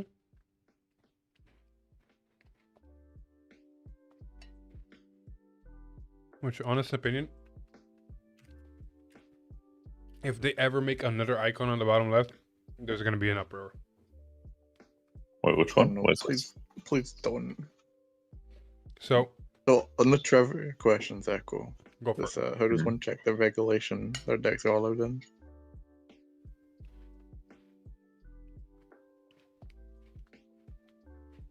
The stream feels very like Pokemon like, looking at like how they do it when they're playing games with a divine skill and whatnot. I mean, it is basically V skills, right? It basically is, yeah. Like, how are you going to be mad at them, right? Like, if it works, right? True. Messiah I love the Pokemon TCG. isn't necessarily underpowered. Is Messiah's not really as good right now, powerful as everything else. No, Messiah's really good right now. So it's not That's the really point. underpowered. So, Messiah so the is issue good with- right now, but it's not as good as everything else. So the issue with Messiah is that, unironically, it's really fucking strong. The issue is that its lose condition is out of its control. Your game and like you win or lose on your first GB2 proc. If your first draw 5 is broken, you win that game. If your first draw 5 is like 3 grade 3s, you die on the spot. Like you just don't live anymore. But the issue is because of that variance, Messiah players don't like taking it to events. But if there was a way of mitigating that draw 5 like high roll, it would be a really strong deck. But like I think you could take it, and if you're having a good day, you could top an event with it. I just think there's too much variance in that top 5. So I think it's a really bad BCS pick, but I think it's a perfectly acceptable BSF pick. Because you have a really good matchup into like Bavsargra. True. Your Bavsargra matchup is crazy. Because you just stride Transals and lock their entire board. And they go, haha, Vilord, and you go, funny one, bind. Nice Vilord you got there. It'd be a real shame if it got like, locked. Well, I think it says choose up to, so like you don't always get to hit the isn't Vilords. Valor but, cannot like, be affected by effects or retired? Yeah, I forgot the Transals is fucking worded shittily. It's a choose. But it still has a decent matchup because you bind the restanders, which takes enough of the edge off. Because then there are You 3 can still attack deck. hit their Trick Moons before Vilords, so... That's You one of the can, reasons for this specific format. Artisaria was actually a really good pick. Because if you can lock the restanders, or at least a column, it limits Bavsargra immensely. The big issue with Artisaria is that the deck is really fair. Right now, Artisaria doesn't do anything broken. And locking a rearguard is fine, but it's still a 3 attack deck. Like all that the Bavsargra player does is they put Vilord behind the Vanguard and a Trick Moon behind the rearguard. And then those numbers are bigger. Or they just say fuck Vilord and just go double Trick Moon and swing. Because the thing is, those numbers are still plus 20k each, right? Like plus 10k or persona, right? Plus 30, like you're not losing any sleep over that. But the big thing is, like, if you're playing things like... So one deck that has a crazy Bavsargra matchup, unironically, is Chronjet. Because you have a funny card called Chronos Command, which says bot deck all their rearguards. So they go triple Vilord. They go triple Vilord, and you go, would you like to lose the game? And you just stride it and bot deck their entire board, and they just die. Because none of your cards that you missed, though. Well, that is very valid. You got to survive through your second stride, and apparently you survived the triple Vilord, which is very unlikely sometimes. It is, but the thing is with stride decks, because we were saying this earlier, like you try and go second, and you just go pass.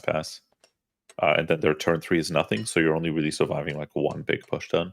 You say that turn 3 is nothing. While they can't do a lot, they can still get a good amount of numbers with 3 attacks and double crit. Sure. But I'm saying like relative, like compared to like them with CB, them with no CB, like it's way less threatening. And with how much Jet is able to draw, it has the chance of surviving the first grade 3 pretty comfortably. And then they just need to survive like one big turn. I 100% acknowledge the damage deny in certain situations is the strategy. When I was playing so in exactly stride decks. Don't make me mute you. When I was playing Shiranui, and the teams where I almost killed you, fighting against another Shiranui was literally like, yeah, I'm just gonna damage and I can do my thing.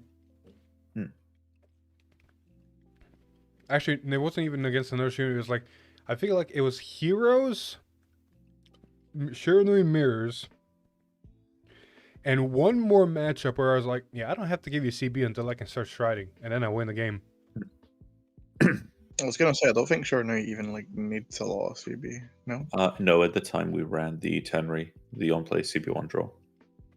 That one. That. This is Philip spammed BSF. that all day. Right. Yeah, so Philip it's was like spamming that all you day. needed CB for your Mugen Tembu, you needed CB for your draws from that great card. So it's like the more CB you had, the more gas you had. So the idea was The idea was against any deck versus Shiranui.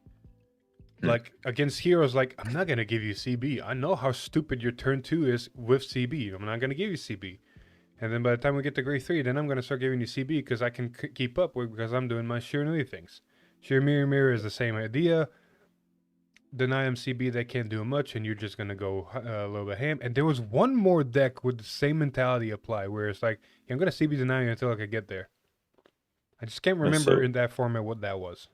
So to your point, like the reason that Jet has a really, really, really strong Bavsargra That wasn't my matchup. point, by the way. I was getting to it, but sure. No. I was just because the follow-up was basically going to be because you were saying about survival. The thing with Jet is because so much of your draw is tied to energy and not soul. Basically, if you went second, they always ride up because they never down. Their first turn 3 is like relatively nothing, but your hand going into turn 3 should be about 7 to 10 cards, and like decent cards as well.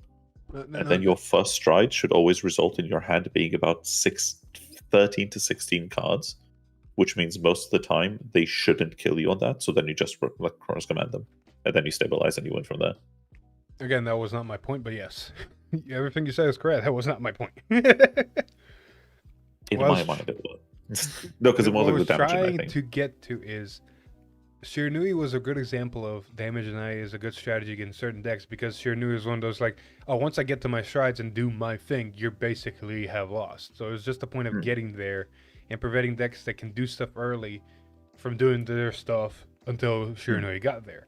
Not a lot of decks have that same mentality of, because they do a lot of stuff on turn 2 and turn 3. So it's like, my point was, I know it's a strat, but I'm more of the inkling that damage denying is such a bad idea against any deck. So it depends. So it normally comes down to the question of what's the value that they can derive from damage.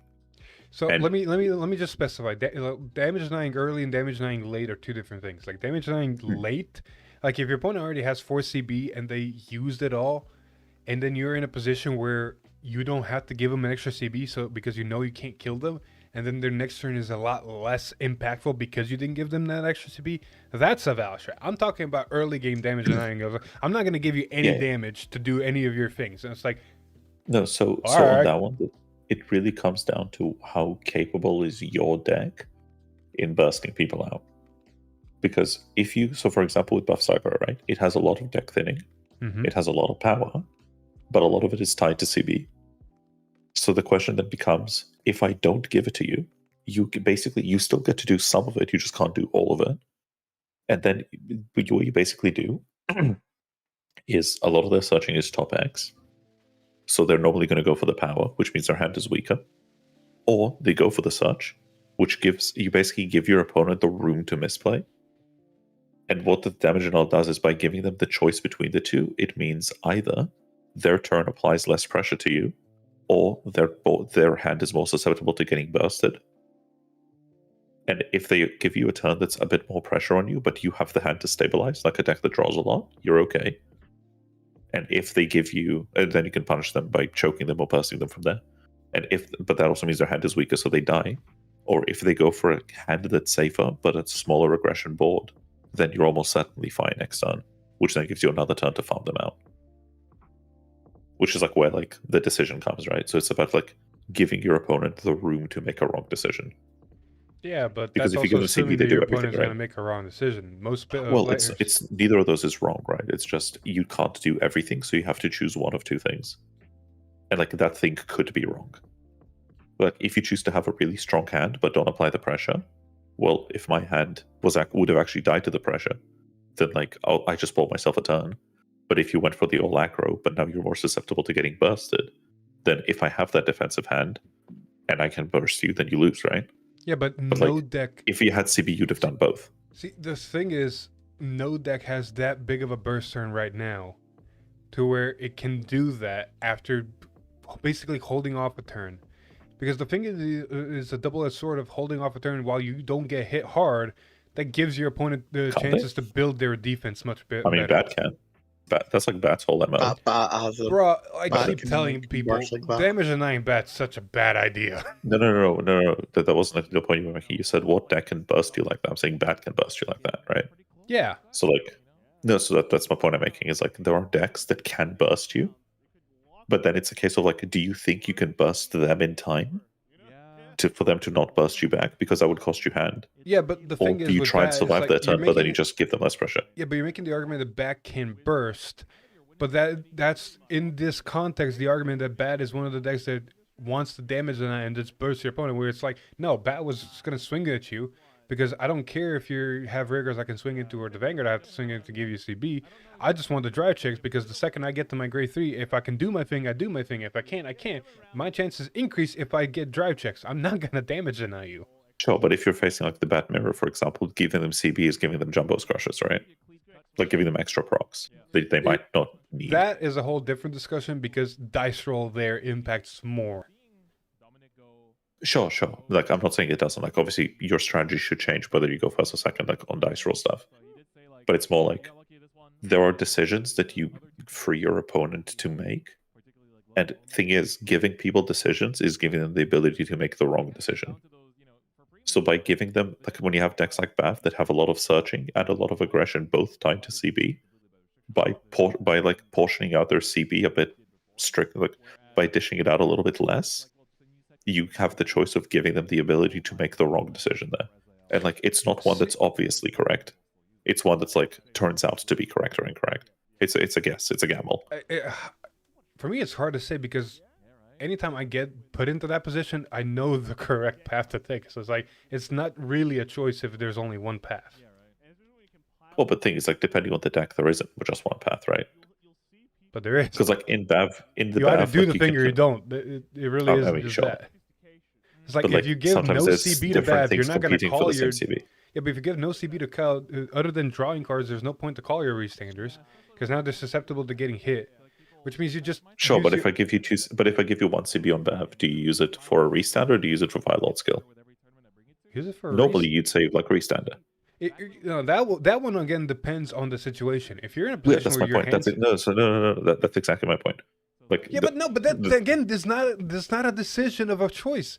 It's like you look at the game state and you make the correct decision on the game state. If you see you have an abundance hand, you don't need Vilord, you go for the restander, and vice versa. If you see you don't need to go for the restander, you can do Vilord, and then you do that. It's like, yeah, there is technically a choice, but at the same time, it's like you look at the game state and it's like, yeah, this is the better choice in this current moment. But thing is, because there is like a call that you have to make, like there is a level of like having to care about what you've seen from your opponent, what you think they're capable of doing, and that's where like that space comes in. Like that's the thing, and that's where that space for them to misplay comes in, because they could just read the game state wrong. They could think that your calls imply something about your hand that isn't true. Or vice versa, you can try and bluff your opponent that way. Because there are turns where like you won't aggress your opponent too much, like as the opponent to Bav, like you won't aggress Bav too much, and they can see it as either like they're trying to damage deny me, or their hand is, or like basically are they damage denying me because their hand is really defensive and doesn't have many pieces, or are they trying to damage deny me because they have all the pieces and they want to burst me back? And like that will fundamentally change whether I go for 4 attacks or power gain, because the numbers will change and like the impact on their hand will change. I mean, to be very so in the Bav scenario, it's kind of like weird because the well, only thing like, Valor it's not does directly is obvious what their actions are implying. So in the Bav scenario we picked is kind of a weird one because Valor, the only thing it does is really just 5k to the front and put 1 more card in the soul versus 1 more attack. But it depends what the numbers on the attack is, right? Like the attack will mostly be correct, but and then it comes down to numbers, right? So even if it's just a 15k attacker, right? No Valor, it's just a 5k from the sword that you're gonna get definitely, and its own power that can be 15, so up to 20. A restander is double 15 swings, while 1 more Valord can potential Valord's ability would be another 15k to front row because you're more than likely equipping swords. So it's the same numbers, but 1 less attack. Well, but it's not about the same numbers. It's about where that power goes. because if something is a 20, like a 10k, a 20k swing or a 25k swing, that matters if they check a defensive, right? Because that changes from being a doesn't hit to a 5k to pass, right? So it's like, right, but you can't it's play not about like just that. where the numbers are. Like you can't play. Well, What, you what have if to, they hit a defensive? Like what if they don't hit a defensive? Then the merit is more still on the Well, more again, attacks. that's where the decision making comes in, right? It's like, what do you think is the odds of this thing happening? Because there are two things that can happen here, and one of them will get punished more by one decision, one of them will get more punished by the other, and like that's what I mean. Like you have to make a call. Yeah, but and like giving at your that opponent the point, room to make that call is where it comes up. Like But that's you're like a lot of the making a decision call become versus correct in variance. retrospect. While you can make it versus variance, at the end of the day, it comes down to what kind of player you are. Are you gonna make it versus your call based on variance? Yeah, but and you play it forget, like, safe or Vanguard. gamble. You forget Vanguard is kind of like poker, where like half the time you're playing the person sitting in front of you. Like you can create situations where you know the person sitting across from you, and you can basically prey on what they're like as a person to like make mistakes. You're making an argument of you're trying to figure out what the correct call is, right? Yeah. But you can't know what the correct call is until everything has happened because of the way the luck variance is in this game. Sure. But my point is, for each example, call so is if I then give you the correct call because until well, no, the results. Yeah, but the thing is, it's not correct. It's correct in retrospect. Whereas if I gave you 2 CV, you do both, and there is no room to make a mistake. Even if it turns out to be a mistake in retrospect, that doesn't matter because, like, for example, right? By the same logic, if the top card of my deck is an OT and I drop my entire hand to guard, that's wrong because I could have just taken it, but I had no way of knowing at the time, right? So here's the question then, right? Here's probably one of the best ways I can describe it. You draw a mulligan hand, right? You have 5, or not a mulligan. You draw your first opening hand, right? Mm-hmm. You have one trigger. No, it's way simple. It's way simpler. No, so I have a whole hand, right? I'm on 5 damage. I don't need to die. I can drop my whole hand to guard. No, my drop stop. return is OT. That's not. Listen, fucker. Listen. Opening hand. You started the game, right? And you see a near perfect hand, right? You can either keep it or you can mulligan some cards. Both choices are correct. It's just your preference, right? So which one of these is the correct answer? The trouble is you find out in retrospect sometimes. Which one of these is the correct answer? You just made the whole thing about one of them. You have to think. And you have to be very careful because you can make the wrong choice. So which of these is the correct answer then? No, it's different. Just pick one. Just pick one. No, there isn't a pick one because it's not really like that. No. Follow through. Just pick one. If your hand is near, are you gonna mulligan or are you gonna actually keep your hand? If it's near, you probably just like send back the trigger. Okay, so you send back a trigger. Cool. Probably. The next card, there's a 6th card on top of your deck before you even mulligan was the OT. It didn't matter because it was gonna. It's the same argument I was making. It's the exact same one as the damage. It's like you had no way of knowing. It only turns out to be that way in retrospect. Exactly, which means you can't think of what's the correct choice. You think which is the best choice right now for you. Whatever happens later is going to happen because the variance. Sure. But the equivalent example in that would be, what if there was something your opponent could do that would let you like put a card back and not draw OT, but like this let them do the thing, right? Like yeah, but there is no. You can't of talk about an option that doesn't exist. It's rough. It's weird because it's like a weird thought process, but it's like there are things that are like not immediate mistakes, but they're places where you can stop your opponent from like having that option in the first place. So for example, giving my opponent the option of if they want a 20k or a 25k swing, neither of those is obviously correct, but if I haven't seen many triggers and a trigger is likely, then the 25 is probably correct. That's a different and go for the 20 is probably a mistake. No. That's a whole different argument. You're talking about limiting your opponent's capabilities. Them having to choose does not play into this. They're going to choose a path that they can do in this current moment. And what if that path's correct or not is only going to be known after the trigger checks. Well, yeah, but that's which the game, means right? they're just going to do the maximum they're capable of. So them having to choose, you damage denying and them having to choose, it's not correlated. Yeah, but then your argument is you let them correlated overcommit. To you not giving them the most options possible. Also bad. But yeah, you give them the option to overcommit is the important thing. There is no overcommit. There is doing the max you can. Yeah, which can be overcommitting. How? Because if you have a front row that's 20k, right? Just a 20k swing at my 13, and you have the ability of sacrificing an attack to make it 25. But the argument becomes, yes, one gives you more attack, but it loses to a defensive. Sorry, say that one more time. I was typing. Sorry. So if I have the ability of having my Vanguard swing do whatever, and a rearguard swing that will either swing twice at 20 or once at 25. They're both the same value, so the choice is No, irrelevant. because one of them, no, it's not irrelevant. Because if I check a defensive, then it doesn't swing. If you check it, you can't play this way, because then I can make the argument of, oh, but if you don't check the defensive, this is the Philip, more... Your entire point is undermined by the sentence "play around defensives." No, I'm not saying play around. You can't put that on like...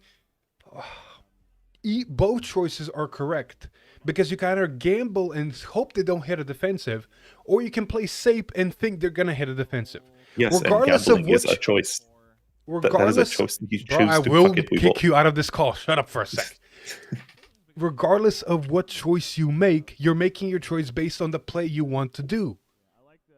Which means it doesn't matter you decided this is the most optimal play for you in this moment. It's not a mistake. When the trigger tricks happen, you can say, oh, I'm glad I did that. Oh, oof, I should have done the other thing. But in that moment, you don't know you could have done that, or you don't know what's going to happen. You making a decision how you want to play and then executing that play is still the correct play. Yeah, they can play a very long game if they want to. He's readying a crit. Wait, who left? What do you mean, who left? Oh, no, sorry. It sounded a voice like somebody left the call.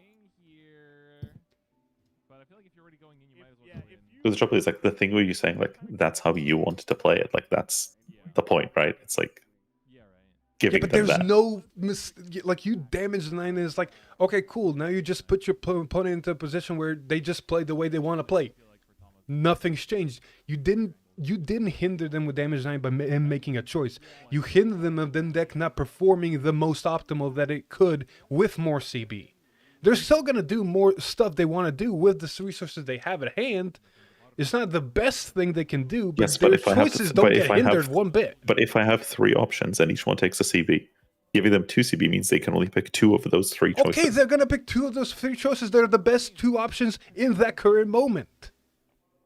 You're limiting the deck's capabilities. You're not hindering the opponent. Still know my weapon. You're a Bav main. You have to know them, right? Not just a Bav main. Cast in Japanese. I mean, I think that goes off assuming that, like, you think every person makes every correct call, which No, they but don't, that's then where we talked about earlier. Good players are just good players because they make less mistakes. Yeah, so my point is that frees them up to make mistakes. That's the But entire there's no argument. mistake to be made. You just, Philip, saying they make less mistakes implies they are making mistakes. What do you mean? Bro, you can have 5 CB and all the options to make your deck do the most perfect combo in the world. And you're still But going to the misplay sentence- potentially. Yeah. Yeah, you would. So it's the same fucking argument. Then that's kind of why the Japanese list recently been running the prison, because that just like gives you soul charge 3 off the bat, and then you immediately get soul not just for the Savo Ward, but you also get soul for experimenting successful to bind sometimes, and also for, I mean, in set 7 we saw the addition of a new set order that lets you soul +1 and rest it to give the Vanguard 5k for the Alexander restand turns. So it's like you have a bit more. The buff damage now is fucking crazy. This I honestly think is a misplay. Sure, you're not getting scrushered, but at the same time, okay, now you're going to wait a whole turn for them to still do a decent attack where it's going to either take your hand or take you up to damage, deck spin more, then try to find a Persona Ride, which means next turn where eventually you're going to have to give them CB, now there's a Persona Ride Scrusher, which is worse. We have a good amount of set orders in hand now, so you can. But we do have a Moe flag. Okay. You know Okay, the Thomas guy, Popper's going to try and stay at, like, you know the guy 2 who damage. won Netherlands? You know how he won? Wait, standard or premium? Standard. We're looking at Oh, standard. Daniel, Why would yeah. I be talking about premium? He literally won against 2 bats in top 8. Me and the guy who in the finals. One, because both the bats, yes, did brick, but two, because he just said fuck it and just went in, didn't damage an eye. You know, I wouldn't even mind. It's like, all right, you know what? I respect it. That's acceptable. I mean, that's fine, but if he makes a play into two people that works out, doesn't mean that that's like always the correct thing. Yeah, but right? he stuck with that strategy, and it worked out more times than not. Hell, even like I played against the guy not in, like for one played person, against sure. the guy not even in top 8, but also in Swiss. And the only reason I won is because some of the trigger checks I got to do bad completely, but it was still a hard game because I was at like 4 damage by the time I rode to grade 3. So he had the right idea. But the thing is, I'd argue into a deck like bad damage and all is probably not correct. Wait, what? Most of the time. I would think into a deck like bad damage and all is probably not correct most of the time. If you go first. Even if like you go if you second. then like because the argument becomes that like if they still have because like everything you're stopping with Jumbo's Crusher can still happen if they check crits. So like you're not really stopping anything. Exactly. Technically. So like you may as well go in, but there are decks where like you do tangibly stop things happening if you do that. Let's see how many we're setting. So right now we have 3 different types.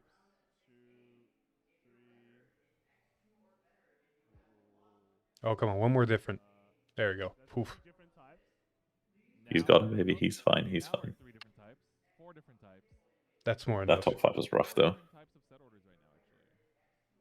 And then, or 4 different types on top of the ones existing. What a draw! This is like an insane amount of draws and 3.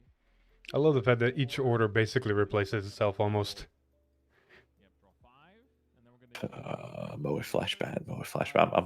I'm manifesting it, Moe flash ban. Bro, I'm manifesting right now. Yes, and see, this is what I'm talking about. It's like, okay, cool. If you don't kill him from 0 to 6 in the next turn, you're basically dead. Sure, but I would also say like the thing with damage now is like a strategy. It's not something you can like just do, right? Like it's something like it has to be like relevant to the matchup. Like into this, I'd probably argue it just like doesn't do anything. I'd say Bav is one of the only decks where like it does something right now. I will 100% be stubborn on this. I feel like anybody who damage denies a bad is misplaying. Oh, so no, I said Bav like Bavsargra. Yeah. Not like bad. Yeah, no, bad. I think it's pointless because like everything you're stopping triggers can do, and it's a deck that wants to check triggers anyway. So like, And the amount of deck thinning you're doing, you're gonna probably check triggers. And look, there's still the OT in there. Imagine, there's 1, 2, 3, 4, 5, 6, 7, 8, 9, 10, 11. I think there's 11 orders, which is not the most ideal thing. But imagine 11 orders and you hit the over trigger. That is. am I crazy? What? Does bad is Moa Flash not fine if it doesn't draw? No, it's the same thing. Moa Flash's merit is putting set It's orders. fucking The mass draw is order, just right? an extra bonus. Hmm. It's like Moa Flash is the hamburger. The draw is the cheese. With or without the cheese, Dude, it's still just a say you're fucking hungry, good man. hamburger. It's fine, bro. It's fine. Just say you're hungry. Like, I mean, I did just eat it. I'm so hungry. So yeah. yeah, I've seen your fucking portion sizes. Don't tricking me. Also, I would honestly switch the 2 grade 2s on the right side. At least have a 15k in the front. That way, if you do hit a trigger, that thing is restanding as a 25. Doesn't it boost? Oh, yeah, I see your It point. can, sure. but Yeah, I see your point. Yeah. No, it's like when you said, "Oh, yeah, I hear it." also it's kind of crazy. Not one Darklit Moonlight to make a Shadow Army token. Yeah, skill issue. For those of you that don't know what the Elder Glimmer does, this deck, so using Moe Flash, it allows you to retire it and then put 3 or more. Look at that hand size, bud. And you know the funny thing? You know how much combined shield is in there? 5k. No, because most of your deck cards are in front of you. So if you're out of drawn triggers are monsters. And if a good Elder Glimmer player plays at least 1 to 2 PGs, because you need those just in case of depending on how the game turns out. Also, Lucius, I think you're right, because the thing with Levy Dress is it pumps out such big numbers that it's like your opponent can take 2 defensives and you can still kill them through that. So like Levy Dress was actually really strong because it could choke people at really weird damage numbers. Because all of your swings were like 30 plus, Yep. or like 28 plus, so like they scaled really well.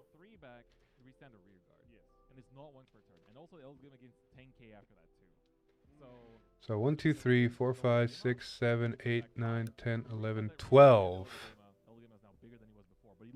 right? 1, 2, 3, 4, 5, 6, Marco, you 7, know damn 8, well 9, there's no 10, premium 11, stream. 12. Yeah, there's 12 orders. With that rear and Eldeglima every time for as long as you can keep putting back 5.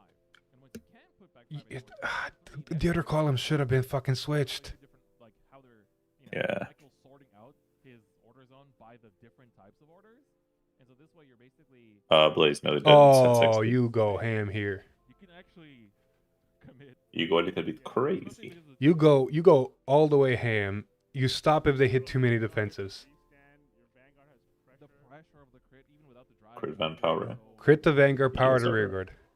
Oh, power. Okay. Second check. I feel like that's a mistake. Sigh of relief for Thomas. You have to remember that, like, Oh, I see why he didn't swap the 2. Only for this attack. After this, I mean, there's no more Yeah, he didn't swap the 2 because it's going to stay boosting. He's going to play around with the other column. But now, So it wouldn't have mattered. I don't know how much the stream picks that I would have still. Because it restands on -2 drive, right? Yeah, it doesn't do any more dry checks. That would be bust if it did any more dry checks. Like Weichmart's gameplay, do you get? what, did he just pass? That's definitely not Weichmart's gameplay. That's not Weichmart's gameplay. That's for sure. Oh, that's such a waste of a crit. I kind of like it. Imagine he's sitting on a bag of gold. Yeah, compressed deck. That's exactly. Did you just pass turn? Yeah. Like the idea is you have Persona, you have 12. If you can put a couple more orders in there, you're gonna have a really strong turn. But at the same time, the turn they potentially could have put them at a little bit higher damage. You could have found more orders and put yourself back in a position where now they're slower. The biggest thing about leaving someone at 1 with Eldeglima is like, yes, I can potentially kill them from 1 if everything goes right. But that's 4 chances of them hitting defensives and making a lot of things a lot of easier hard guarding. Win that turn. You can basically go like, oh, you guarded my 2 swings. Well, now all you're doing is equipping, and I guess like if you have Trick Moon, you can get 1 counter charge to get 1 Yugma shot swing, or 1 Bearlord equip, but that's all you're getting that turn. Yep. So it's kind of, you know, but it's the thing is that if instead Thomas no guarded both those swings. I would have done at least 1 at the game. I forced my opponent to use more cards out of hand and go to higher damage. We get a counter charge here on the Trick Moon, and the Cindy comes out as well. Cindy's going to use her effect to get back either an arms or a Bearlord from the drop, but we only have an arms. Gonna get the Sudia back here. The Bavsargra rare. You have to understand as well, like, him sitting on this amount of set orders means at some point, Thomas needs to give him damage. That is true. Like, Michael doesn't really care about his board disappearing. What happens is he's going to take damage, he just puts down a Jumbo Scrusher with a Persona Ride, and then suddenly, how much energy does he have next turn? 9 energy. That's like 3 CB, 1 really big Jumbo Scrusher. I just think the odds of him actually dying here are actually pretty low from 0. Yep. No, That's 0 a to 6 lot of against pressure. Bob, The unless big 2 thing crits about get Elite checked, an Dilemma OT, is that you there's no can shot. one-shot your opponents. You can control their damage at low you're amounts, saying and then there's in a 1 chance. turn, they're dead. So it really doesn't matter if he's giving damage now. At some point, he's going to get damage. He can make a bigger turn and give even more damage back. And that's when, you know, the hand of Bavsargra will matter. But when you're doing like 7 attacks with like something with a 3 crit kind of thing, For sure. yeah, it doesn't. It really doesn't matter. Like even you have 4 PGs and an OT in your hand, you might still die. The big thing is though here, while you were explaining that, Thomas managed to EV7 hit a Bearlord off the top. Bearlorded to reset the Bodonut shield. He's still gonna damage to it. draw into a See, this is why you then still hit go another into. Trick Moon. So, alright, Michael's like, Is he didn't. oh, is he swinging rear? Is that Also, what's you happening here? intercept. Oh, and it's a triple blank. He didn't retire the front row, right? In order to have an attack target, I guess, because he didn't want to give him CB. Whoa. Damn, Michael's This like, is alright, why you whatever. still do at least 5 when hitting a crit. Alright. So Because one now of the you're things just- you have to God. know when playing against Elite Glimmer is there's a way where you can control their opponent by controlling the Elite Glimmer player by keeping their counterblast and energies unsynced. So if they have 9 Oh. energy, if they only have 2 CB, that means they can only ever get 2 crits. So it lowers the pressure, right? Right. And depends on the amount of orders they have as Yeah, well. of course. That's usually something you Honestly, do at this after point, like you maybe do giving them damage. 10. They go all out and blast stuff. You hope to all hit the a stuff. crit again, And then the you next do turn 10. after that, they have 3 face down CB and they gain energy, but they can't use it. So the pressure might be lessened. But in this situation, I think Thomas is just keeping to the strategy of let's not give him anything. Make Michael do the first move. Yeah. To pollute his deck full of, you know, irrelevant orders right now. But like at some point, Michael has to go. But you also have to realize that Michael doesn't have to spend 5. He can just play 1 card down, spend 3 orders. And Also, there's continue technically a doing that misplay last turn. until Thomas wants to give him What's anything. El Glima, even if you decide to put no order back, you still have to shuffle your deck. I like that he used Blue Research Lab here to call the perfect card, which means that you can technically, yes. Theoretically, you know. No, I mean also like, are there any effects that mean it matters? You'd have to overcall it. No, right? Effects? Because there's no stacking. Or, I mean, this type of word allows you. There's nothing that opponent can do to stack bot deck, yada yada yada. There's sometimes random cards. And there's that nothing like, on your deck that choose something bot that decks or Sentinel, puts but back. I'm pretty sure Savard So technically it does not matter, as long as it's a but it is still a monster. mandatory No, without effect that you Sentinel, have never to mind. do. Never mind. The only way to pick it up is through the torrential research. So after this, it's actually just a body. There's no way to get it back down. Oh, they're counting. They're counting. Calling it out is like you're showing that you don't have a PG, you know. Because most people know that you only play 1, right? Yeah, but I guess maybe this is like the next level player. We go, I don't have a PG. Please attack into me so I can kill you. The taunt. The taunt. Yeah. All right, Moe Flash going into the order zone together with the Sava Ward. Going to use the Sava Ward here, Soul Blast 2, and call it out. What are we picking up from this order zone? What are we doing? They call it Tech Tien. We're going Moe Flash? Okay. Grab the Moe Flash. Does have a couple orders. Does he have 3 different orders? I think might actually have them, but has to ditch a trigger. Yeah, if you can Moe Flash here and put more orders in there. Moe Flash comes down. Michael laughs.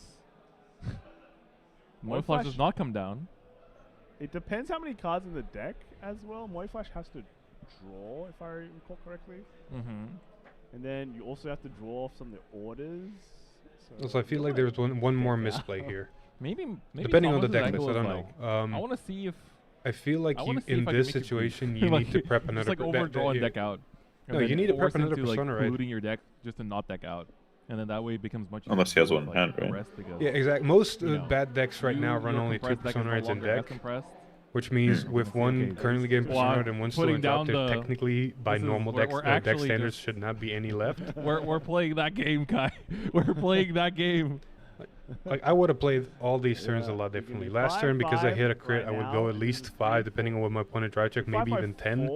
Because if I have access to Moe Flash and still have 2 of the grade 1 research available to me in my research area, I can easily combo back into at least 10 orders.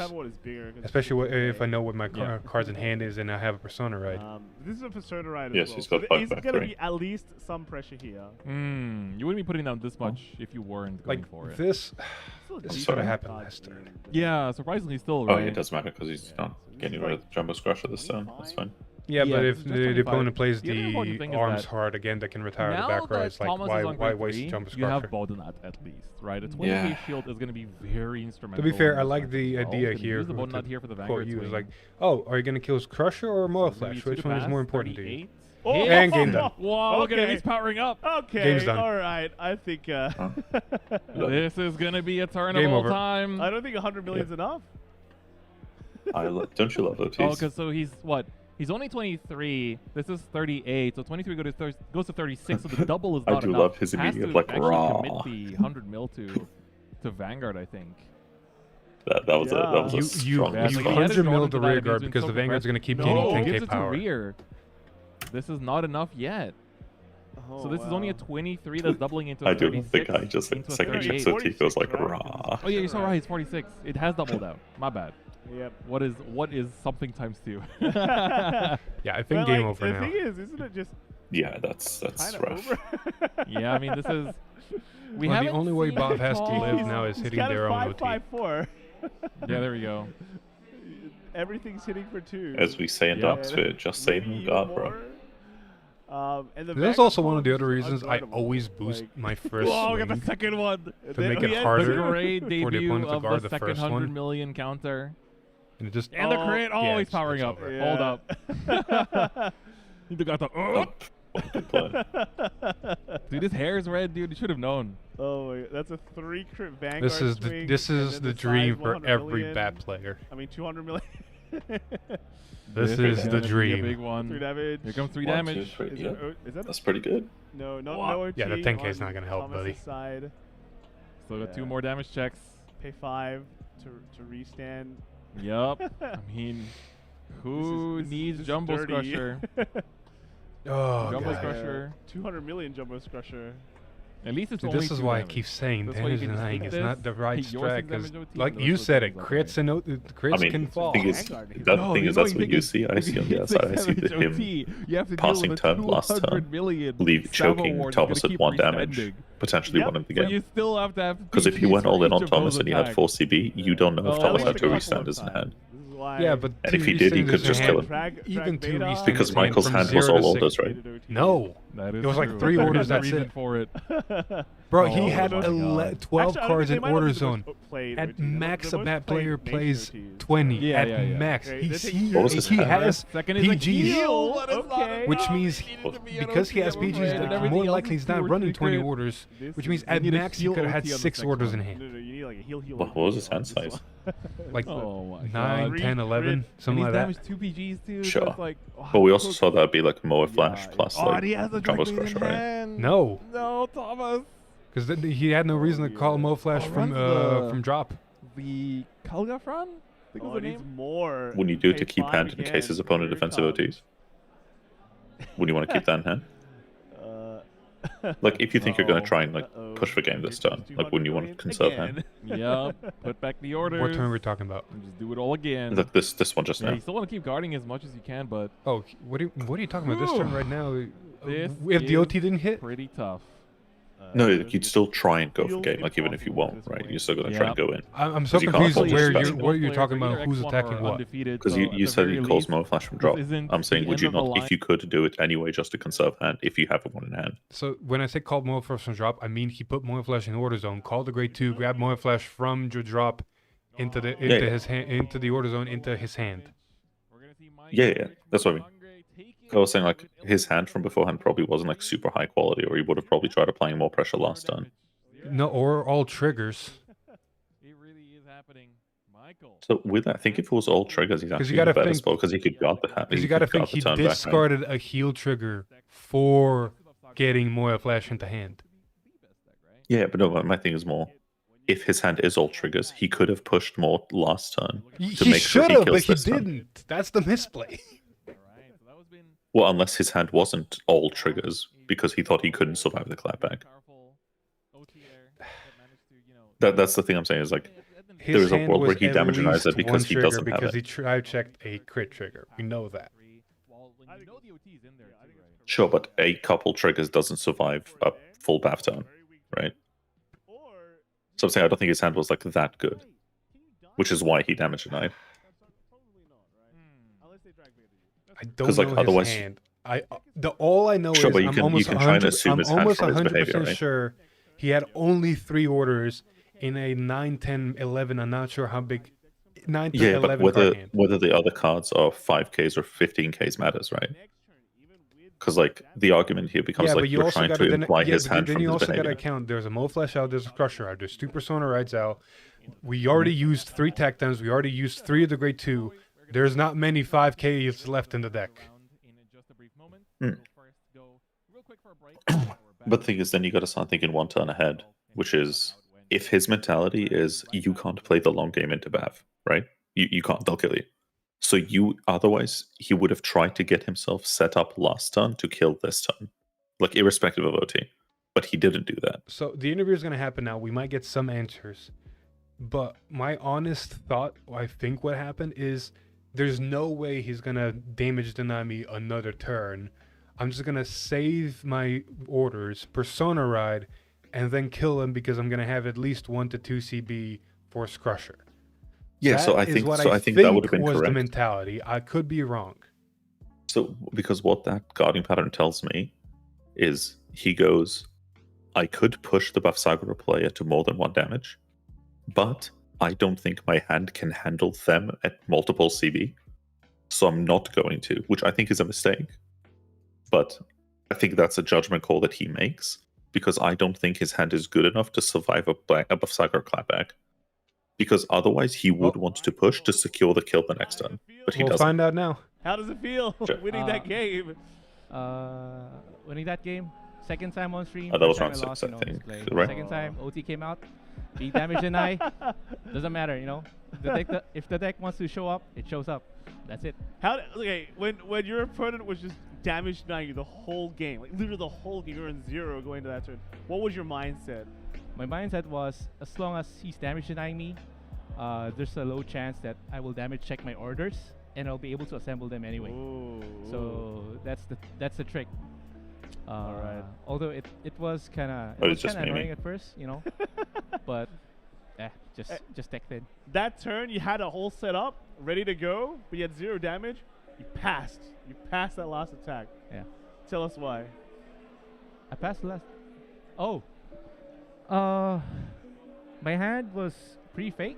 I don't think I'll be able to withstand a restanding rearguard, or if I did, then I just want to just lower the chances of the risk, right? The risk, anything going wrong. Yeah. Okay, that makes a lot of sense. So what did I tell you? But we don't know that. No, you can't, because his attack, his behavior tells you what his hand is. Doji.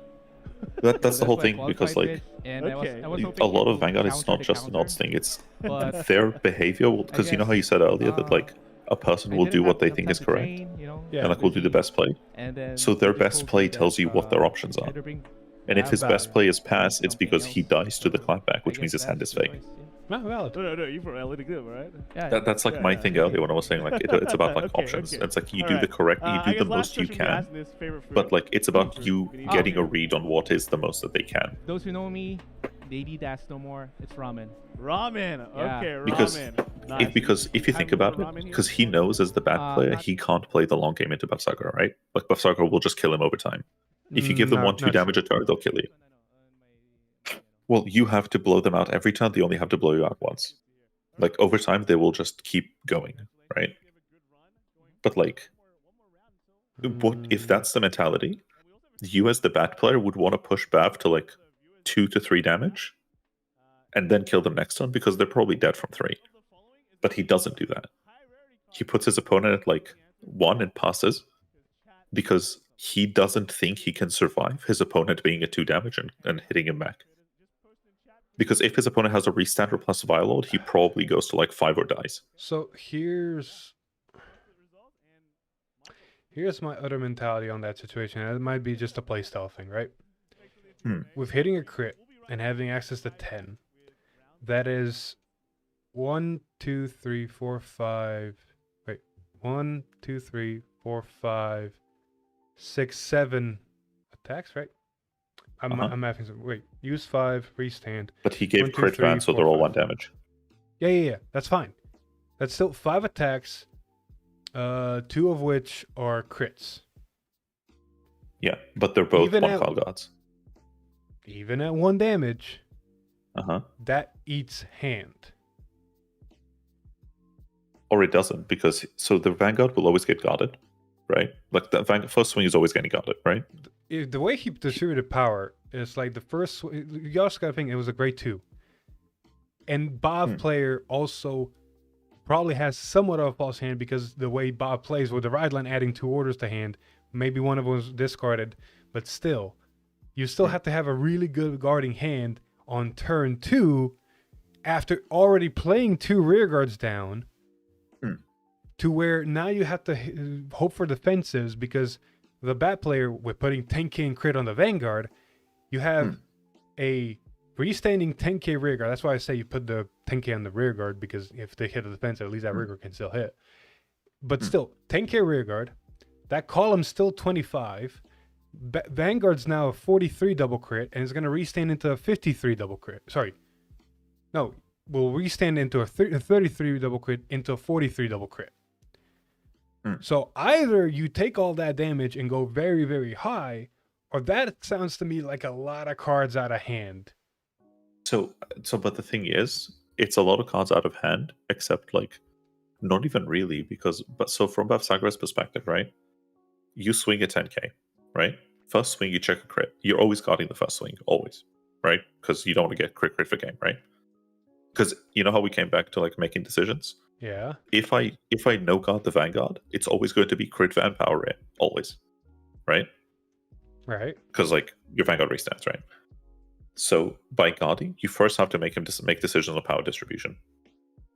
Although you're probably going to swing more from that. Beyond that, if they don't check crit, which odds are they probably don't, because his turn wasn't crazy, like you will take the rear guard swings because why would you damage deny yourself? Like if he gives it to you, you take it. And the rear guard swings become really easy, but the fact that he passes there no matter what implies from your perspective that like that the bat player looks at his hand and thinks, if I give him this damage, I will not survive whatever he throws back at me. So my question then becomes, why swing with a 10k rearguard into Vanguard? Because that was an intercept, if I'm not mistaken. Was it intercept? Was it 5k from hand? It was an intercept. The first swing on that turn into a grade 2 Vanguard from bat was a 10k rearguard into a 10k Vanguard, and I'm pretty sure there was an intercept. I could be wrong. I'm It not looked saying like you're wrong. I'm just rolling back the stream Yeah. to try and remember because I actually don't remember this. Let me go. So if it was about like here-ish, I think. So if he goes right's grade 2, that's fine. Your right thingy swings.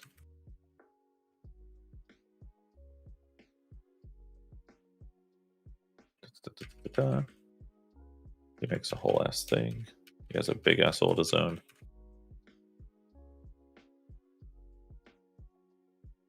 No. So, he. Oh yeah. So yeah, the first swing is an intercept. That's fine.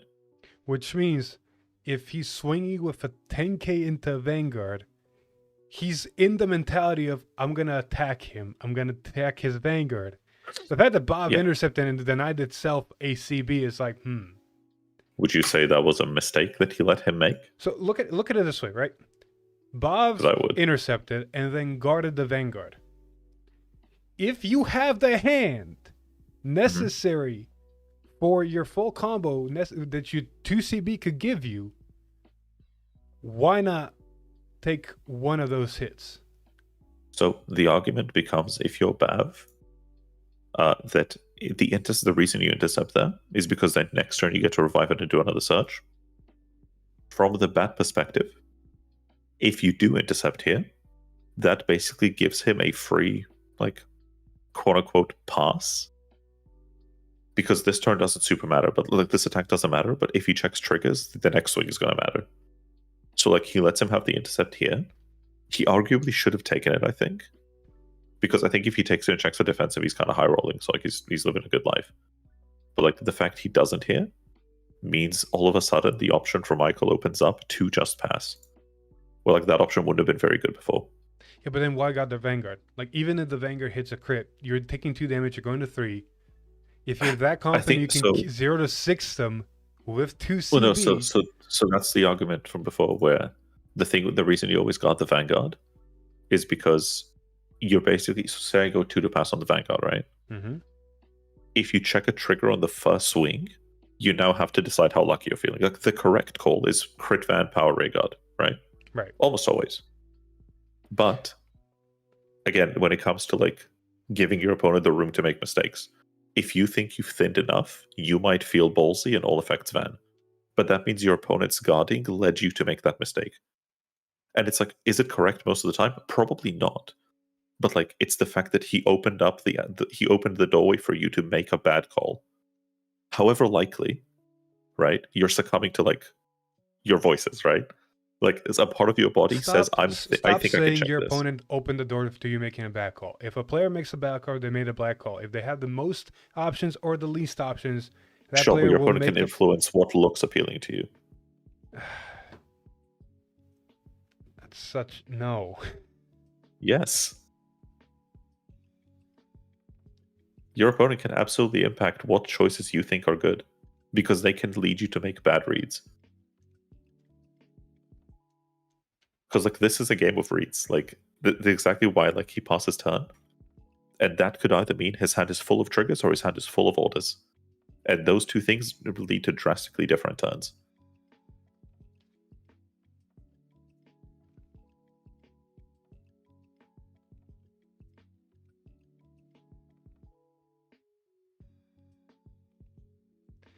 See, here's the thing, right? Regardless of what your opponent chooses to do, it literally just leads you down a road of your options. Mm-hmm. And on that road, you're going to do what you can. If you're going to misplay on there, or if you misplayed on the other side, it doesn't matter. You were going to misplay potentially. You getting just put on a different road does not increase your chances of misplaying.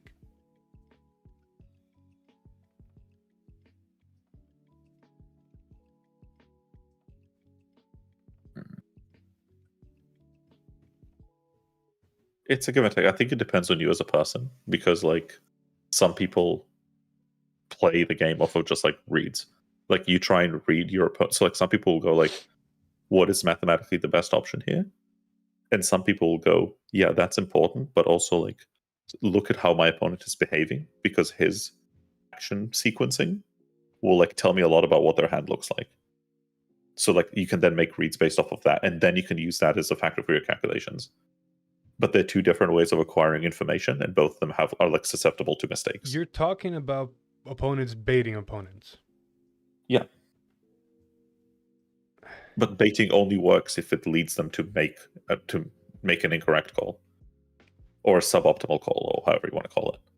See, in a game like poker, baiting can work. I think in Vanguard can absolutely work.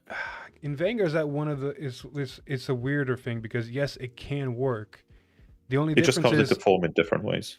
No, the only difference is, like, unlike in poker, in Vanguard, while you can bait me, my deck can then say, yeah, fuck your bait, it didn't matter.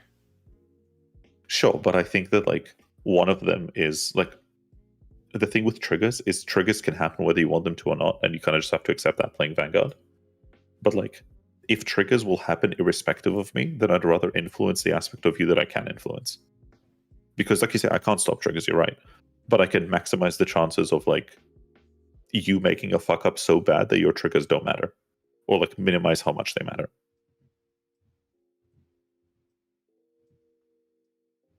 I just can't get behind that mentality. I mean, that's fair. That's fair. Like different people play the game in different ways. Like the whole thing is like, yeah, like it's something like Vanguard's for everybody, but like obviously people are different. People will play the game differently. Like for example, for me, it's a lot of it is reading my like opponent's calls on like their behavior. You know, but like that's not everybody. Oh, I think I got it finally. I think I know why I can take out the human part of technically of the equation, to say it like that. It's just a different way of gathering information. No.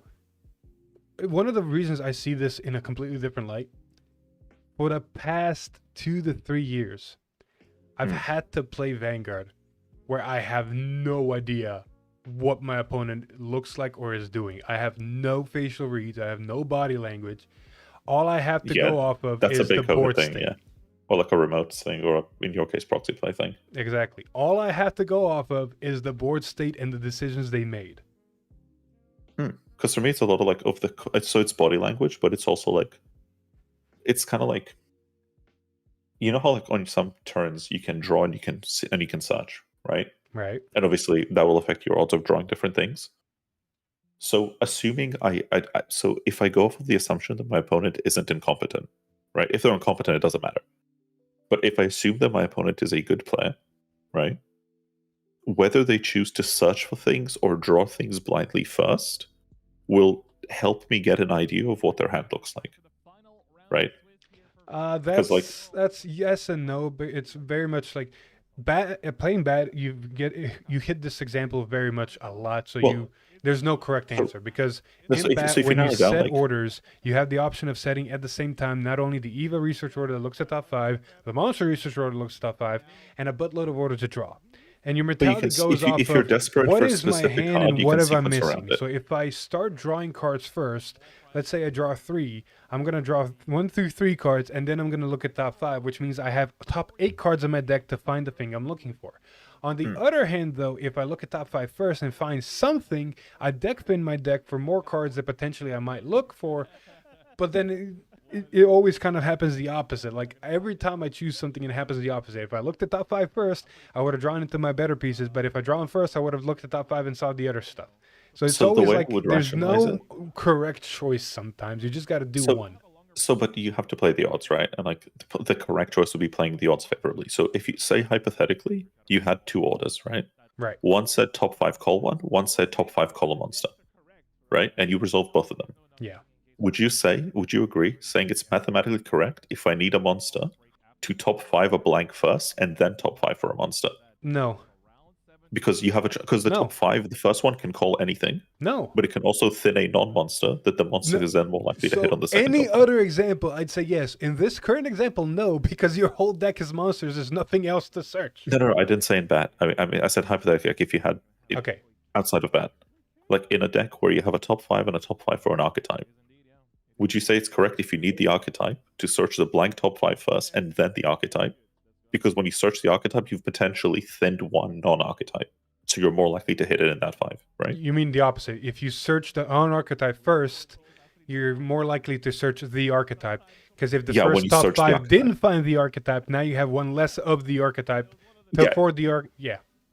Well, yeah. So, for example, like if I had that, so for example, say I'm playing Ava, right? Right. And say they made a magical one that searches fucking Immigra, right? Right. My first top 5 can hit Immigra, but it can also hit something else, which then means my second top 5 is more likely to hit the Immigra because Yeah, I've but thinned a non-Immigra from the deck, right? Ava's a good example. If you were searching for a specific monster, right? Would you rather first use Ava's ability, look at top 3, and add a card to hand, and then use the research, look at top 5, call a card? Or would you first call the card and then look at top 4?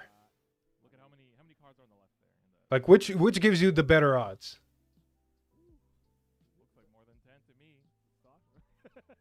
I think it would be order first, then top 4.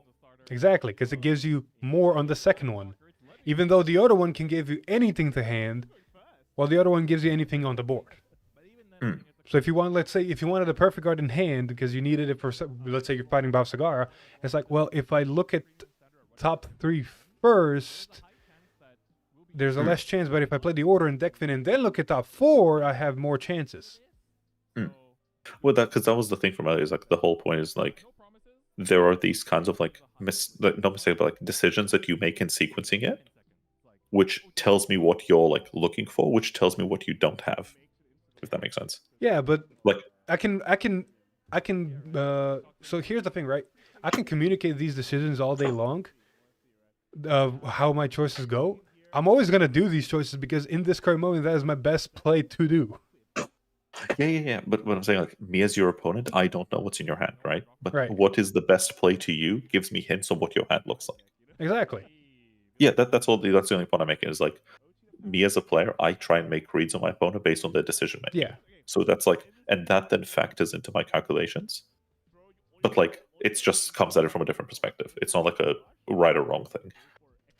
Like we Because can like take at this the end of the game, day, for like example. variants can always just go. Because like the way I see it is like their sequencing either matters or it doesn't, right? If it doesn't matter, then it doesn't matter. And if it does matter, then it gives me an avenue to make a more informed decision. Right. Does Like that we can make take this game for example because there are a decent number of effects where it's like look at top, add stuff, yada yada yada. But you don't Like, see what in they add, so it's like a Leverage- bit different. Yeah, in Leverages, a big example of this is going to be in using the grade 2 bug. I forgot its name. Energy Blast 3, look at top 2 per 1 on top. One in the Anatigaster. hand. Thank you. Yeah, because depending on what your hand is, you either do your other stuff and Energetter last, so you can stack potentially something on the top that's like a trigger, or you do Energetter first because you're searching for something, and then you do your other stuff, and then that shuffles the deck, so now you don't know anything back. You only have one shuffler in Smithiarch Habitat. Yeah. Yeah. If you even run it. If you run it. Which some decks do. Yeah, I think they should do personally, but so yeah, but for example, but then normally you try and resolve Anatigaster last. Unless you add Mythiarch, but then you'll do it next turn normally, because otherwise you're kind of undoing your stack. But then So again, I could also be they're desperate for something, right? This is a really good turn of let's see what Leverages communicates to its opponent, because on top on ride, wait. Well, on speaking ride? of Anatigaster to damage. Yeah, on ride, Energy Blast 3, look at top 5, add a grade 3 or less, right? What they add to hand can very much communicate what they potentially already have or what they were missing, right?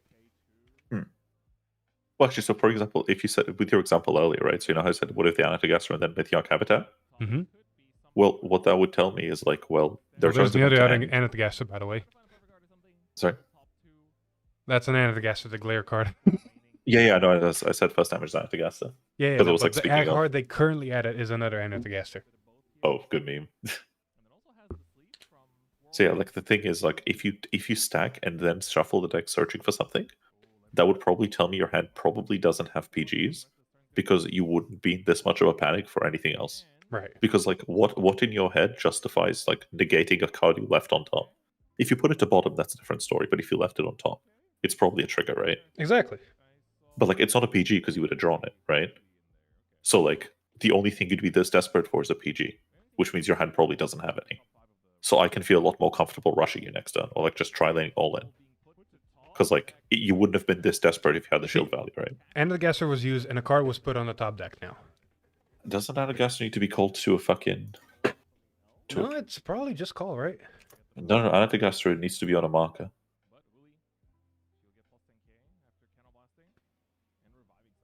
Oh, yeah, sure. He's already on grade 3. Sure, that's fine. Ignore me, I'm being stupid. I was like, you need to have markers for Anatagaster, that's for sure. And I've not 'Cause, seen yeah, counter charge in and Levy Dress in a hot minute. People don't tend to run it anymore, do they? People, so apparently damage has become very popular, so I think people have tacked it back in because of that reason. I mean, I don't hate it. Wait, Anatagaster... Oh, yeah, column, sure. Yeah, attacking both front rows is rough. Heal trigger. So the heal was stacked on top. God intercept, that checks out. Swings for back row. Again, swings for 20k, sorry. Yeah, gives the 15, swings fan. 18, first check, heal. Oh, sex. Heals. Man, people are so scared above. I mean, you gotta respect it, right? Second check. Heal. Don't matter. I need to step away for a sec. I'll be right back. Sure. That's the thing, though. Like, I think like, people have to respect Bavsargra. Like, it's too scary a deck. You can't just not respect it. If you don't respect it, you lose the game on that.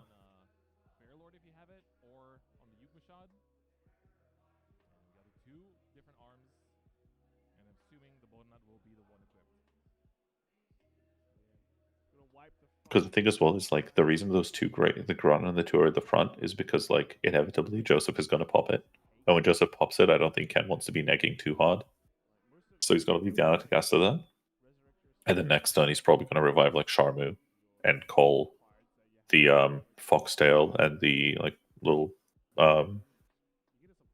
restander, because then he'll make a restander column. Sharmu will pop the Anatagaster, then it'll move over. Oh, sorry, it'll revive Shamu where the countercharger is now, and then put something else in front of the Anatagaster. Because then it'll be Vanguard swing, Anatagaster swing, boosted swing of Sharmu. Sharmu pop the Anatagaster, move the grade 1, and then swing. Or swing boosted, depending on how the numbers are looking. This is a scary deck. Like Bavsargra is like okay into it because it gets to do like one good guard, but it's really rough. It's not nice. 10 energy, though, is something you don't see very often, though. Basically, the sort of, way to play against this deck with Levy Dress is that, you're basically, as long as you can make the number be higher, that it still requires guard value even after they use the marker.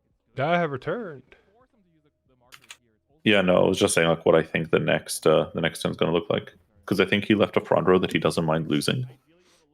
And then next turn he's probably going to like revive another Anatagaster and go like Sharmu and then the two grade 1s in the back row. Right. And then he'll like he'll basically swing with the back row Anatagaster. Oh, sorry, Vanguard first, then back row Anatagaster. The front row Sharmu popping the back row and then moving the Foxtail over, or the grade 1 restander over. And either swing twice or boost, depending on how many defensives the Bav checks. Because, yeah, this deck is just all reliable. And the fact is it clears itself a lot of the time for value. So I think you're actually pretty happy with it.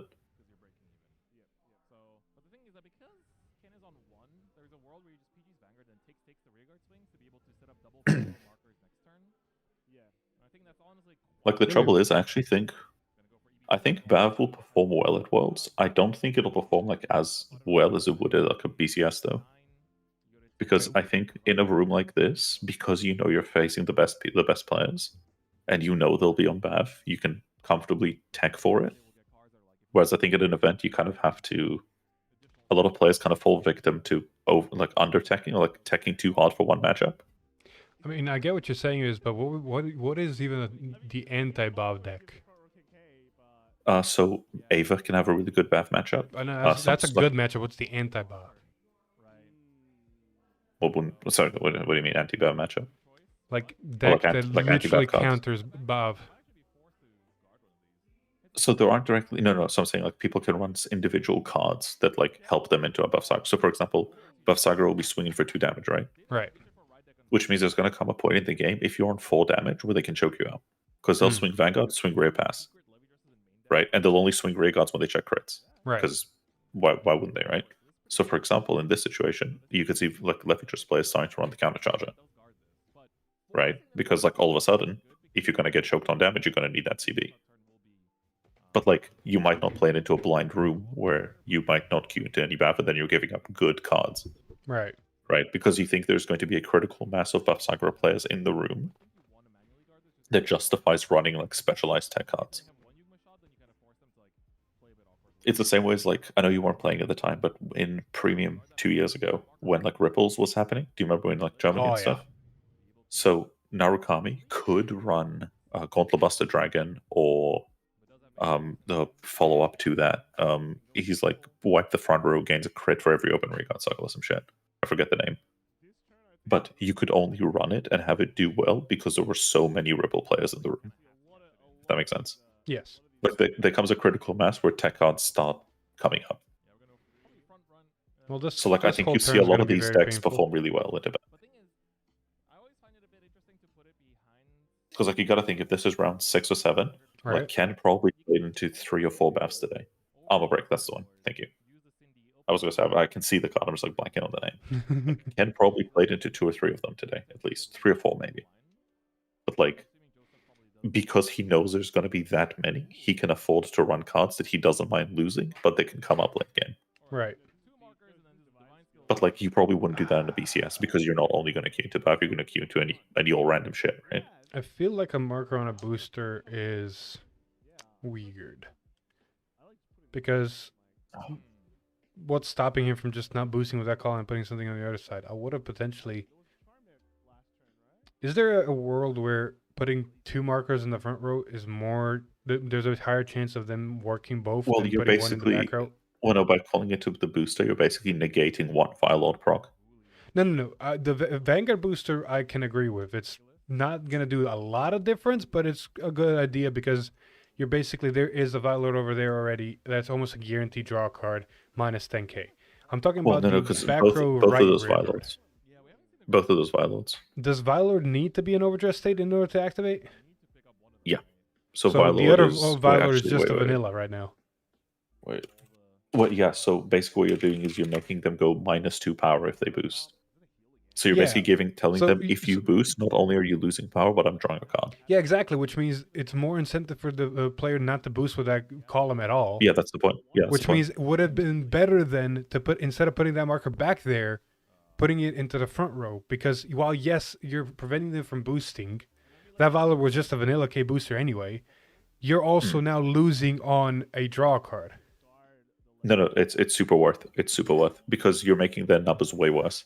So 5k, so 5 plus 8 becomes 13.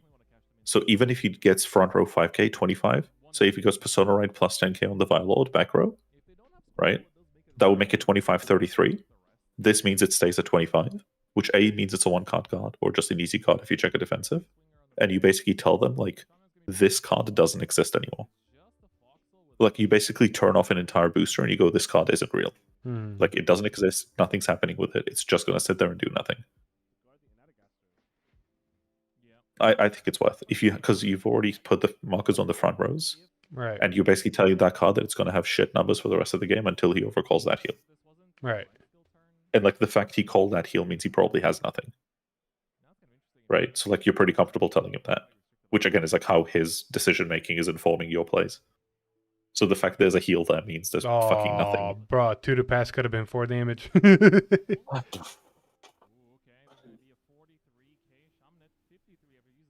He's just him.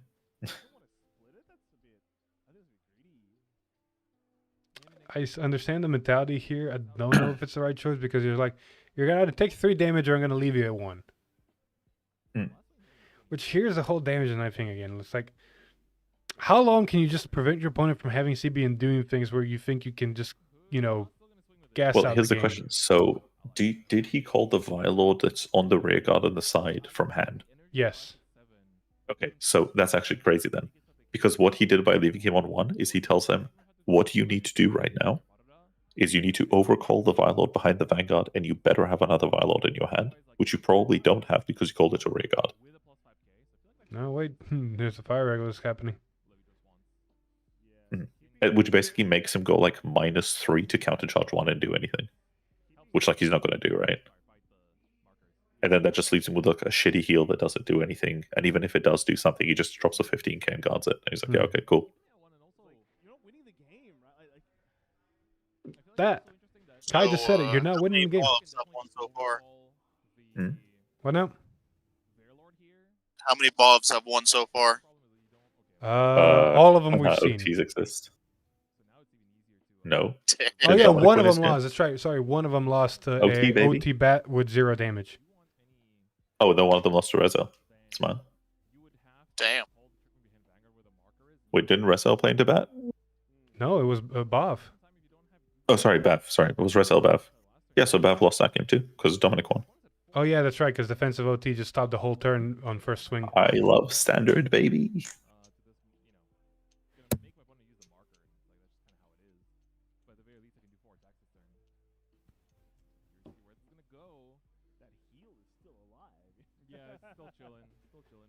You know, honestly, whenever they introduced the new ace units as an ORR, I seriously thought they were going to do something to stop OTs or something.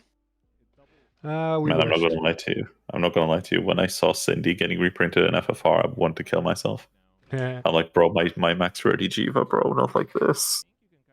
Like, don't make me fight the BAF players, bro. I don't wanna.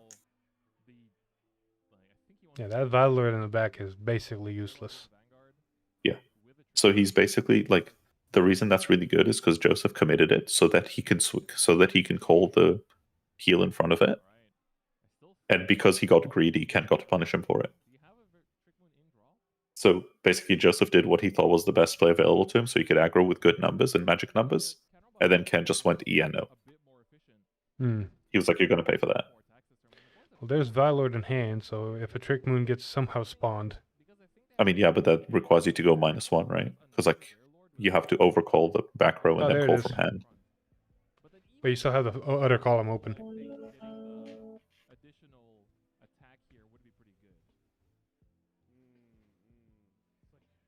You can, but remember that if so the crazy thing is if you boost the Vanguard with Vilelord, you basically have to CB1 to give them 8k, which is super shit. Like CB1, imagine if you had an effect that said CB1 gain 8k power. The Vanguard swing, there's a marker on it. Yeah. Yeah, so he should take that marker off and make that booster -8 or -10. So it's a -2 power. Yeah, but he also gained plus 10k power from Vilelord's ability, so it basically balances out. Did he CC? Bro, Vilelord gained 10k power to the front row is a free dress boost ability. What are you talking about? Is not CP1? No! Oh, it isn't. Shit. Bro, why do you think this deck is so stupid? Shiba. 3 Vilelords in the back with no face-up CB is like 30 Oh, I'm to the straight front row. silly with it. Oh, damn. I'm straight silly with it. Man, this is why I sometimes can't take you seriously, because you say shit like this. Ah, that's fine. Don't worry about it. That's still fine though. Because yeah, he basically so he basically just went boost for 8k like the other. Like instead of gaining 30k to the board, he only gained 20k and let his opponent draw a card. But I feel like that's still a good benefit. I mean, it's better, but the issue is he's gonna draw 2 more cards off the other 2 front rows, right? Yep. One Veilord negates all the markers, which means the other Veilord is actually a plus to power. Yeah, but none of them negate the draw, baby. Woo. Yeah, me and Ecker should definitely have a podcast, and I know a third one who should join us, but he's a little fuck. Yeah, I know what it should be called too. Yeah. Bruh. The funny thing is, people see us almost kill each other every time we're on camera, and they don't understand that we actually get along quite well. Yeah, it's because we both know that we're gonna have differing opinions, and we respect people, both of our opinions. And the only way Nah, to bro, I don't respect bad players. No human rights. Jesus. See you in Budapest, baby. See. This is why I keep saying damage at night. Where did it bring you? You Right stopped back to me, baby. Exactly. You're right back in the position where you're basically gonna lose. And yes, it's because of triggers, sure, but at the same time, it's like you could have put so much pressure, force your opponent to take more cards out of their hand. So again, like I think the damage and is a really strong strategy in like very specific situations. I don't think it can be like a blanket solution. I think Kai said it at some point of this game perfectly. Like you're not winning a game damage denying. Yeah, no, you don't. Literally all damage denying does is I think I'm dead if you go all out, so I'm gonna try and edge you into it so I can kill you. Yeah, but see, that's the whole thing. It's like I think I'm dead if I give you CB, right? You're thinking, okay, how the fuck do I survive? Which means the idea of winning is not even in your head. Yeah, but you got to remember that like damage denial is a defensive play. It's not a proactive play. It has to be you going, like it's exactly the situation where you go, I need to try and kill, but I can't kill you now. So I need to do the most I can, making sure I survive next time. So it'll involve like edging them 1 or 2 damage, normally like 1 damage. And then like, so for example, like in Premium, Dimension Police is a deck that like, if you're on 2 damage, I'm never killing you. If you're on 3 damage, I can kill you every time. I get that. Because everything is 2 crit, and you're never no-guarding a fucking 4-drive 2 crit swing. Also, we definitely just ignore in Premium Gizeh, which the whole strategy is like, I'm going to give you 1 CB. Yeah, that deck's cringe. No, Gizeh, it's funny. So Gizeh tries to rush you, but you want to stay on fucking 0 against that deck. Yeah, because the second it gives you 1, it basically wins if it gets this condition. So you try to stay at 0. That way, if it does get this condition, you tank 1 Gizeh, and then still have at least a turn to try to clap back. So yeah, so your mentality with Gizeh is you either go to 0 or 5. You either go to 0 or you go, look, fuck it, we ball, I'm killing you, and then just go to 5. Because if you go to 5, you're like, fuck it, I got everything available to me. Levy Dress is vibing, dude. Bob has 4 PGs? Oh no, Levy has 4 PGs in hand. I don't know, Levy's hand looking kind of nice though. Yeah, Homie looking kind of nice. 4 PGs in hand is nice and all. The issue is that's not for not 4 PG. That's a requirement to have fucking 6 in hand and all to be PG'd, and then he dies next turn. Because the trouble is, like on a turn of 4 PGs, you do nothing, and then next turn you just die because your hand is not more than 6 cards. Pieces somehow. Luckily, Habitat here is to help, and then the grade 3 is in drop, so you can get on the board. So, and then it called the grade 2. Does the grade 2 for Levy, Cannon +1 costing from drop only work from hand? Yeah, Hooney. Okay. So, I think she is only from hand. I'm pretty sure. Let me check. Nope, she is not. Or at least the way they're playing it, she is not. Which here's the board making, which gets an Antigaster. Just on place. On place if I have a token. Yeah. Or if I have a marker in the same column. So. Antigaster plus is another card. So Levy has a way to make board. So Levy does. The concern here is if your hand is 4 PGs, say that it is, right? You need to have a hand of more than 6 cards because then you're discarding every piece in your hand and then 2 PGs go free. Yep. But the issue with that, as you can imagine, is your entire board relies on your top deck, which is a really shit position to be in. Mm-hmm. So yeah, he has like Foxtail to hand, something to bottom. It looks like Empiro to bottom, Foxtail to hand. Although I might have misseen that. Yeah, he's going to go Soul Blast. I something see else. Panther. Oh, he runs Panther. I think. Panther is still good. Early game pressure plus deck thinning. But I don't think he's calling it. The issue with Panther as a card is that it doesn't do anything if it whiffs. So you have a situation where you go neg 1, do nothing, which is really rough. I think if it said, like, if you don't hit anything, draw a card, or, like, if you don't hit anything, soul charge 1 or counter charge 1, it'd be really good. Surely, there we go. Finally taking the attacks. Yeah, like I think the fact that you can go like retire one, do nothing is like rough. What? Is he divine skilled yet? He has, right? Last Yeah. turn. Oh yeah, of course. Yeah, the marker's gone. And look, 2 defenses. I love standard, baby. No, that's the double-edged sort of damage denying. It's like, okay, cool. Now that I finally want to give you damage, now you have what 5 chances to hit defensive triggers. But the thing is, your calculation when damage denying should be, can I play through that? Because like on 5 damage checks, they're way more likely to hit 1 to 2 defensives than, like, you know. Exactly. Basically, if I deal you 5, you can check 4 defensives. If I deal you 1, you're never checking 3, right? So like, all Wait, like the reason damage denying. Set 6 is legal, right? Set 7 is legal. I am so shocked nobody cooked Roa. It's shit, dude. The new Roro is so bad. Oh my god, that deck's so ass. The Roro was good for one format, so I have 3 of the world's best Roro players on standby moaning to me about how fucking dog shit it is. I feel like there's something missing there. Like Roa The is issue with not Roroa that is bad. like, the issue for Roroa is like, your engine is a bunch of pieces, and those pieces are like a lot of increments of 1 damage, which is just like not scary. The issue is none of the abilities inherit crit, so even if one of the attacks Yes, is they do. like all that happens. Which one? The new Roa has a fucking crit on it. No, that's not what I mean. That's not what I mean.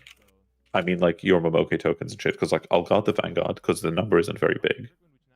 You'll put all your crits and power on. All the power is always going to go on Momoke, right? Like always. Right. And then I'll just PG the thing with 2 crit, and I'll just take everything else. And then I'll clap back because you have no hand, and I'll just kill you. Like, the deck is like really bad at manufacturing hand. Also, the new Roro doesn't have crit. Yeah, it does. No, it doesn't. I was 100% sure it does. Brother, I'm reading it right now. No, it doesn't. Or was it the second iteration Roa? Maybe, but you don't run that one anymore. Yeah. I might be misremembering. I think the Verdescent Flash did. Because the trouble is, because Verdescent Flash is locked to being on top of the old Roroa, the new Roroa gets like shit on because of it. Because you basically have to concede all of that support, which is really rough.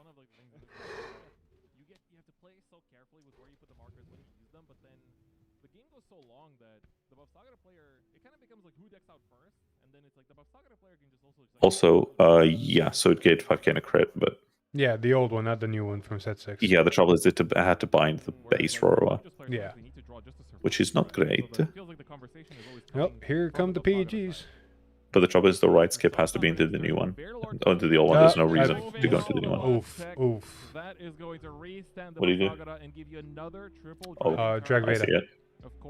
Yeah, no, because I'm watching your stream, so I'm a couple seconds behind. We got the funny counter. Here we go. 'Cause, yeah, I'm recording the stream on the other PC, so I can do my thing tomorrow. Hey man. A WinCon detected. The triple drive is what makes it annoying, right? Yes. And so still forces the PG. So unironically, I think that like the 2 hits that Bav needed to have is like choice Bav and Drag Veda, and then choice the restandard with Vilord. Right. But I think Vilord 1 is Also, like good question, enough. because there was a rearguard swing first, where Marker was using it was guarded. Was that the correct choice, or taking 5 damage on an attack that, you know, granted you couldn't know no OT was going to hit? So the way I generally try and take these is... Because right now it is 1 damage, but what if another crit got hit? Will be active. So the argument becomes that on the next swing that something comes up, the second Vilord would have boosted. At which point that marker negging probably doesn't do anything anymore. Right. Like it's just a card draw, right? So like you want to guard them while they're guardable, and you want to start taking heal broken. Oh yeah, play. time is a problem now.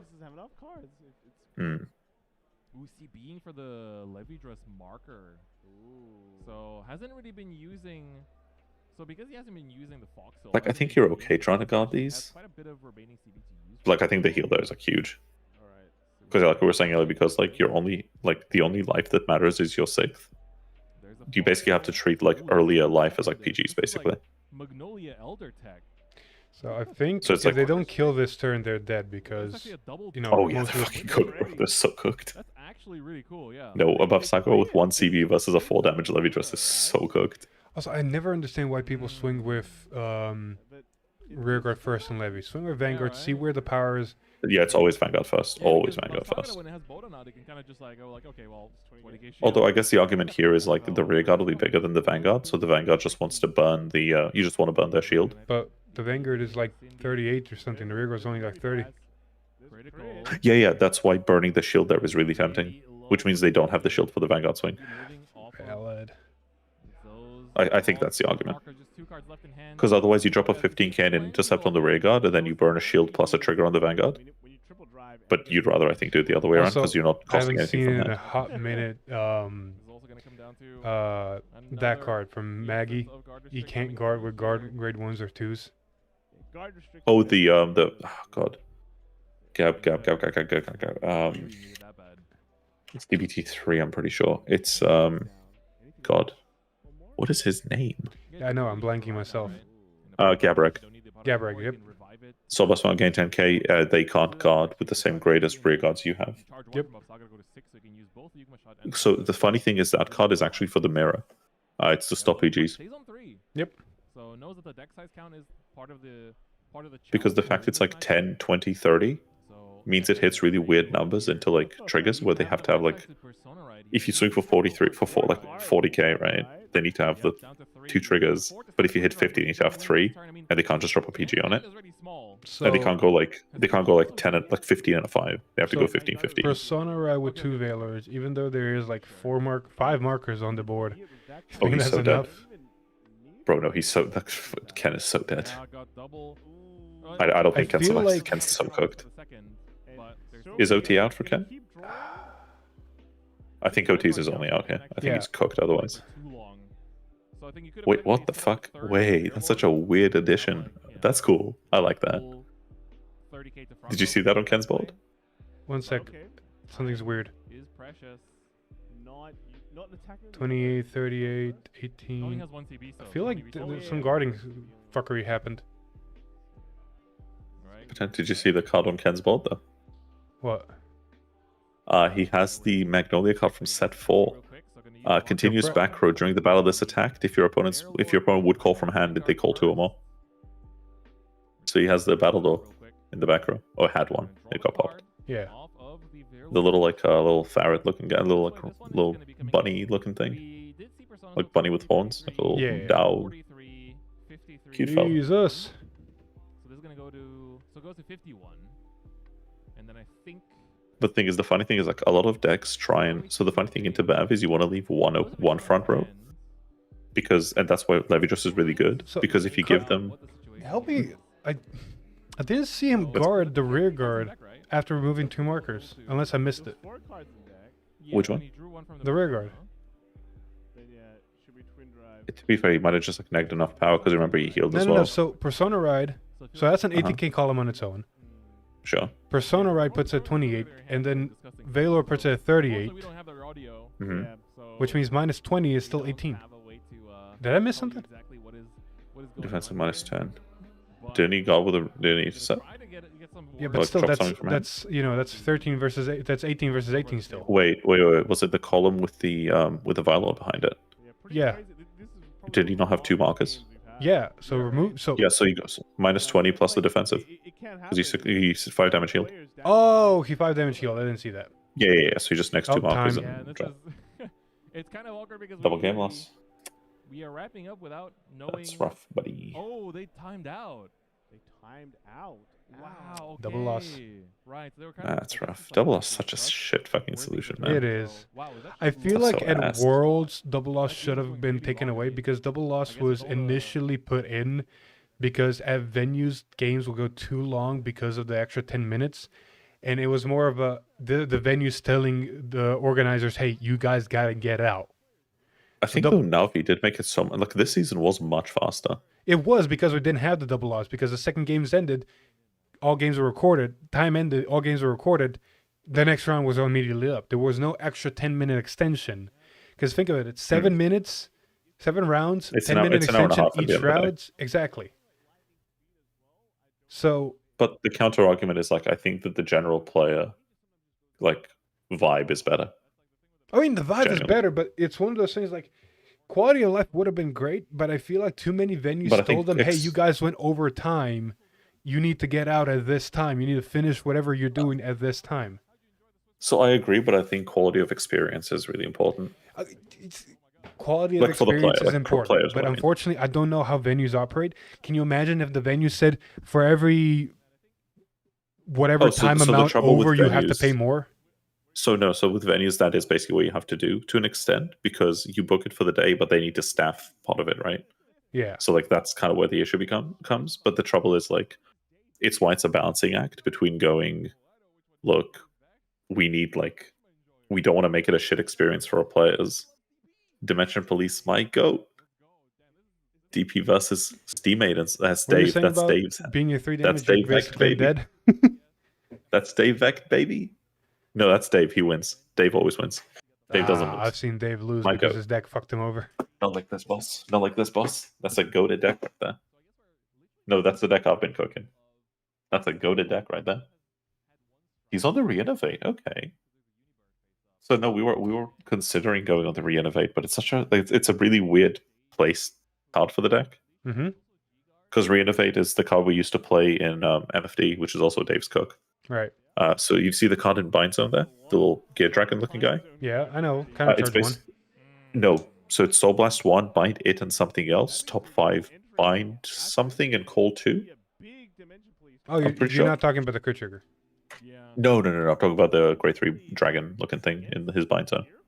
Oh, Bind So Zone. I it's, thought you said damage zone. I know that card, yeah. Yeah. It's So Renovate accelerates. is. Yeah, so it's Soul Blast 1, Bind 2 rear guards, check top 3, Call 2 cards, and Bind the rest. Or bind the was- third. I forgot which deck wanted to use it a lot. It was, Mystery Flare. yeah, Mystery Flare at the there time. it is. Which is also Dave's cook. So the thing is, it's a really cool card. The trouble is, it's really weirdly placed because it's act, and it's a ride target that you don't want to ride, so you can't G-assist for a 3. It's like a really weird card. Right. We ended up cutting it, but I can see people running it. It's just it's a really oddly placed card. for the I deck. know the card. No, because I've been testing this deck for the past few weeks. That it's so strong right now. It's strong, but like healthy strong. Because like you have ride down plays into like crest decks. Because into crest decks you send them second, and you just ride down because now they don't history strat anymore. So you get to punish them super hard. But this matchup is super Dave favored. Why you gotta So jinx the man? so they're playing into Dimension Police. Dave should win this because what happens is, if Dave goes first, Dialiner will ride up. Dave will ride down. Dialiner rides up. But because Dialiner can't stride, it means when Dave rides back up and has 2 force markers, so you see how he's got 2 under the yellow? Those 2 force markers, because his opponent didn't get to stride, all of his grade 3s are 10k shield, not 20k shield. Because otherwise he'd go Geoma Glass, flip Geoma Glass. Right. So the fact that they're 10 and not 20 means all of these attacks take like 2-3 cards out of his hand. And the DP player just can't keep up with that. And if they don't die, their turn is such a nothing burger that like Dave just kills them the turn after. Yeah, but now Which is where you're going to be seeing Dave is soon. at 3, new persona ride, new force marker. But importantly for you, you don't care about him being at 3, you care about him being at face up 3. I also see why Dave didn't multi-attack. Also remember that your deck, as gears, so you know how they have Linker? Why is the Bavsargra- Metro Police player playing the grade 3 prison support? Because it has an effect that says whenever your opponent's superior calls, you can rest it. Correct. So, for example, when Dave swings off Slishma and calls the 2 off Slishma, the DP player can go rest the thing on the force marker. Writing so down Shiri- there's a Shiri- grade 3, right? No, so that card's banned. You just play Jet. You write down Jet. So basically what happens is you ride into something in your grade 4 in your deck, and then you Soul Blast the find a Jet. way Soul Blast the Jet, and then when you ride down, you don't have the correct target, so you ride down into whatever is in your soul. Yeah, and then you pick the 2. Because, so the weird thing is, it doesn't necessarily write down. It's because the reason that works isn't because you ride down, it's because the grade 4 retires itself, which means you technically don't have a Vanguard. So you and have nothing to meets pick its something conditions, from but your you soul must to have. become your Vanguard. Yeah, exactly. It's why there was a cheese in when that grade 3 was legal. Because the grade 3 you're thinking of is Inglisa. She was worded differently. She said write a grade 2 from soul. Right. So what you do is you do the reverse and you soul blast the grade 2 instead. And if you wanted to write grade 2, you just wrote the grade 2 normally. If you wanted to rewrite a grade 3, you'd basically Soul Blast your grade 2. And Or, rewrite the grade 3, yeah. yeah, or you ran a main deck grade 2 order and put it into Soul, try and ride the grade 2, it can't ride, you ride the grade 3. That's So still you have two ways dangerous. of doing it. What is this, a 3 crit, 4 drive check gallop? So it's not, because in Dave's hand, if he has a G-Guard, Gears has a G-Guard that says discard cards from your hand. If you discarded grade 3 or greater, like a sum of grade 3, it's like 20k, 25k shield. But if you discarded a sum of 6 or greater, it's a PG. That guy. So when they go linker for the Sentinel break, yeah, so he goes 2-4. There you go.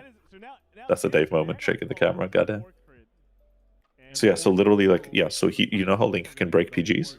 Yep. That's a PG Linker can't break. So basically you're telling me unless Dave has another G-Guard of the same value, he's basically Oh, dead never here? mind. Never mind. Never mind. That's OT.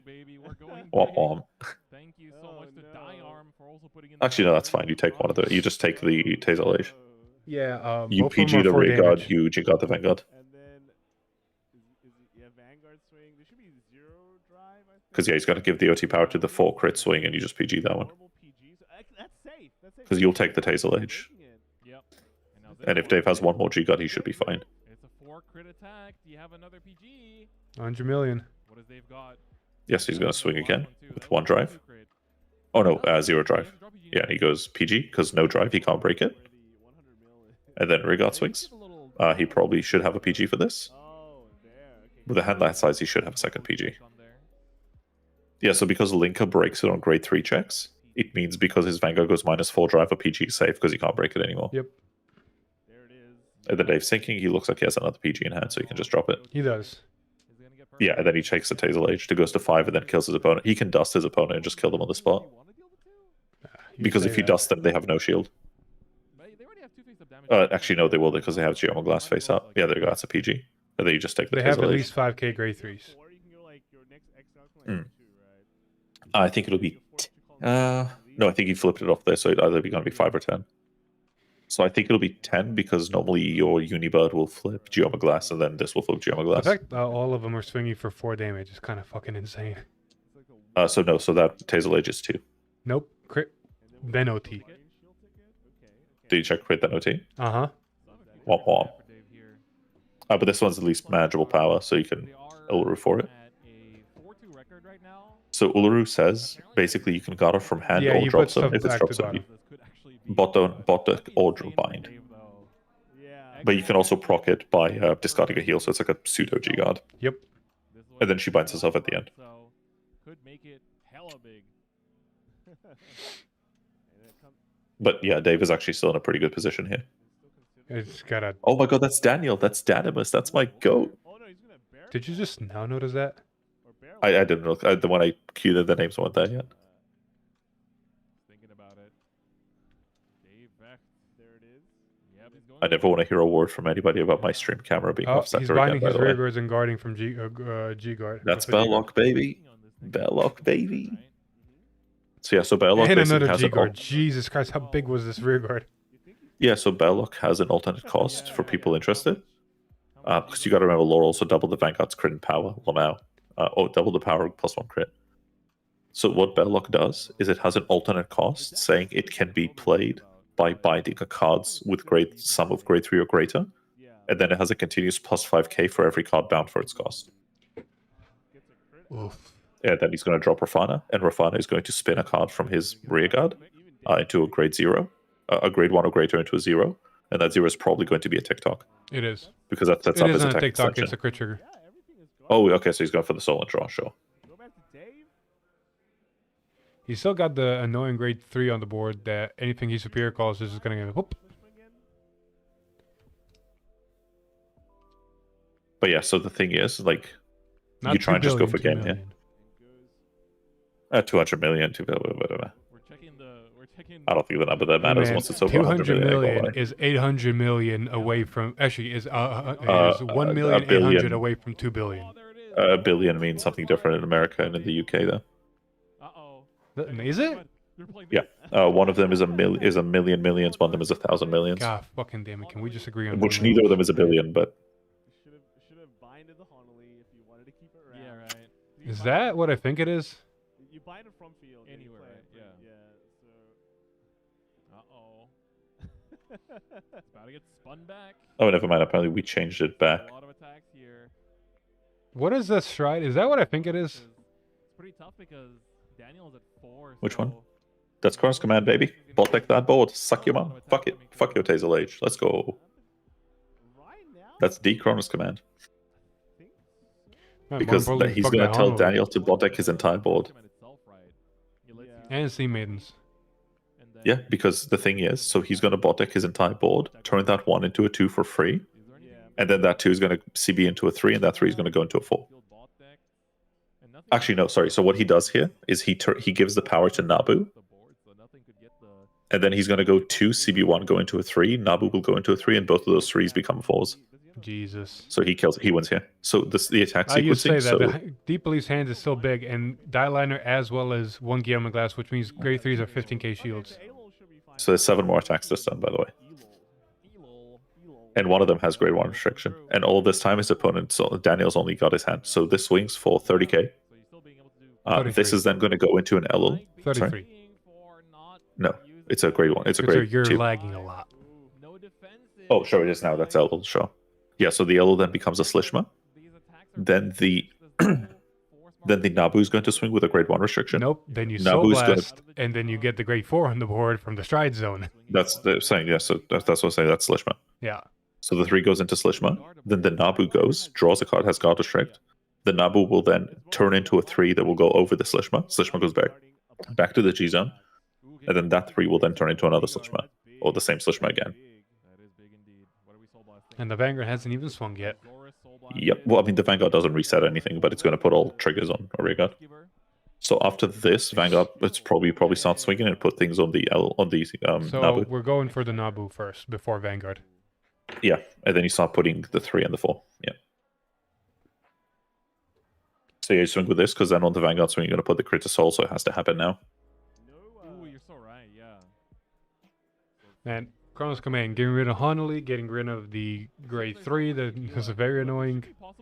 Yeah, so the Taser Age is really the brutal thing here.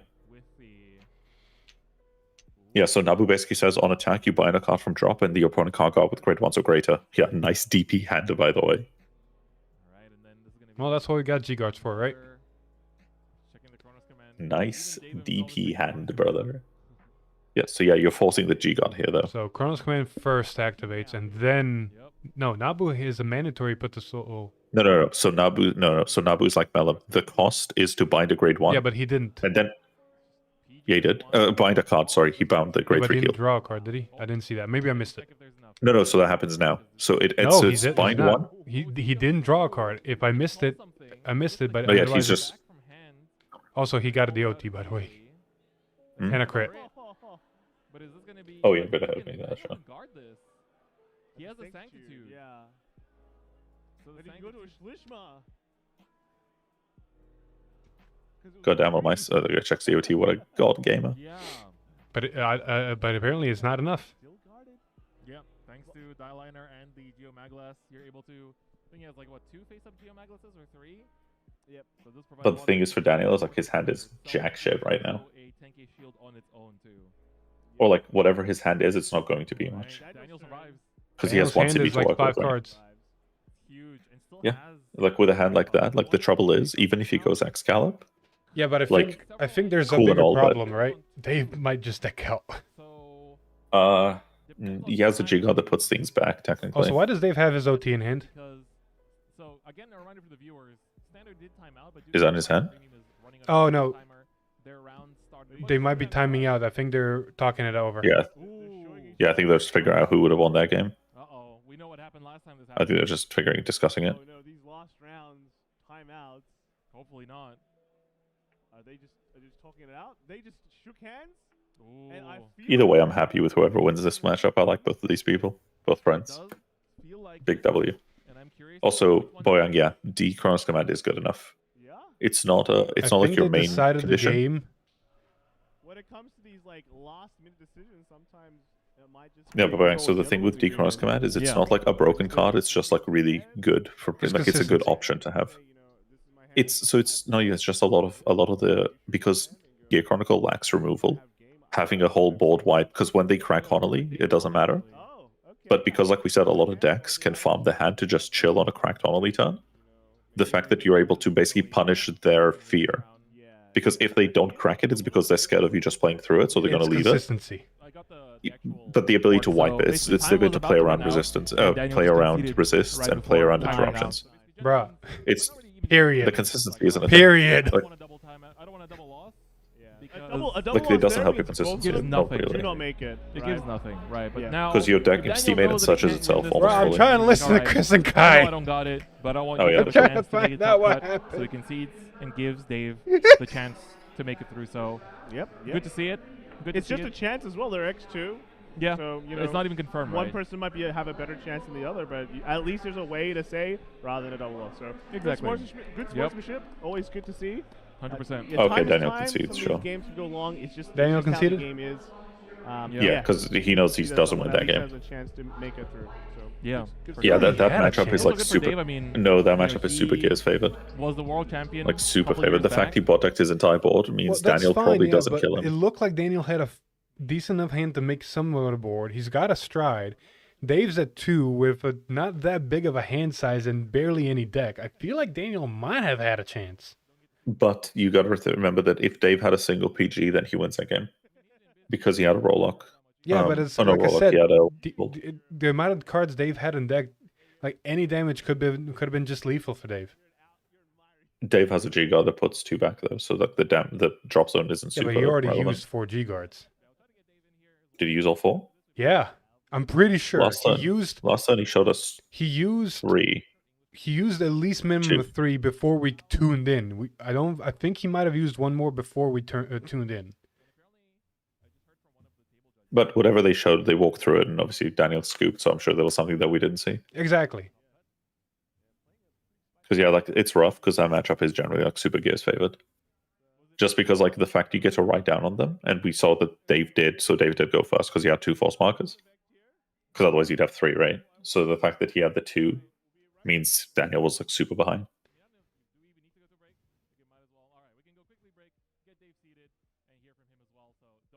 That's the thing. I'm not gonna lie. Like, do you want me being real for a second? Like, I'm really unhappy with the premium coverage.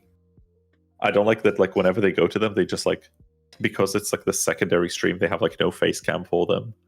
Like, they take a while to put the names on. It's like, just have it What are ready. you talking Like, about? We had premium on stream. no, when they swap games because the game ends Well, early. yeah, but like, if why not just have premium the ended second one early, ready? we would have swapped against the standard. It would have been the same thing. Yeah, no, I just wish they'd have like the screen set up for them. Well, yeah, but that's not a gripe for premium then. That's just a gripe for stream setup. You're just putting premium Sure. on the label. I will. Yes. Jesus fucking Christ. And you see I'm why a- premium is slowly getting X'd out. I mean, I'd rather it wasn't. Not every problem is a premium problem. And we are back now with Dave. Ooh, back hold with up, Dave My in here. goat, Shut my up. goat. champion from just a couple years ago, and now after that very emotional last round, how are you feeling, man? Like thrilled because it was a very like close game. In my opinion, like I made some mistakes, but it's like I haven't been playing Vanguard actively for like the last year or so. But like I think it was a really good game. Like if it was at the kitchen table, for example, Yeah. it could have like gone on like for a couple of turns and like played differently out. But here, of course, you're with the time restraint, so Yeah, that's right. nice. Like you have to like make different plays based on that. It was like the most key point about the match, in my opinion, was the Honderling, because Oh, because it didn't use it off yeah, the board, he never right? used it. So like my decision was like, does he know when the final kill turn is going to happen? Because if it's going to happen, then it's like You gotta use it, You right? always get it rid of the board. He didn't like see that in time. So I Right. just went into the Chronos command, wiped the entire field.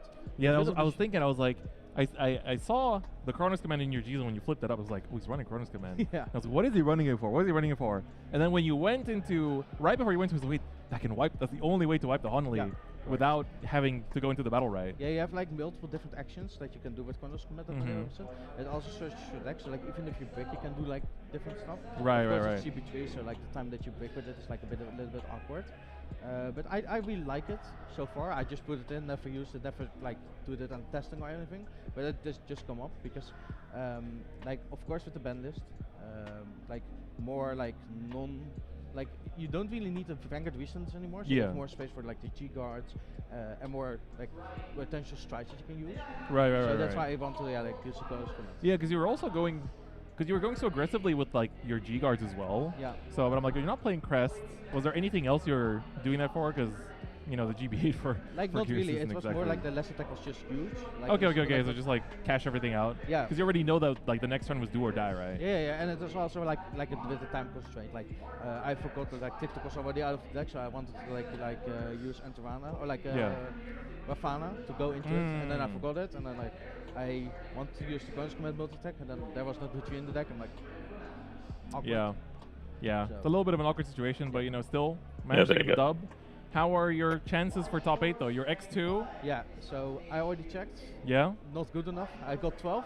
Oh. But seeing how it's like my last worlds, I'm really happy with the result. Yeah, right. It's like still like just on the brink, but at the same time, like as you said, you haven't had as much time to be testing this year.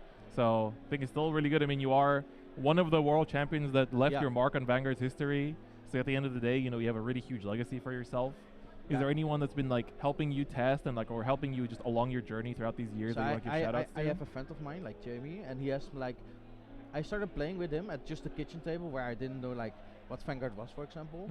So like he's a great friend of mine. I didn't like, he doesn't play the game anymore, but he's like over the journey of it. He's like been a great help. And, like everybody, like you also know, like the entire community is awesome. Yeah. I mean, representing Europe. It's like time and time again. It was a bit bittersweet to see like a EU matchup in the last round. Yeah. That was kind of like determining who has a chance to make it top cut, right? It was also funny because I didn't like recognize the handle. And then I see, he's in my Airbnb. Yeah. Oh. So it's gonna be awkward. I think there's a rivalry going on in there. Yeah. A bit of an awkward ride home. Yeah. But still, I mean, how was it? How's the entire tournament for you? I mean, throughout the rounds, you know, as you said, this is your foreseeable last Worlds. Was it a good overall good memories? Yeah, definitely. Like, I also think like in looking back at last year, it's a better Worlds in my opinion, just because of like the season we're in. Like I just like Japan in this time of year better than winter. Yeah, so overall it's like great, and of course Japan is awesome. Yeah, man. We also have Card Game Festival tomorrow. Yeah, if you have time, definitely check it out. Yeah. It's a one-of-a-kind experience. Yeah, so I already got my tickets, going there with friends. Good Not stuff, good participating, stuff. but there's still a lot to do even if you're not playing the main event. So it's really, really good time. But Dave, I'm not gonna hold you for too long. Yeah. I hope you had a good time. You know, the sad you didn't make it in top cut, but it's still, you know, so be it. still a good finish. Yeah. So really appreciate your time. Everyone in chat as well, give some love to Dave as well. And speaking of chat, we also have a special trivia. I don't know if you heard about this, but we have special trivia. But yeah, no, chat. the sad thing is like it is Dave announced at the start of the season that like this is going to be his last one. He's not playing past this. See, if Dave's quitting, then Premium really is dead. I mean, he's quitting because it's dead. Because like he's like there's nothing, because his mentality is basically I have nothing left to prove and there's not supporting it. So like his deck really hasn't changed almost anything. Like there's some new cooks in there, but all the cards are really nothing's new there. I mean, yeah, but that's kind of his grievance with it, right? Yeah, that's my point. Yeah. Like it's the kind of sad thing because like Dave obviously loves the game. It's just a shame that like. Oh, excuse me, I misspoke. There is one card that gave him the win that last round. Chronos Command. Lol. But well, the thing is, no, there's other cards in the deck that do that. It's just you may as well stride into it, like no harm, no foul, right? Exactly. Like there's other cards in your deck that 4-spot decks, but like for Dave is really because they're not supporting Premium anymore, and his main nation is or clan is Gear Chronicle. The only time he's gonna ever see Gear Chronicle support is if they support Jet in Standard, and that's it. So anything they give Jet in Standard, he's got to hope it's not Energy Blast tied. It can work in Premium. It helps the deck, and it's actually something good. Because otherwise, he's just playing the same deck over and over again, and there's nothing new to it, and there's no support, and everything else has potentially getting support, potentially getting changed, ban list, standard support being added in that's changing the decks, and so forth and so forth. Like, I don't like the idea as well of premium dying, but if they're really not going to support premium anymore, for whatever reason it may be, then premium sticking around really just seems like more of an inconvenience than an actual thing that people might want, but it's like, it's always the same. The trouble is I can understand the take, and it's just like a bit of a shame because like yeah, 100% is. That's the reality of the situation. Because I think for a lot of us, it's a case of like, at the moment we attend events because we like seeing friends and like we like playing the game on the side. But like if premium goes, it's like, I don't know. It's kind of like I guess like I'll see friends when I see them. I don't think I'll travel to events as much. Yeah. Because like I'll be honest, unless they're going to send Vanguard back to being a 2-day event with real side events, bro, I'm not flying to Budapest for 1 day. Exactly. No shot. No shot, dude. I'm not doing that. Like, imagine telling somebody like you have to fly across like cross continent to play 2 rounds of Bath Mirrors where you might just get sacked out of the game and your weekend is done. I'm like, wow, that sounds miserable. Like, I don't want to do that. Yeah. Because like at least other games have like robust side events. Vanguard like has side events, sure, but like, are you really flying to France to play 2 locals? Like, and not really. Like, in all honesty, this is just a global problem. Like in JP, they don't have this problem, which is one of the reasons why we do have this problem, because we're not their main market. Fixing these problems here is not going to be as easy as fixing those problems there, and that's just the reality situation. That's not saying that the company doesn't care. It's like they have priorities. Priority is JP market first, global second. The trouble is that the way it feels to me, at least, is like, if the mentality is going to be like, we'll just keep doing what works in JP, then like don't bother. Because like if those problems don't get addressed, then like in respect, like we're not Japan, right? Like we don't have the same supply problems. We have different like issues. We have different player bases. We don't have the same supply problems. Locals. We have supply problems that they don't. Rather, other way around. Exactly. And then locals are few and far between. Some countries don't even have locals. Some have barely one. The whole country is supposed to go to this one shop to play Vanguard? Like, I don't even think it's their job to make sure places have locals. I think it's their job to make sure locals are well supported. Exactly. Because if your locals is well supported, more locals will be incentivized to exist. But I don't think anybody wants to be like taking, because the trouble is like they keep. It's the one thing I think Bushiroad fails at, just because like obviously I speak to shop owners.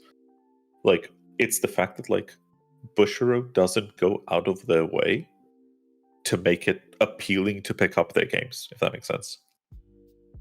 Because like a store can't just say we're hosting Vanguard, right? If they want to be on Navi, they have to buy product, They have to get registered, they have to do all this stuff. And like setting up a community for a game in your country is really hard. When you go, guys, come to us, we have promos, and then you don't have promos.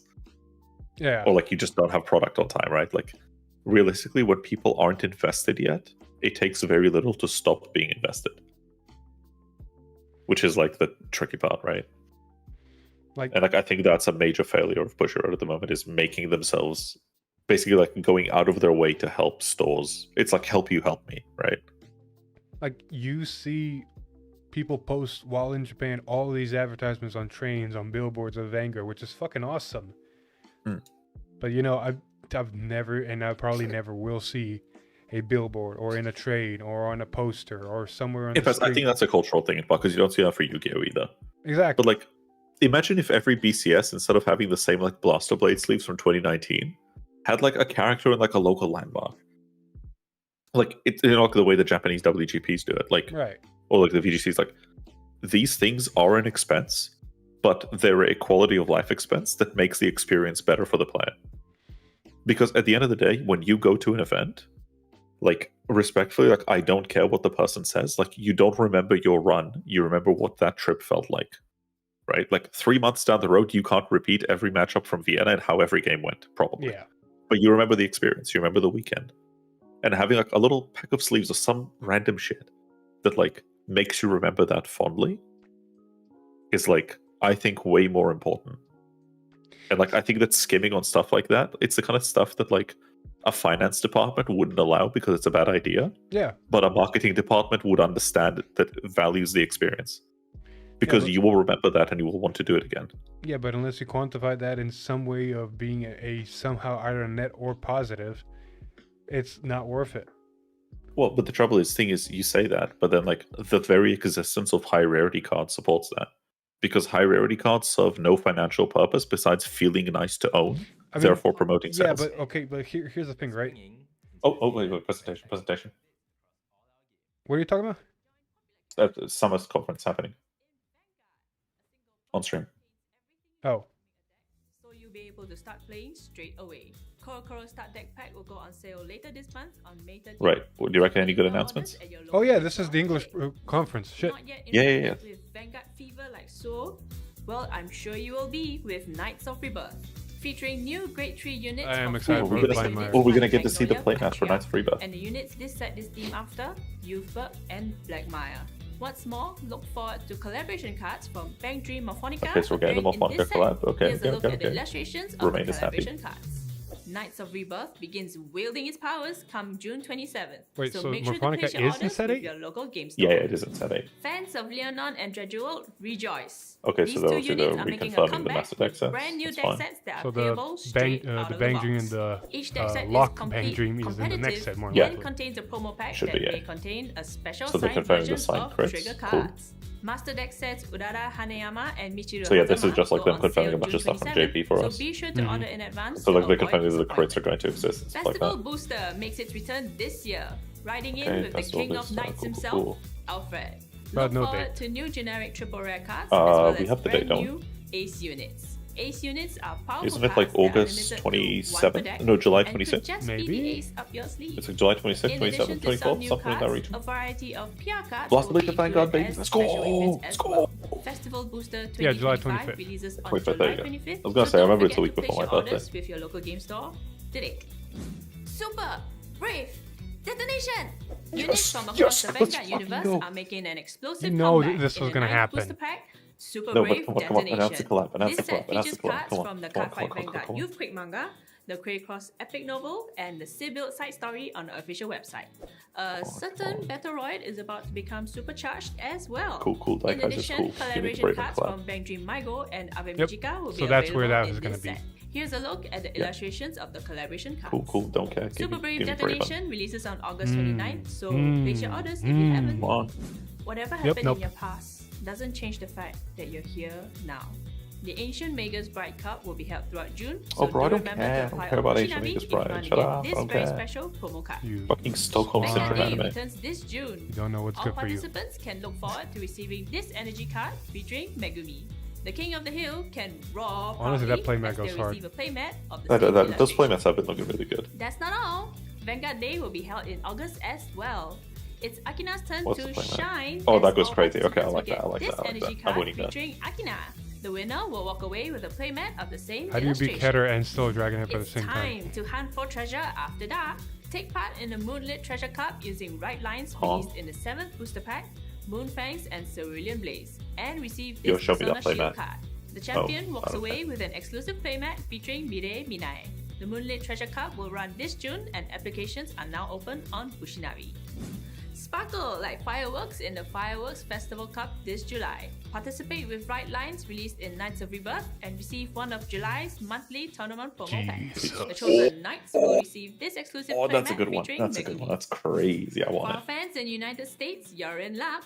Starting this July, we're teaming up with Huh? Round 1 for a special collaboration. Oh, shit. All you have to do is reload Bowling, $10 that's or cool. more Okay, that's into cool. your Round 1 game card to receive Oh, an that's cool. That's exclusive cool. Cardfight Vanguard promo card featuring Speaking, so you Akina literally on spoke out. about this 10 minutes These ago. illustrations Yeah. were drawn exclusively for this Can collaboration. you pick me up some when you're so in head on America? over to your nearest store. It's like they, For those who it's like like they know shiny what needs cards, to happen stand finally. a chance to win one of 50 I will give free you like foil $80 promo bucks card to sets. get me All 4 you have each. to do is post a photo of either Deal? promo card on Facebook or X with these hashtags this July. Enjoy new ways to play and hang out at a Round 1 near you. Need a recap? Check out all our upcoming releases. Involvement time. Is it sad that I'm actually more excited and want to see what the English conference for Weiss was? Attention Commander. Yeah, If you've that's very always fair. wanted to pick up Weiss Let's Schwartz see, or let's go. simply Whoa, want to shut try out up. the new trial decks, join us at select stores for special demo sessions this July. You'll receive exclusive Okay, Nikkei we know exclusive about. gifts for your efforts as well. Stay tuned for more information soon. In case you missed it, secure victory on the stage of Weishwartz with playmats featuring your favorite Nikkei. That's fine. You have exactly 1 week Show me how the to titles. your pre-orders before they close on May 9th. Bro, I don't care about this Gooner Join the shit. guild Get this with shit the off my return of your screen. favorite wizards in Chronicle set Fairy Tail. Yeah, we knew this about special this. set contains signed cards of your favorite characters Yo, from the series, and what a each Chronicle card set? in the set will be foiled. Chronicle set Fairy Tail goes on sale starting July 3rd, exclusively on Bushiroad Global Online Store and at select Bushiroad Expos. There will only be 500 of this set in circulation, I know a so couple mark people your that are gonna calendars probably and try to get get this. fired up. Wait, what are their The Chronicle sets sound for of like youth Fate and Zero? passion will soon resonate when It was like a Togenashi playset of Toyari it, like takes one the of each stage We already on know about Weishwartz. this. Expect powerful melodies and heartfelt performances when Wait, what are Trial you Deck hoping to and get Premium announced then? Booster Ghost Band So what Cry if- goes on sale August 22nd. What are you hoping to get announced? Lock and load. You'll Land know and it the if it squad se- are if it making their happens. return for more intense shootouts and tactical battles. Extra booster SAO alternative we already knew Gun Guild about this Online as well. 2 goes on sale September 5th. Tell us all the stuff we Set don't sail know. once more as your favorite content make their return to the Weishwartz Seas in Booster Pack Azure Lane Volume 2. I think we Whether didn't know you're a this. veteran commander That's or new. a fresh recruit, this set brings a wave of new support for your decks. Pre-orders will be entering the harbor soon. Spirits and spatial quakes, angels, fallen angels, and devils attending school. A group of friends developing a visual novel. Team up with beloved characters from a legendary collection of stories. When Booster Pack Fujimi Fantasia Bunko I Volume think we 2 already also descends knew onto about the that. stage of Weishwartz. Don't miss out on the pre-orders starting soon. Yo, that It's was time for a Hamtaro. That's blessing some upon the goated world shit. of Weishwartz once again. Join Kazuma, Oh, Aqua, new Megami, Konosuba and set? Darkness as they return in Booster Pack Konosuba God's Blessing on this wonderful world I don't think we knew about featuring that. familiar That's new. scenes, beloved characters, Isn't and Konosuba, like, exclusive still moments okay? you won't want to miss. Get ready to embark on another Or am I, adventure like, when giga-coping pre-orders on that? begin soon. Sorry, what? Embrace the Is Konosuba still okay, or am I just like Step giga into the coping? world of It Sick might Kageno become and okay with become this the set. ultimate mastermind in the next English edition original trial deck, Ooh, booster English pack, and edition supply set, original? The Eminence in Shadow. Man, Oh, I yeah, just Shining might more get light into that. the shadows soon, so stay tuned to our social media I channels might to get be the that. first to find out. Showcase your canceling skills when the Meister Cup kicks off this June.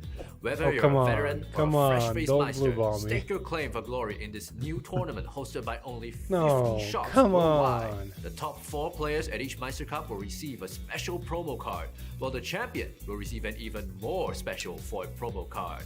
Check out the prizes for our very first Meister Lol, Cup, Lamau Goddess even. of Victory Nikkei, featuring Red Hood. Jesus. And just so y'all can get your practice in Auga. early, here are the upcoming Meister Cups. Azure Lane, SAO, Cross Vanguard, Bank Training, Wow, that was a lot of information. Give me my Here's thing. a quick look at all the upcoming No. titles. Man, Damn like it. feel like pure shit. Just want Persona 3 Reload back. I have Persona 3 Reload in English. That's if you not need the problem. more time to digest everything, head on over to our social media channels. And now, it's back to Sean. Celebrate the release of the Oh, that's new a Shadowvers Glory Finder icon, decks right? at a special release party. Oh, new Glory Finder decks? Hell yeah. Build Lux Heart Champion, Oh. Abida, Crown Trader. That's nice. Will grant you entry to the party and a Bushinavi flare depending Glory on your Finder's chosen cool. leader. What's more, all party goers will be entered into a lucky draw for a playmat featuring one of the 2 To new leaders. kind of After the open the party, curtain, 10 I lucky was party hoping for goers Dano will also that in receive English. an exclusive mini standee of one of the Fair, 2 fair. new leaders. Maneuver your way to victory with trusty getaway cards and magic trains with the release of the next booster set, Bullet or Fit. Open up your path to victory as popular characters such as Loxis and Reggie make their debut in Shadowvers Evolve.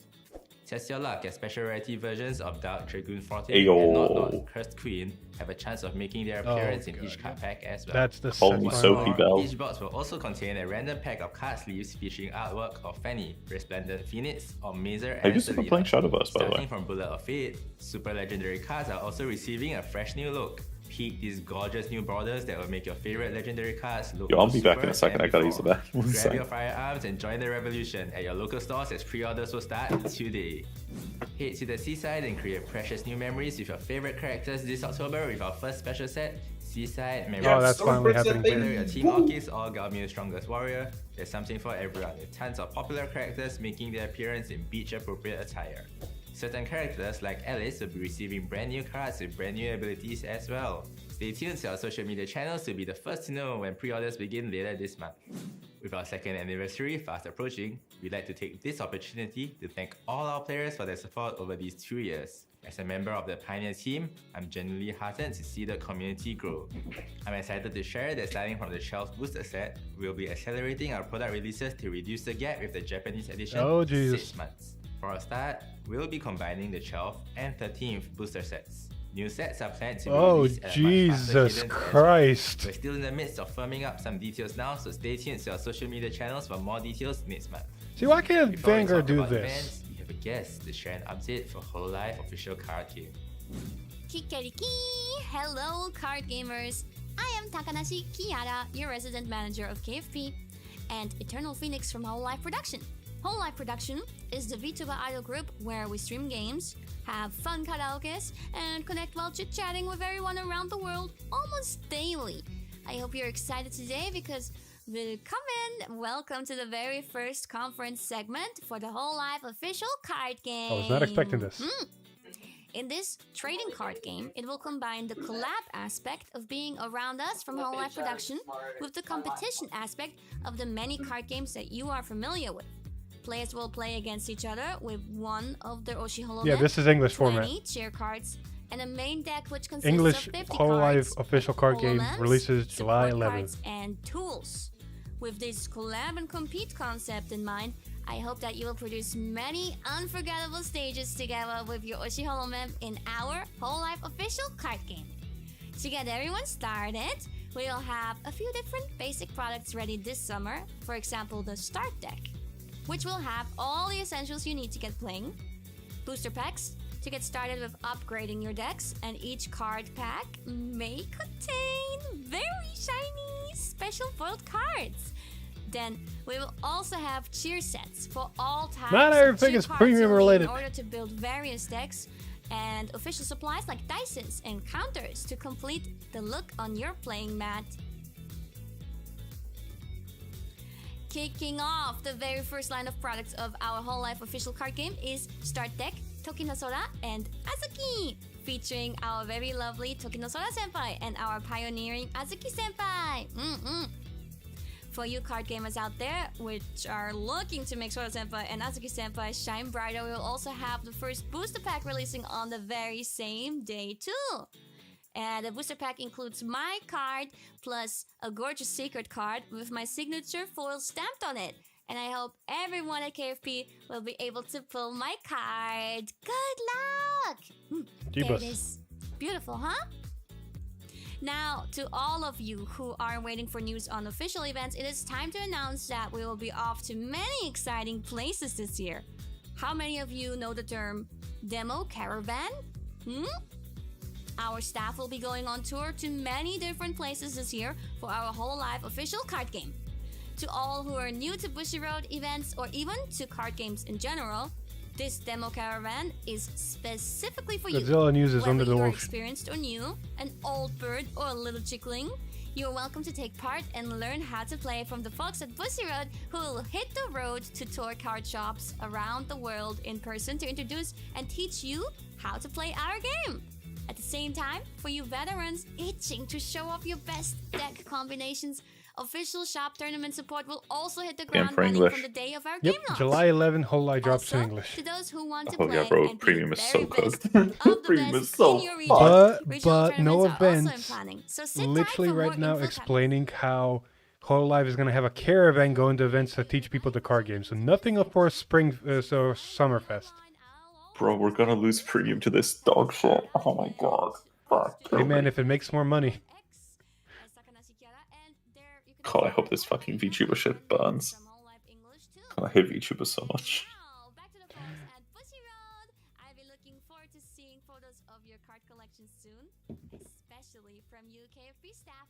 Look on the bright side. If premium gets axed and I quit Vanguard, we can play Helldivers too. The hell? Not you. Circuit. Oh. Bushiroad Championship Series 25-26 will start with the shop 25-26 challenges this September before the regional qualifiers kick off in October. October to Shop March. challenges will now be more worth your while as all participants will receive a Okay, I monthly shop appreciate the tournament answer, that's promo cool. pack just for participating. The champion will also walk away with Shop this tournament. exclusive Ooh, Evolution that's Point cool. card featuring Chibi Arisa. You know what also those are saying neat? bye-bye to the buy card to ensure our regional qualifiers stay yes! as competitive as possible.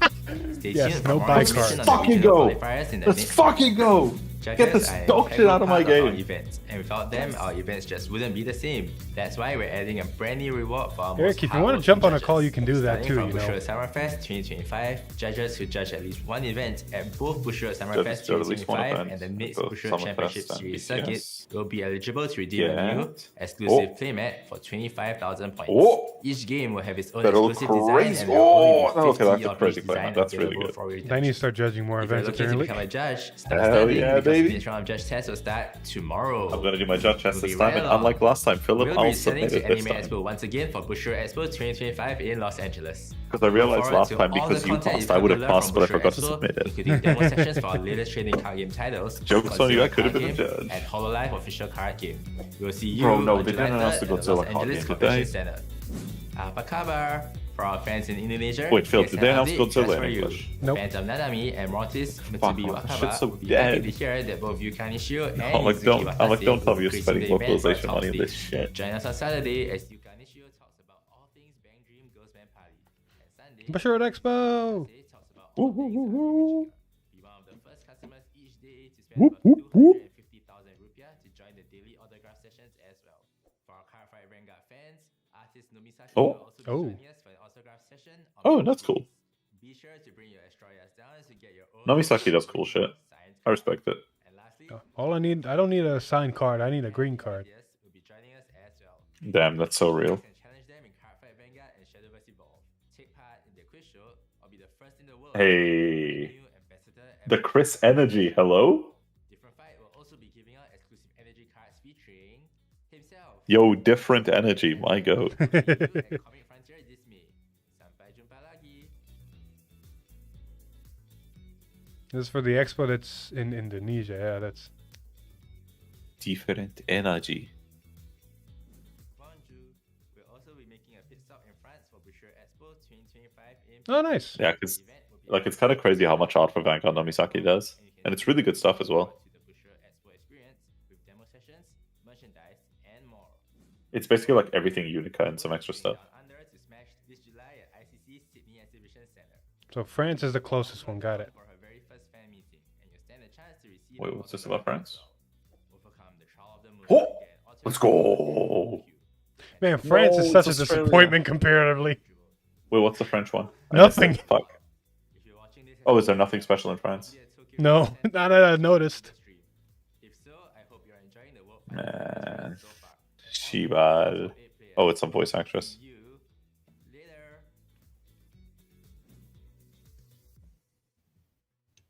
Nice. I wish. Done in English for Weiss, but I guess I don't get my wishes. Oh, so no ban list as well. Nope.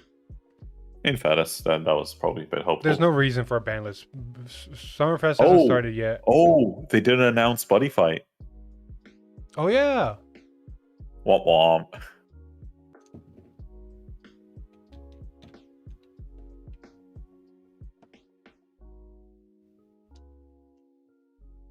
No, all things considered, I feel fine. I'm probably gonna crash later so hard. Oh, that's valid. You know my concern. What? Do you want to rewind a little bit to that? You know that announcement about the BCS promos? I cannot rewind. Oh, sure, I can do it. You know what's scaring me a little bit about those promo announcements? What? So you know how they were like, here is everything for BCS season, right? Right? The only Vanguard promos are 2 energy markers. What about Festival Collection? That's not my concern. Shadowvers got Evo points. True. Weiss got a field center. We got 2 energy markers. That's like Evo points. That's like not premium at all. It's not even like a special quick shield. or It's a Gaudi not ticket. always about premium. No. My point is there is nothing for premium. Yeah, no, I'm telling you, man. Unfortunately, I think really they're trying to X out premium slowly.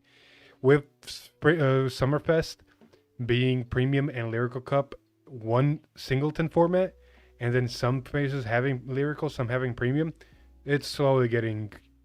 I mean, unless they're going to make one of the energies a premium thing, but that feels like a bit of a slap in the face. See, you know what's going to give us the biggest confirmation about premium for next season?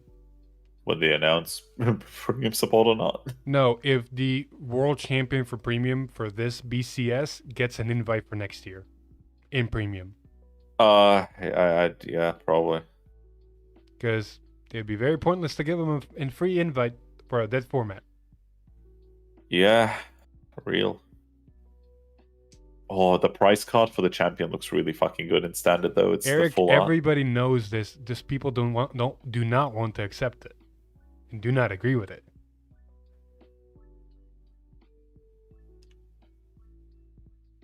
I mean, Eric, even if it is there, like I still wanna have an excuse to see people, and I'll be fucked if I'm traveling for standard. Which I don't like. I know because I like standard, I can't understand it, but I really don't understand what's the animosity of standard that much.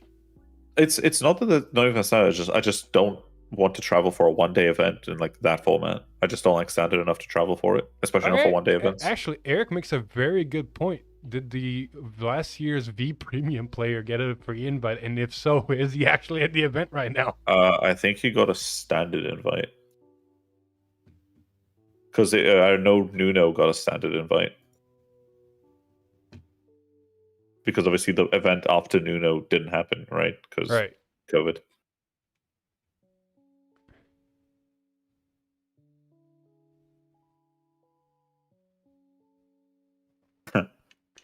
I know it's a semantic. Premium is getting support, but it's not getting dedicated support. Sorry, it was just seeing Alex going no more bike cards. I swear to God, Eric, if that ever happens again, I actually might commit murder in a different country. I mean, no decks this season with G-Zones are that good. And that's my only defense. Messiah? I'm not playing Messiah. Fuck that. Bro, no, that deck has too much variance. I don't like it. Thing is, it's annoying because like the deck is solid. I just don't want to like lose games to going GB2, drop 3 grade 3s, and go, yep, good game.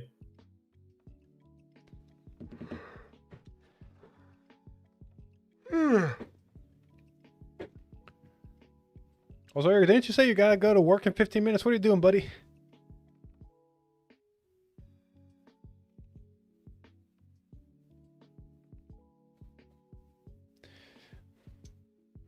This time zone thing has been really weird because all my Americans are fucking asleep.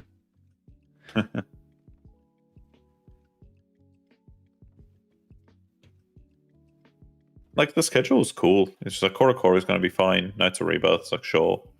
Master Dex it's a pass, but that's okay. Festival Booster is okay. I'm really looking forward to the start decks in August. I really want to play Estacion. True. Estacion's really gas. I've been really enjoying it. I wonder what that guy's gonna do. Oh yeah, so Sean is saying that apparently the person who won V could choose between premium and standard for this year. But when did he find that out is gonna be the big question then. Wait, Sean, do you know if he found out on the day or?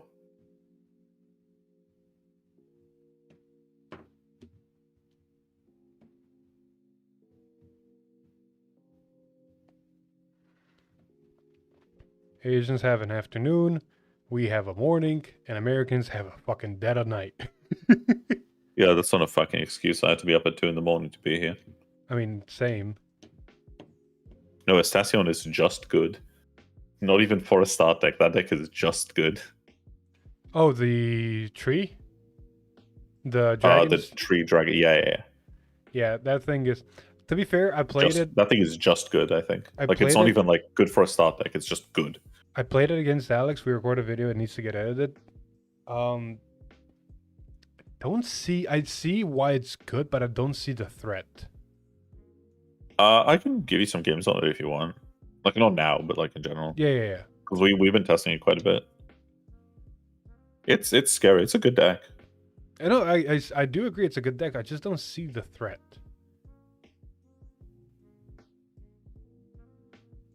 The thing is, it's a lot of scanning. You're basically getting like Ava in a Stoichea deck. Yeah.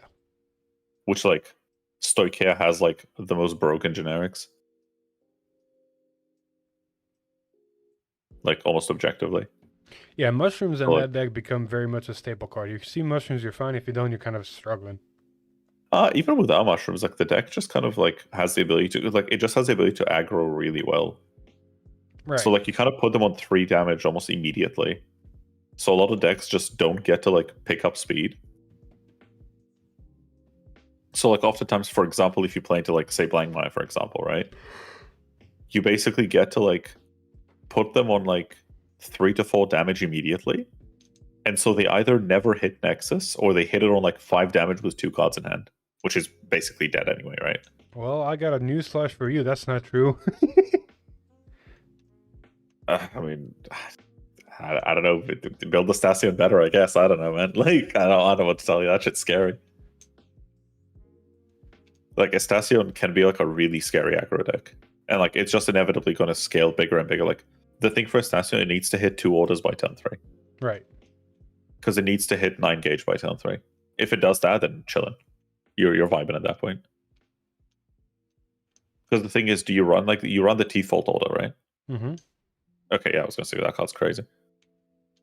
Like there was one card we were trying to make work, but it's really tough because there's no good like token generators right now. Because there's a card in set 8 that is like basically Ava order, but for the cost of popping a plant token. Mm. It's like top 3 add 1. Right. It's really good. You do have. But no, you basically. I think you do. I mean, technically, you can run Rosario. It kills a token, make 2. The trouble is, you end up in like really awkward board states because you want to like commit your combines every turn. Hmm. I'm gonna call them combines. You know the one I'm talking about. Yeah, I know exactly what you're talking about. Yeah, like the thing is, a lot of these cards. Wait, what the? Huh? What now? Sorry, I saw somebody took Luhan to Worlds. I mean, it's still a good deck if you played right.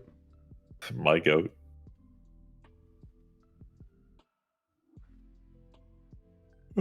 Damn, that's funny. Romain only ran 2 Persona rides in Bav. Hey man, if it works, 2 Persona ride, 3 Vilords. Oh, okay. He went Giga defensive. He ran 4 defensive rolls. Jesus. Fuck it. I respect it. I respect it. No Elementaria. I respect it.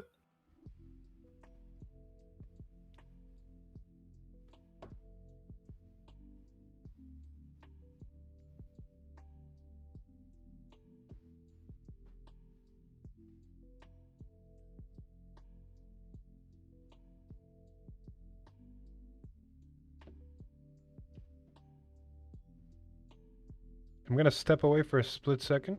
I'm gonna let the stream Sure. just chill music. We still got like 5 minutes.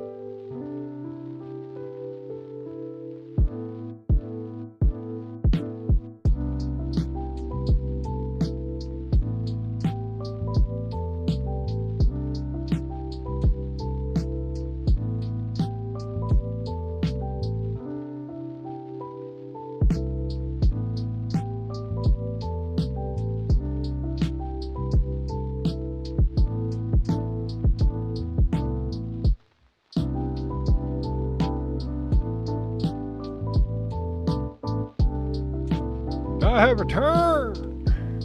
Welcome back. I got some snacks, and I had a drink.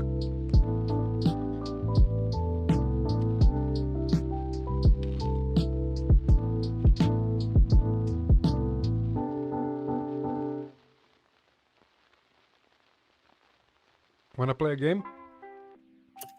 Sorry? Wanna play a game? Like of Vanguard? No. How many how many Bavs do you think made it top 8? I'll say 3. I want to say 6.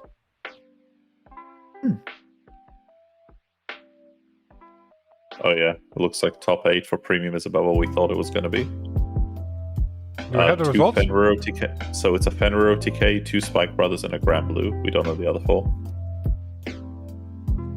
Which, I mean, 2 Spikes checks out. One of them should be Hoth. Because that man's the GOAT. Like, I would not be... I think it's a decent chance that Hoth wins Worlds this year. Like, Spikes is super well positioned into this format. It's kind of scary.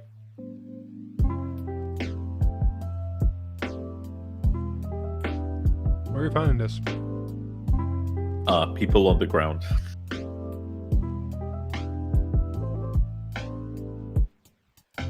Brother, you forget half of my locals is at Worlds right now. That is very valid. We're just DMing me like, so who made it? Oh yeah, Shoutmail is top 8, which is really funny. Man, they extended the stream for another 15 minutes. God damn it. You want to play a game of Standard? Yeah, potentially, almost, yeah. One sec. It's one of those, F it, why not?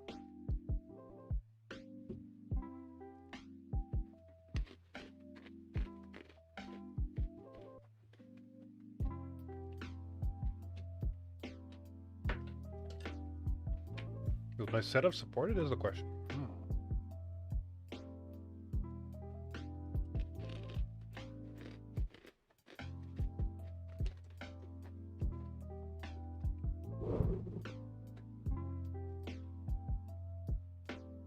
I'm really hoping that what I'm about to do is not going to break the stream.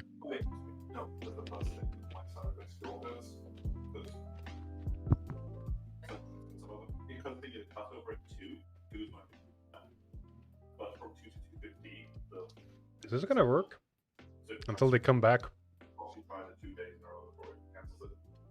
Oh, we can get rid of you. Or you.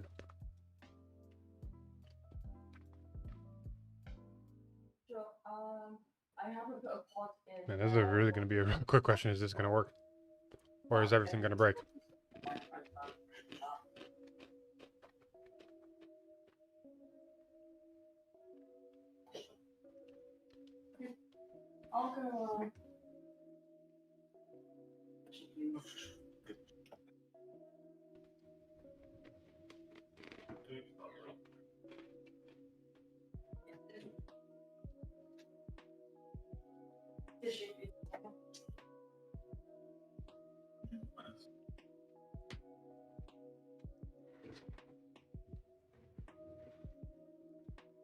Oh god, it worked. I'm going to do this literally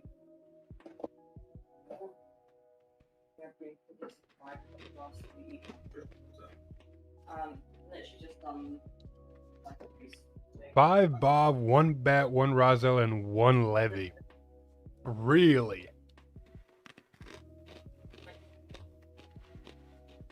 That's interesting. I'll have a look. What I'll do is on the next. Oh, it's close. Closer than Bye, Eric. So it's closer than Echo. I said 6 Bob. It was 5 Bob. 1 Bat. 1 Bat to rule them all. Hmm.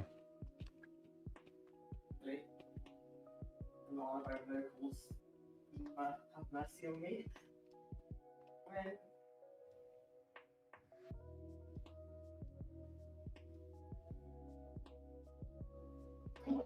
Not this, is it? If anything, it's this.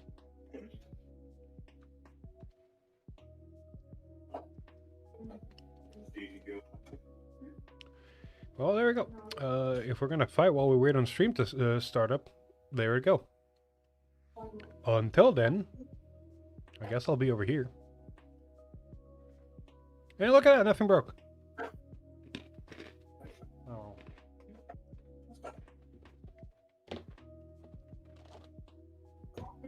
Now, if we're gonna do this, I'm gonna subject Echo to the worst pain he's ever felt.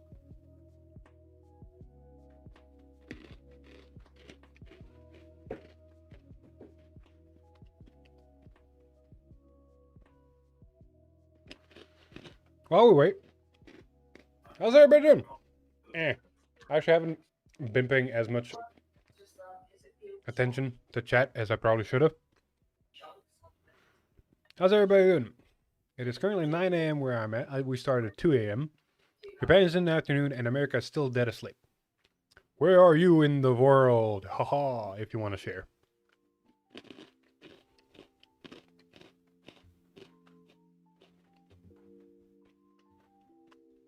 For premium, it was 1 Highlander, 2 Novas, 1 Fenrir, and unsure about the rest.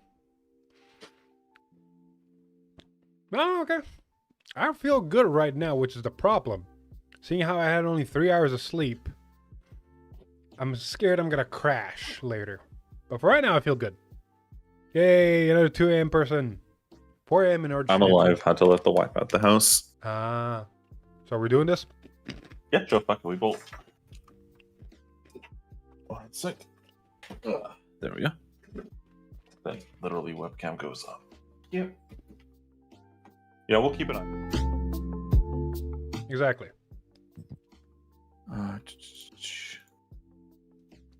There we are. Let me try this. Oh, I don't have permission to use my camera. Oh, shit. Let me see here. Try this. Try now.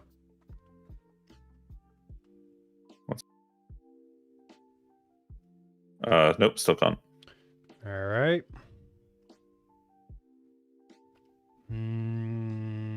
Try now.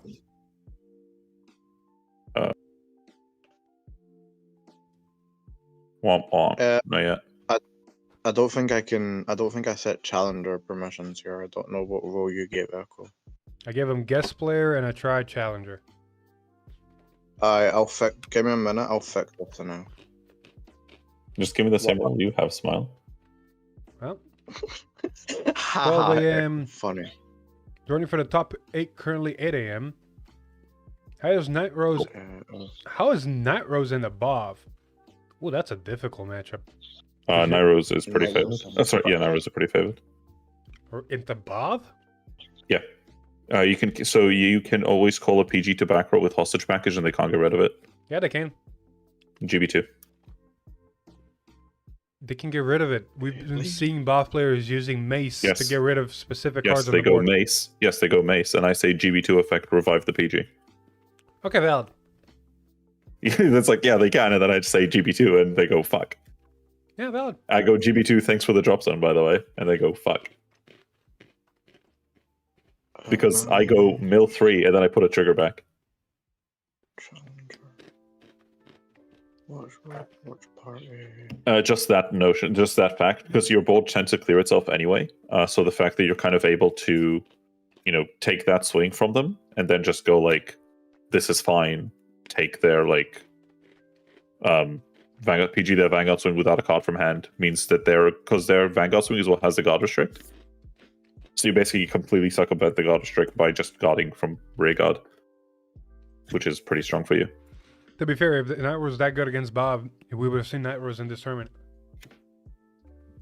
The trouble isn't that it's bad into Bav, it's that it's rough into some other decks. What other decks? 50% is Bob. The rest of the room. Like Elder Glima is faster than you, Razel can be faster than you, Levidrus is okay. The trouble is the second you start factoring for cheese decks, they're better than you. Or they're faster than you, I should say. Okay. Philip, just give him the challenger role. I fixed it. How's that? It works. And this is why I'm still awake. Yeah, this is the deck I took to local, so this deck should be proxy to shed, but it's wrong. 1, 2, 3, 4. Broken. One back. Oh. I believe this is shuffled. Not sure. Oh, we'll find out one way. I'll let you roll for me. I'll go odds. I got a better idea. You're the red dice on the blue dice. Sure. Aha, I win. Shit. You want to go second? I'm going first. Ah, fuck.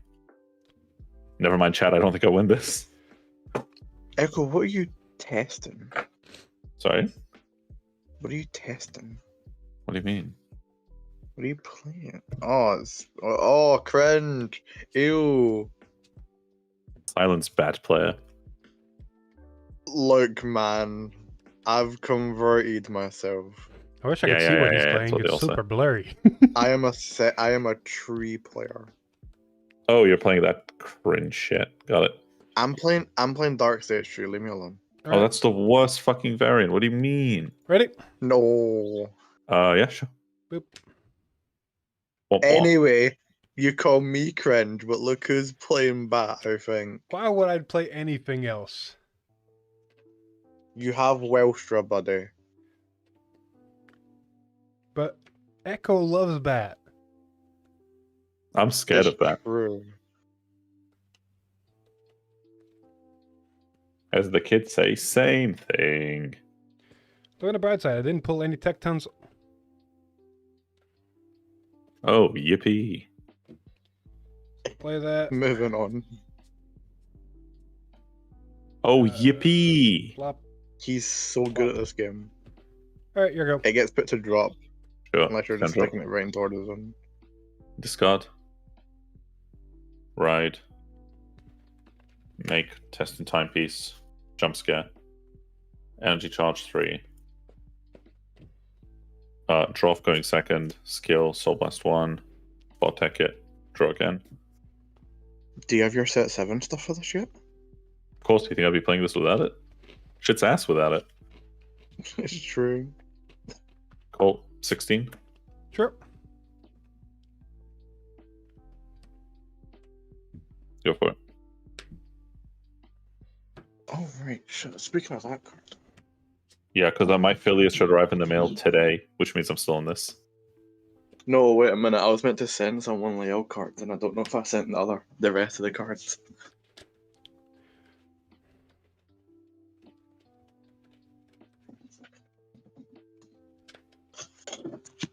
Set 7 case plate. Please don't fail me and say I did send the correct cards. Lol, Lamau even. Nope, whiff. Sad. Oh well.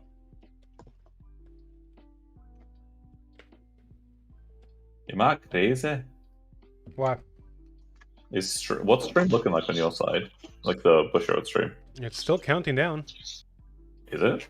Yep. It says 14 minutes and 50 seconds. Gonna refresh the page. Okay, so mine was just stripping the fuck out. Yep, still saying the same thing. Okay, yeah, I'm back. Sorry, no, mine was just tripping the fuck out then. Cool, I'm back. Alright, I'll just go and lift your little 10k to Vanguard, and that's it. No god. No god, go for it. Effects. Yeah, nice one. First front, second anacrons. Yeah, like wrong fronts, and I still want locals. Smile. Stand. Draw. Energy charge 3. Discard Distorted Bane. Mm-hmm. Right. Gauge the grade 2. Draw 2. Lamau even. Battle phase. Yep. CB1. Call. Gauge. Draw card. This is going to swing for 28. No good. Remove from game. Draw. Lamau even. Yours. Hey, you want me to trigger it against you or damage check it? Oh, no, I'll take this. Ditch to ride. Alright, let's see what the top 5 gives us. Oh, Only apparently one. Dominic 7-0 at the end of Swiss. Only one order, sadly. I love how I've been hitting more orders off the top 5 in my old bat builds before Moa Flash, and now that I have more orders, I hit less of them. As God intended. I know, right? On place, draw a card. Order for turn. Mm-hmm. Believe it or not, first one I've ever seen. Womp womp. Do I need to put him in hand? Yeah, I do. I have actually a way to get him. We'll rest this real quick. Put that up there.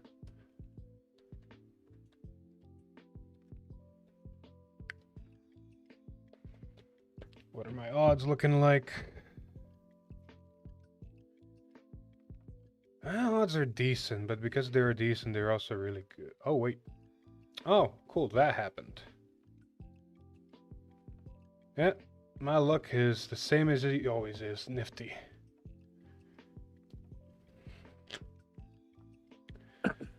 Anything I can do. Nope. Even with more flash, my luck still stinks. Some things don't change, baby. I know, right? 13 to Vanguard.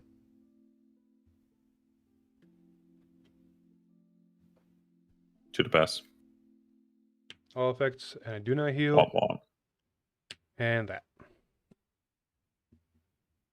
Sure. My turn? Yep. Stand. Draw. Energy charge 3. Go to 9, baby.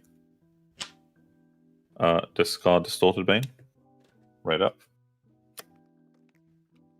Play Distorted Bane from hand. Still charge 1.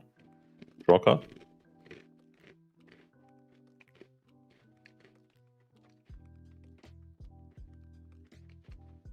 I'm going to call Anachronos Dragon. Mm-hmm. And then I'm going to go. You're 13, right? Yep. I'm going to call Patience. I'm going to go Swing Vanguard. 28. 33. Sure. Swing Vanguard, skill. Soul plus 1. Gauge. I should have EB7. Oh well. Triple drive. No good. First check, crit power. Mm-hmm. Second check, blank. Third check, heal. I do heal. Power hit. First check, order. Second check, crit power. Sure. This is 28, 38, 48, 58. Perfect good. Sure. All yours. Stand 3 and draw. Yeah, I should have EB7. Oh well. Call Moa Flash. Retire. Go all the way because this is shit. 1, 2, 3, 4, 5, 6. Oh yeah, so premium top 8 is 2 Highlanders, 1 Fenrir OTK, 1 Link Joker, 1 Mega Colony, 2 Nova Grapplers, 1 Rose. Nifty. Oh, wait, did I draw a card? 1 sec. Putting those 2 back on top. So Moa Flash first happens, I draw a card. Then I Soul Charge 1, Soul Charge 2. Whatever. Shadow Army token and draw 3. 1, 2, 3. Nifty.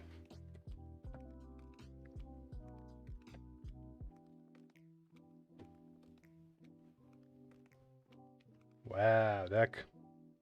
Really don't want to cooperate today, do you? I'm actually considering this, but like the build version for Budapest. I barely have 5 now. Womp womp. Christ. I haven't seen I know, one... it's just like this just keeps performing, so I'm just like, fuck it. I get to do a lot with very little, and I just get to like blind aggress. Like there was a game yesterday where I just went like, fuck it, send.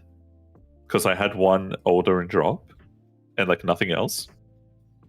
But then all I had to go was like, what's it called? I just kind of went like, fuck it, send, and discarded drive checked my 4th order. Right. When Divine Skill, discard both next turn CB2, call 2, gauge 2 orders, and kill them with that. Cards in hand. 1, 2, 3, 4, 5, 6, 7, 8, 9, 10.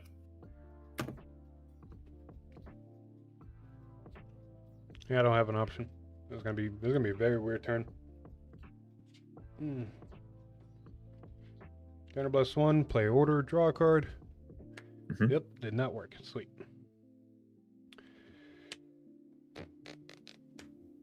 I see. Yeah, but I'm only barely at 5 different. Yeah, no, it's valid. Like, I've not been seeing any difference. I haven't seen the promo grade 2 at all. And that would have helped a lot. Oh well. It do be what it do. Sometimes the deck just says no. On the bright side, I can do something along these lines. Attack, counter +1, energy blast 3, draw a card, gain a crit. So 28k 2 crit, right? 28 2 crit, yep. Sure. I'm gonna go this plus this. So 33. Attack, counter +1, energy blast 3, draw a card. 32 crit. And this 32 crit. Actually, it's... No, 35, right? Yeah, 35 2 crit. Sure. First check Anachronos, second check crit. Nice. All effects. 13 trigger to hit.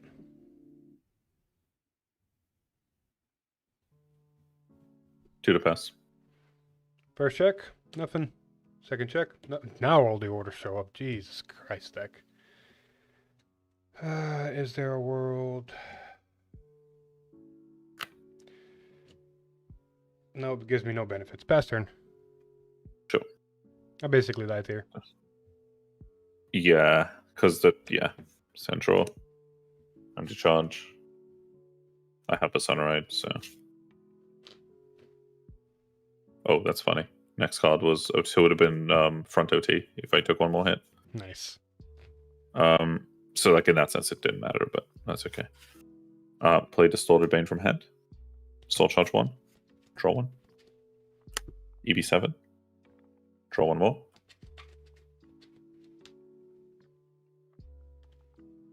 I'm gonna go call and call. Battle phase. Swing, EB2, pop up Jumbo Crusher. This is swinging for 13, 18, 28, 38, 43, 43 plus 13, 56. Cool. Grade 2. All the orders now. Nice. Sure. Swing, skill, Soul Blast 1, gauge. This is swinging for 13, 23, 33, 33 plus 15, 48. Okay. Triple drive. First check, crit power. Mm-hmm. Second check, blank. Third check, blank. First check, crit power. Second check, heal power. And I do heal. Sure. Divine skill. Pop 1 and 2. This swings for... Yeah, I've got enough. I'll go Soul Blast 2, draw 1. This is 10, 13, 23, 28, 28, 38, 48, 53. 53. Oh, 50, 63, sorry, 63. 63. Yeah, okay, it's plus trigger, so 1 damage. 53. 58. Right, 63. How much? Yeah, 63, yeah. So you need 45k shield. No, I don't. I'm at 33. Oh, 2 defensive, so sure. So 35k shield. 35. That's not right. I need to get to 68. I'm at 33. That's, yeah, 35. 35. Guard. Sure. Restart my turn. Mm-hmm. Draw card. Energy charge 3. I'll go double CB in battle phase. Start a battle phase. Counterblast 1, counterblast 2. Call, and call. Yep. Skill, gauge. This. Skill, gauge. This. Effect, draw card, Vanguard gains 10k. This is going to swing. EB2, pop your Jumbo Crusher. Yep. Do you need a number on this? Nah. No heal. Yeah, and then on the twin drive, blank. Yep, that's just the way it was. I had 5 orders in hand, but they were only 2 different. Fair. That's rough. That's why Bat doesn't need a hit. Like, yes, it succeeds, but also it bricks. It has enough. I think the trouble is, I don't think it's about even the frequency of it not breaking. I think it's what it's able to do when it doesn't that feels like super toxic. Because like the trouble with Bat is like you were saying, you're saying earlier that like damage denying isn't an option. Yep. If you damage denied, I would have actually done much better. Well, the trouble is what that basically means is that like my input as a player is irrelevant, which is like not healthy for a deck to be able to do on paper. No. If you damage denied, I actually would have done much better. Yeah, no, but my point is more like it means that the deck like requires no player input to function, like from your opponent's side. Right. So it's like so it's kind of like it means when you high roll, it feels super helpless on my side because there was nothing I could do about it. Well, yeah, that's the point of a solitaire deck. Yeah, but as I was saying, I'm saying solitaire decks are like inherently kind of toxic for the game, which is I think why people have an issue with the deck because it's like no one likes. If there's multiple of them, sure. If there's only one that doesn't actually succeed enough, Well, no, because it basically just becomes the ultimate X2 deck, right? It's like it's good enough to ruin your run, but it's not good enough to convert. Because like you'll have a 5-0 run and then you lose 2 random games to your deck just exploding, and that's going to hurt my tiebreakers, right? Even if I lose to you. Is like the feel bad aspect of it. Because like sitting in front of it, I don't feel like anything I do matters. So it's like I just hope I sack you. Deck lists on stream? Oh. Nope. What's this? Oh, not yet. But they do something in a minute. Oh, we'll see what they do. Who's who again? You're the blue one. I'm the blue one. You're the red one. Oh, I'll go first. 2 back. No, because the funny thing last game is I opened all 4 Distorted Bane after Mulligan, and I'm like, shit. Like, this is not good. Yeah, if you rushed me that game, I was fucking cooked. I was like, oh shit.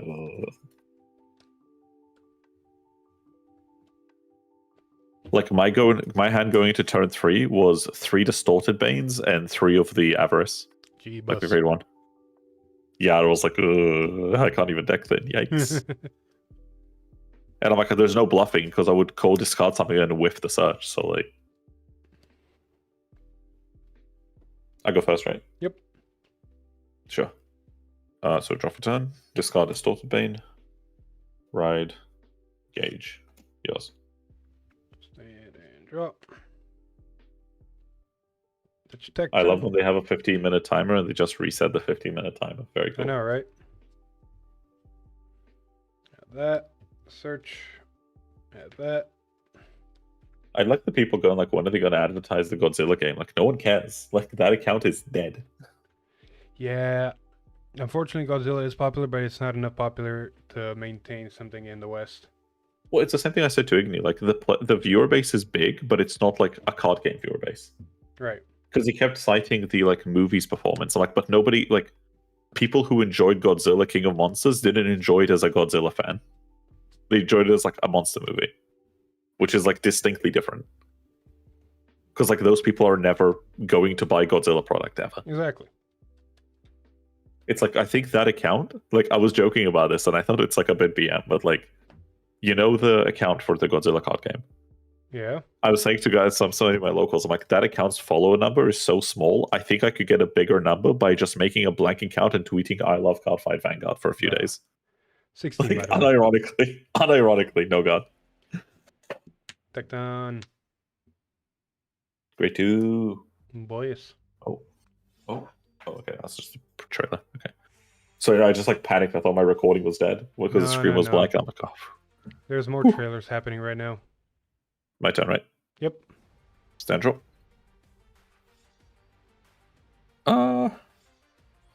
Discard grade. Fuck it. Discard grade 1. Yep. Also energy charge 3. Smile. Right, grade 2. Engage Anachronos. Draw 2. Sure. Battle phase. CV1. Call. Engage. 10k draw. 15. Yeah, Oh, sure. 13. All these orders. 20. Yeah, sure.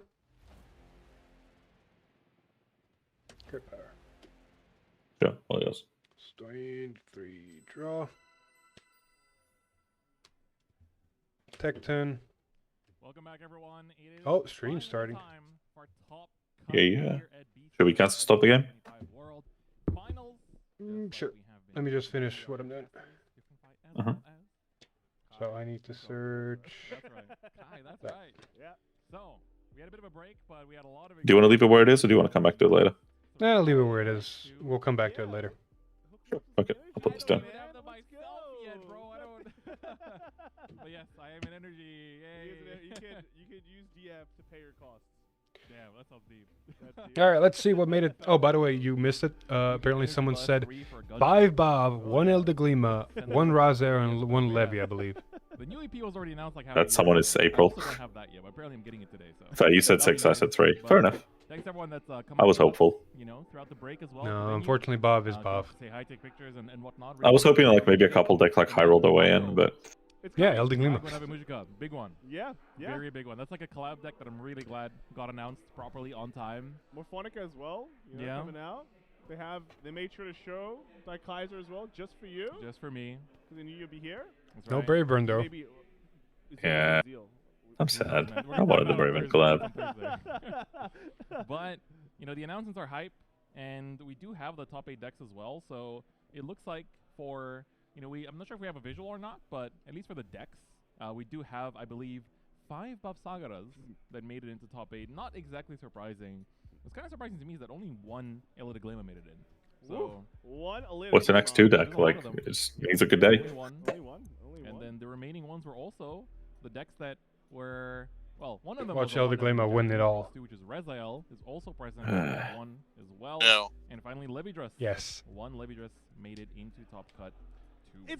It's all the decks in those. I made a prediction right in the beginning. Perfect 4, but I mean, to be fair, we kind of knew Bav was the best one. Bavsargra, very strong. I think whoever, many, right? if like the odds of Bob not getting in the top 8 would have made someone a millionaire. For premium, I think I want to say this one is correct, but so these are the top 8 players, but I don't know, there was no, like all the top 8 made it in, right? There wasn't like a 9th place makes it in kind of situation, right?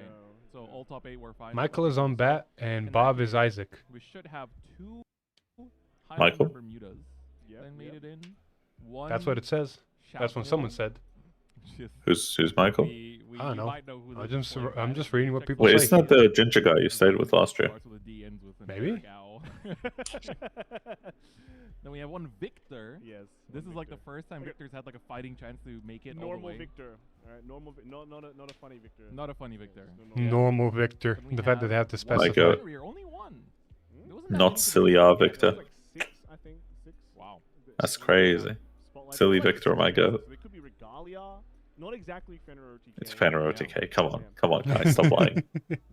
Bro, stop capping. Stop the cap. Like, come on. With Mythiarch. Ooh, Gabriel, which means That's Gize. the deck that I think Maxime qualified for Worlds with, I believe. Yep. So that deck is still kicking and also in top 8. Only one Crest Night Rose. I feel like we saw so many of them in the. This is Worlds, English format. Wow, yeah, it was like they were the most represented. Yeah, and then finally we had 1 Deleters. No, Wait, Deleters got in? It's Deleter OTK. It's the cringe OTK deck I was telling you about earlier. Oh, not Deleter Messiah. Well, it is Deleter Messiah. It's a Deleter OTK deck. If we're off by 1 or 2, you'll. It's just a bunch of Vanguard swings. It's nothing Link Joker.